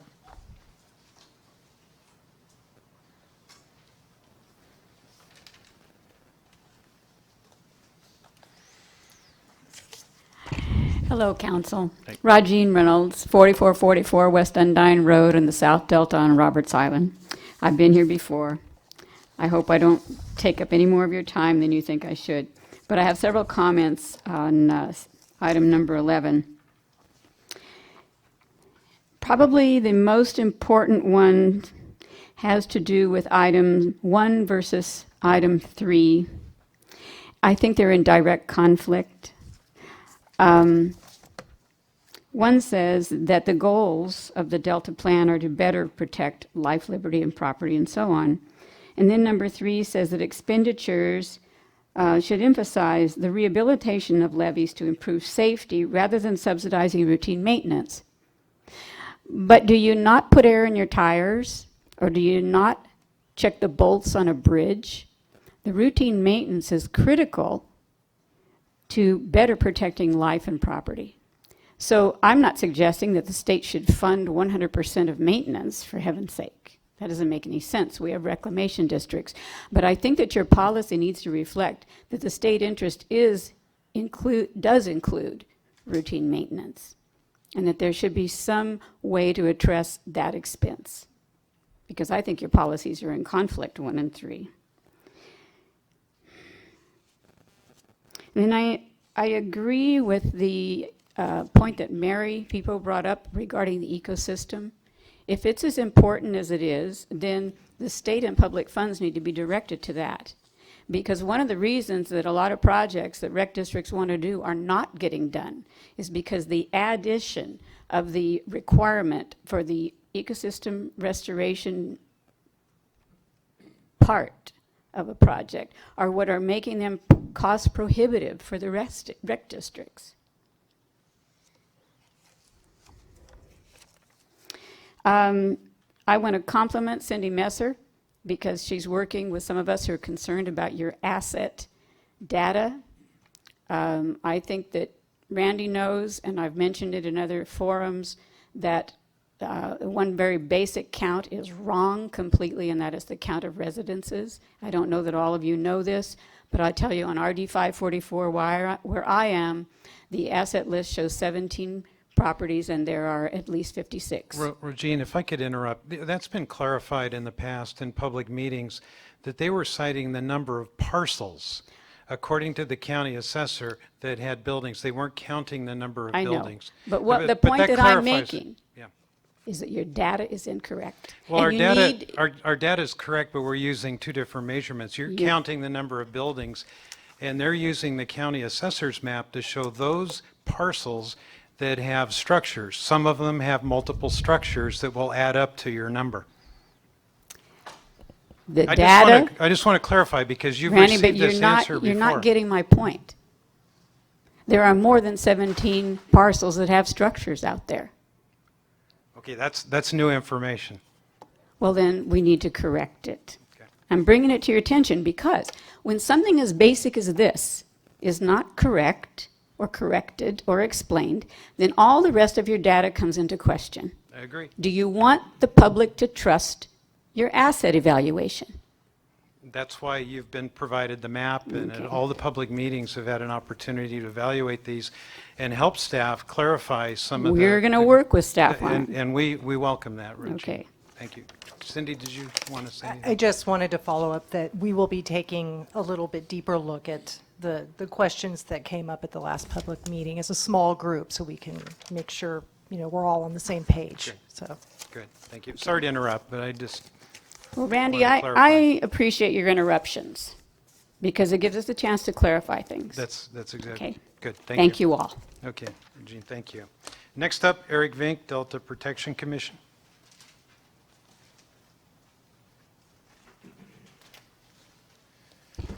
Thank you, Mr. Chair, council members. I'm Eric Vink with the Delta Protection Commission.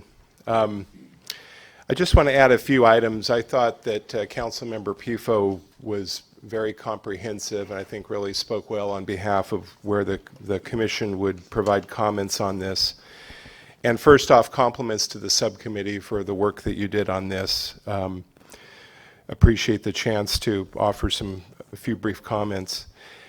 Mine are specific to the principles that begin on page 2, and just a few comments I wanted to mention. The third principle Levee maintenance, just as levee improvements, are really the responsibility, I would argue, the responsibility of beneficiaries, not just landowners.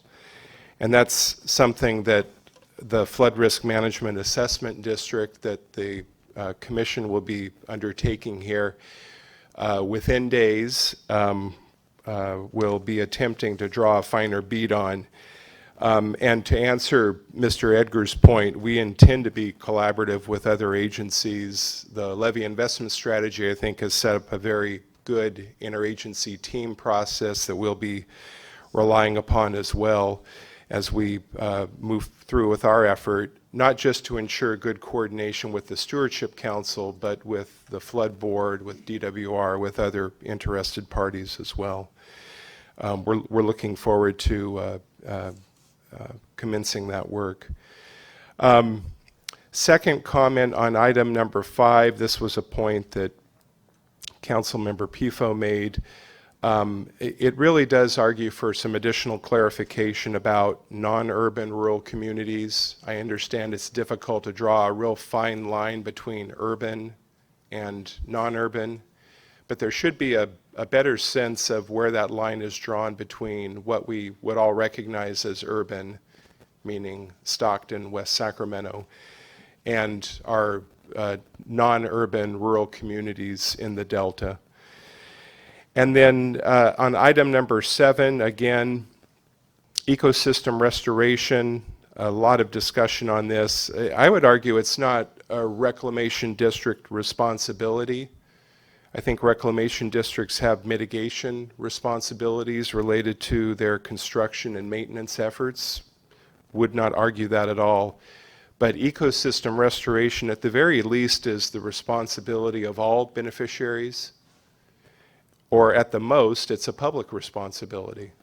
But it's not solely a responsibility of the reclamation districts. And then finally, on item number 9, appreciate the mention to Delta unique values. We'd be very happy to provide more detailed language there. It's so high up in space, it needs to be brought further down to planet Earth. We'd be happy to assist with that. Thank you, Mr. Chair. Thank you, Eric. Next up, Eric Ringelberg.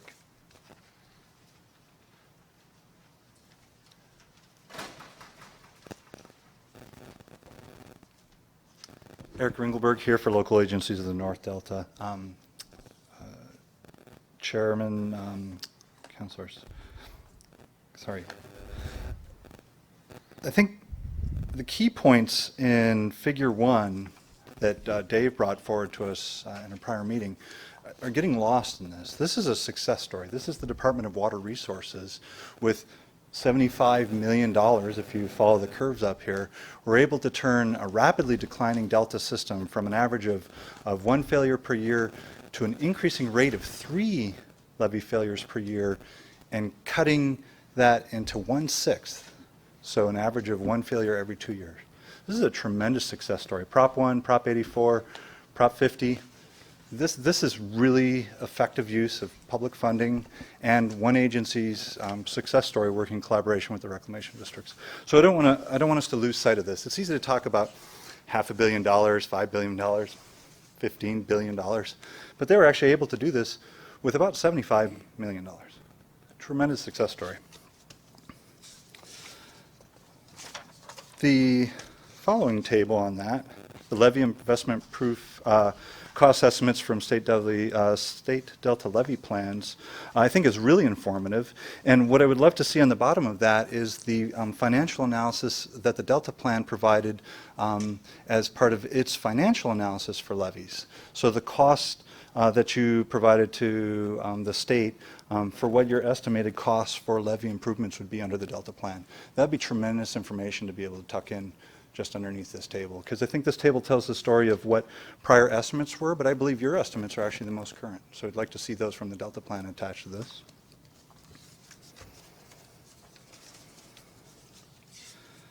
Great. State Delta levy expenditures figure Very compelling figure. Actually, it tells a little bit of the story that we were talking about for the prioritization of the salinity barrier islands, the 4 islands, and then the ring of 8 islands. That's told here because the state has been prioritizing those islands to control salinity. And so there's a lot of information on this, but it's really difficult to parse out. And I think the vice chair pointed out that de-aggregating some of these data would be really useful to better understand this. One thing that I find very helpful as a practitioner is looking at the levy cost per mile for repairs or levy cost per mile to bring it to a particular standard, say HMP or 84.99, because there's some significant differences in levy costs for repair here. So I want to compare apples to apples and oranges to oranges. So raising levy per mile to HMP is one set of numbers in different parts of the Delta. And raising levies to 84.99 in other parts of the Delta, dramatically different costs. And so for us to be able to have a conversation about what the real projected fiscal problems that we're talking about here, what's the real financial cost to raise levies to get them to a particular standard, we really need to be talking about those de-aggregated from just red blobs here.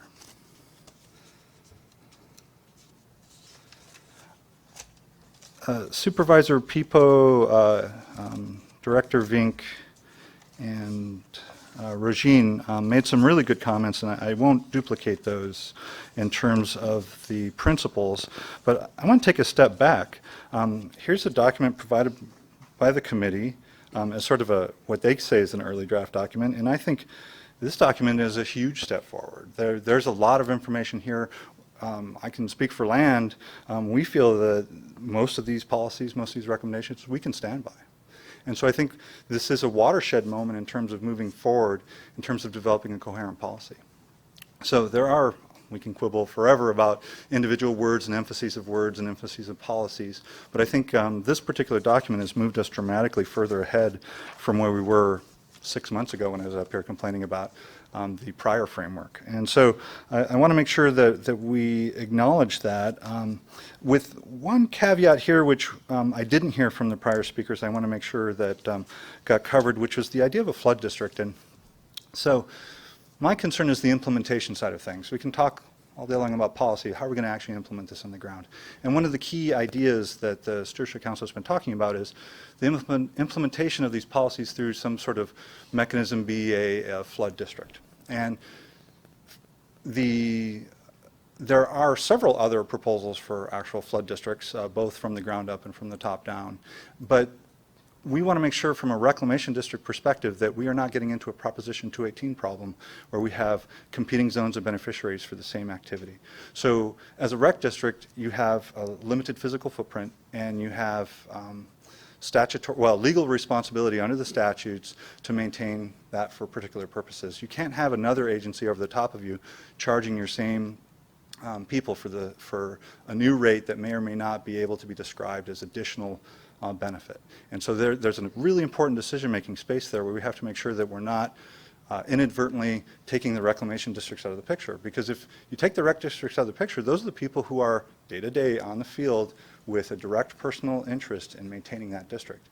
If you put this up in some sort of overarching agency that doesn't have that on-the-ground perspective, you run the great risk of having these failures increase because you've taken out the people who have the most at stake out of the picture. So I want to make sure that it's both a legal question that I don't think is going to be resolved with Prop 218. So I want to make sure that the council is looking at other vehicles or ways of modifying that particular vehicle to be able to implement what they're proposing to on the ground. So, thank you. Thank you, Eric. Tony Brzezinski, Bethel Island Municipal Improvement District. Thank you, the Stewardship Council, for indulging me today on my many comments.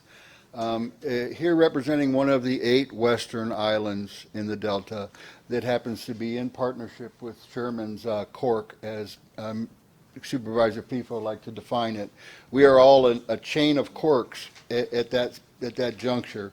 And I have some comments at the end on a suggestion what to do with Sherman Island at the end of my comments. I think the previous speaker sort of touched on my concerns about that overarching assessment district concept, because it does take away our ability to raise funds. We have such a limited supply of funding available to us as a special district, though pretty close to being a structured reclamation district of property tax revenue. No sales tax, no road tax, no other use taxes are available to us. One project on our island that went from $2 million to $3.5 million over the course of evaluation of about 7.5 years, virtually on eco concerns. Our share of costs is about $280,000. That's over 2/3 of our annual intake for one single project that covers less than 1 mile of our 11.2 mile levees.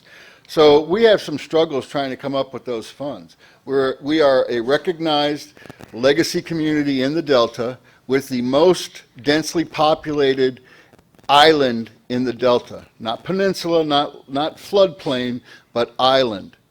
And if you look at the map that he was just showing, that colorful magenta map of investments, you'll note that Bethel Island happens to have received over the course of history the least amount of funds. We're a pretty pink blob right in the middle of that dark maroon magenta circulation.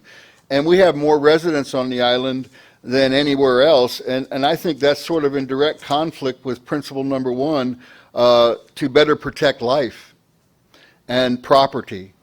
We have more of that per capita on an island in the Delta than anywhere else. So I think I would like to see that principle reconciled with principle number 10, which says, well, no project levies. Well, I have all non-project levies on Bethel Island, so if you're not going to protect my life and property because I'm not entitled to getting funds, why are you writing the rules? And I mean, we are also strategically located because we're one of the 8 westerns.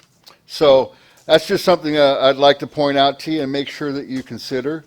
And again, I just want to encourage, and I like the Department of Water Resources coming up here, the people on the ground do keep these levees going. Even with that minimal investment, our island hasn't flooded since the early or late 20s. And basically we've been cobbling that levee together and doing the best we can, but we have a heck of an invested focus on making sure we don't flood.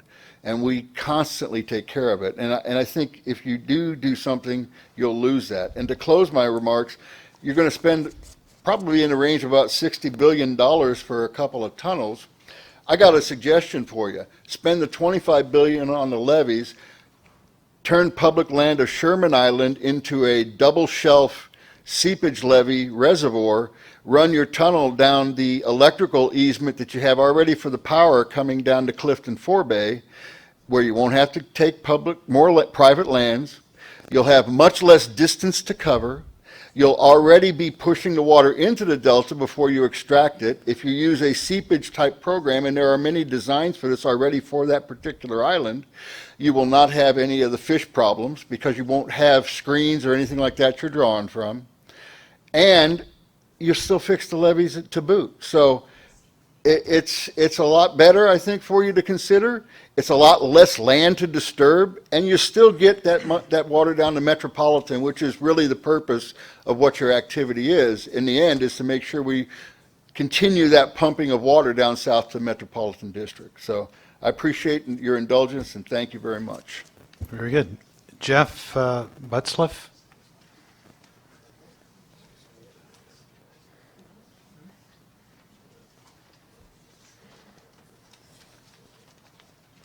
Thank you for indulging us in order, because I didn't want to go over something that Tony had already covered. Thank you. I'm Jeff Butzloff. I'm the interim district manager of Bethel Island Municipal Improvement District. And first of all, I'm pleased to be here today. I have not had a chance to attend one of the meetings before, and I'm very impressed with the level of discussion and certainly the complexity of issues you're dealing with at a really critical time in our state and our Delta's history. And I applaud staff for their endeavors to wrap their arms around that complexity and convey it to you and the public as clearly as possible, so we're all kind of on some sort of the same page as we go forward with whatever direction things tend to take us. I also, as we do so, I'd like to emphasize kind of, if I may, addressing some of the comments made earlier today. We are as Tony has described, we're a unique island, one of the Sentinel 8 islands, and the most populous of the islands, and have been for quite some time, and are destined to be probably forever now. And as such, we're very interested in kind of how the trade-offs that are inherent in what you're doing here and what you're addressing statewide, regionally, with respect to Delta, and then at the local level, and how you, again, characterize one island versus another island versus the region, that we all end up in, as we are part of your solution, that we are a partner with you, and that we help some way, hopefully, where we end up landing as an island is a win-win for us and for you. But of course, it has to be worked out in the wash, as they say, but we're attentive and here and very interested, and this is critical to all of us. And I'm fascinated as a political science junkie and former city manager in again, the whole dynamic of how this is working out and how the local gives way to regional gives way to statewide, and we're all in this together, and somehow we got to put the politics aside to the extent we can, but don't become technocrats. Like I said, democracy is, probably the least efficient, but the best form of government in the world. So that's what we're dealing with here. Okay. One of the things that I would like to emphasize, certainly, as Tony reflected, the commitment Bethel Island has made. We used to be a reclamation district in 1960. We were kind of elevated or modified to become, by State Assembly special action, a municipal improvement district, which is sort of not quite a city, but we have a wide array of services we could provide, but we still continue to focus primarily on drainage and certainly the levee system. And our levee system is a distinction that hasn't been made in the discussion I've heard today, and I think I'd like to at least put it forward, and maybe it's obvious to everybody already, but just so it's said. Levees are all intended, of course, for flood protection, but you have levees that are essentially flood protection, that they're on the land. Should that land ever flood and water levels rise above the river or whatever crest, and it protects the surrounding countryside or urban area. On the other hand, when you have an island like we have in Bethel Island, you are actually looking at a levee that serves in many ways as a dam, because it's keeping water at bay all the time on a constant basis. So it's constantly under pressure and constantly subject to dynamics that a simple flood control levee would not be. I also want to know, when I came here, it's been a little over a year. It was just about the time we're very precarious. As Tony said, we are totally dependent on property taxes. It's our only source of major revenue locally generated. We don't have sales tax. You don't have other sources of revenues that other districts and cities and counties have. And we balance that out, of course, with the subventions program, which allows us to get reimbursed. So we have a $500,000 budget and about actually $360,000 to $70,000 now in property tax. So the gap is essentially what subventions allows us to recover. However, our property tax dropped precipitously, and I think this may affect several other of the islands as well who depend on property taxes. Ours happened to drop about almost a third in just a few years of the recession. It's going to take a lot longer to recover. It's starting to now, but it's going to be a long road to hoe. So I'm bringing this to you as a kind of a case in point, as an example of how all of your larger discussion may affect a particular island or islands. We now have barely enough to survive in terms of really reduced staff levels, which is small to begin with. And secondly, over and above that, your operations, you then have to generate sufficient carryover funds in order to have any chance to continue being part of the project program. Jeff, you've made your point on limited funding. Okay. All right. At any rate, but I just want to let you know, we're going out for an assessment district. We had our second of 4 workshops last night, and trying to fill the gap, trying to take initiative and go out and do on our own what LAFCO and our auditors have been recommending we do even before the recession hit. So this is kind of where we're at, and we're trying to be partner with the WR, Fish and Wildlife, and yourself, and Protection Council. And just wanted to let you know kind of what we're doing the best we can with the system that currently exists, knowing that we can't go backward and we can't prepare for the past, as was stated earlier. But also, on the other hand, we also would like to, as was also stated earlier, make sure that we're not inadvertently, impacted in an adverse manner, because we are stepping forward to improve take our responsibility not only for our community, but when it comes to something like Horseshoe Bend, our major project, it's a regionally significant project that affects that entire portion of the Delta. And if the levee breaches, it's been very catastrophically described graphically, that would be a really huge impact adversely throughout the entire region. So we're taking our responsibility to do that, and we're here today because we are really interested in the process and participating in it. Good. And hopefully being helpful. Good. In getting us from where we need to go. Thank you very much for coming. We appreciate your input. Any final comments on this matter? Then I will thank Bill and Clyde for providing us your insights and recommendations. Thank you for devoting so much time to this. And Dustin, Cindy, thank you for your continued leadership at the staff level. Any final comments? I was just going to ask a clarifying question. So the intent is to solicit comments between now and the June meeting, and in the meantime, any comments received before our 10-day publishing date, the staff can summarize those in a staff report to help fuel the discussion at the June meeting. Does that sound I think that sounds adequate? Very good. Okay. Yeah. Okay. Was that your question? That was one of them, yes. And actually, I just wanted to say thank you to the council members for developing this. It's extremely helpful, and for, on behalf of staff and the project team, I kind of see all the different pieces coming together, and this really helps us move forward.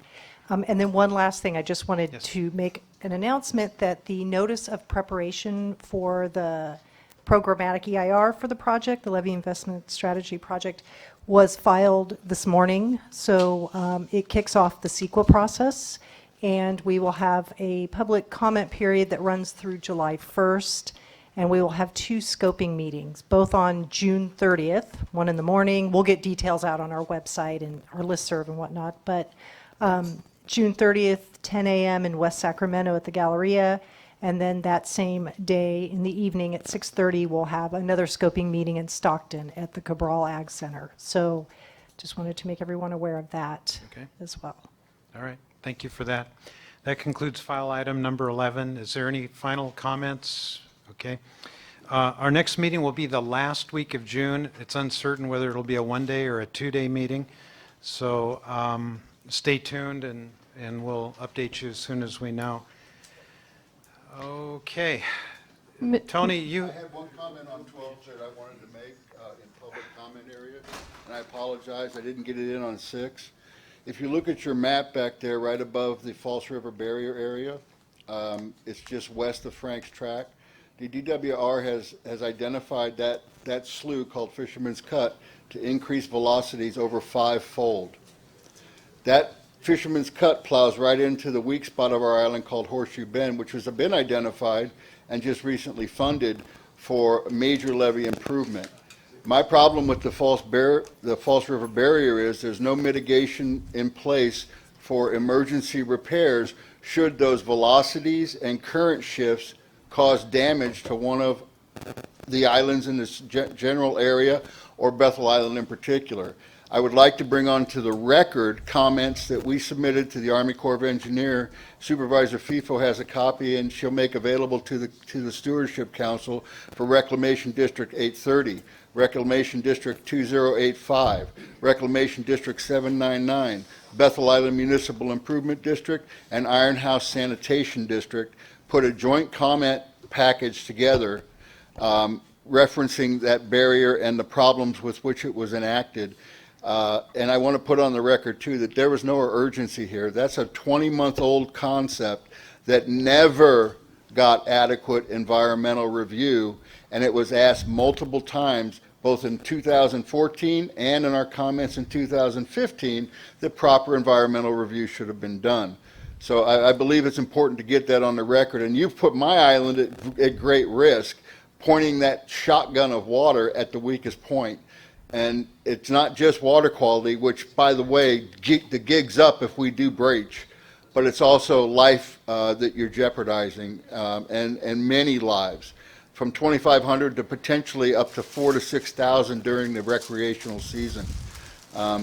So Okay. I just want to state on the record. You've made your point, Tony. Thank you. Okay, that meeting adjourned.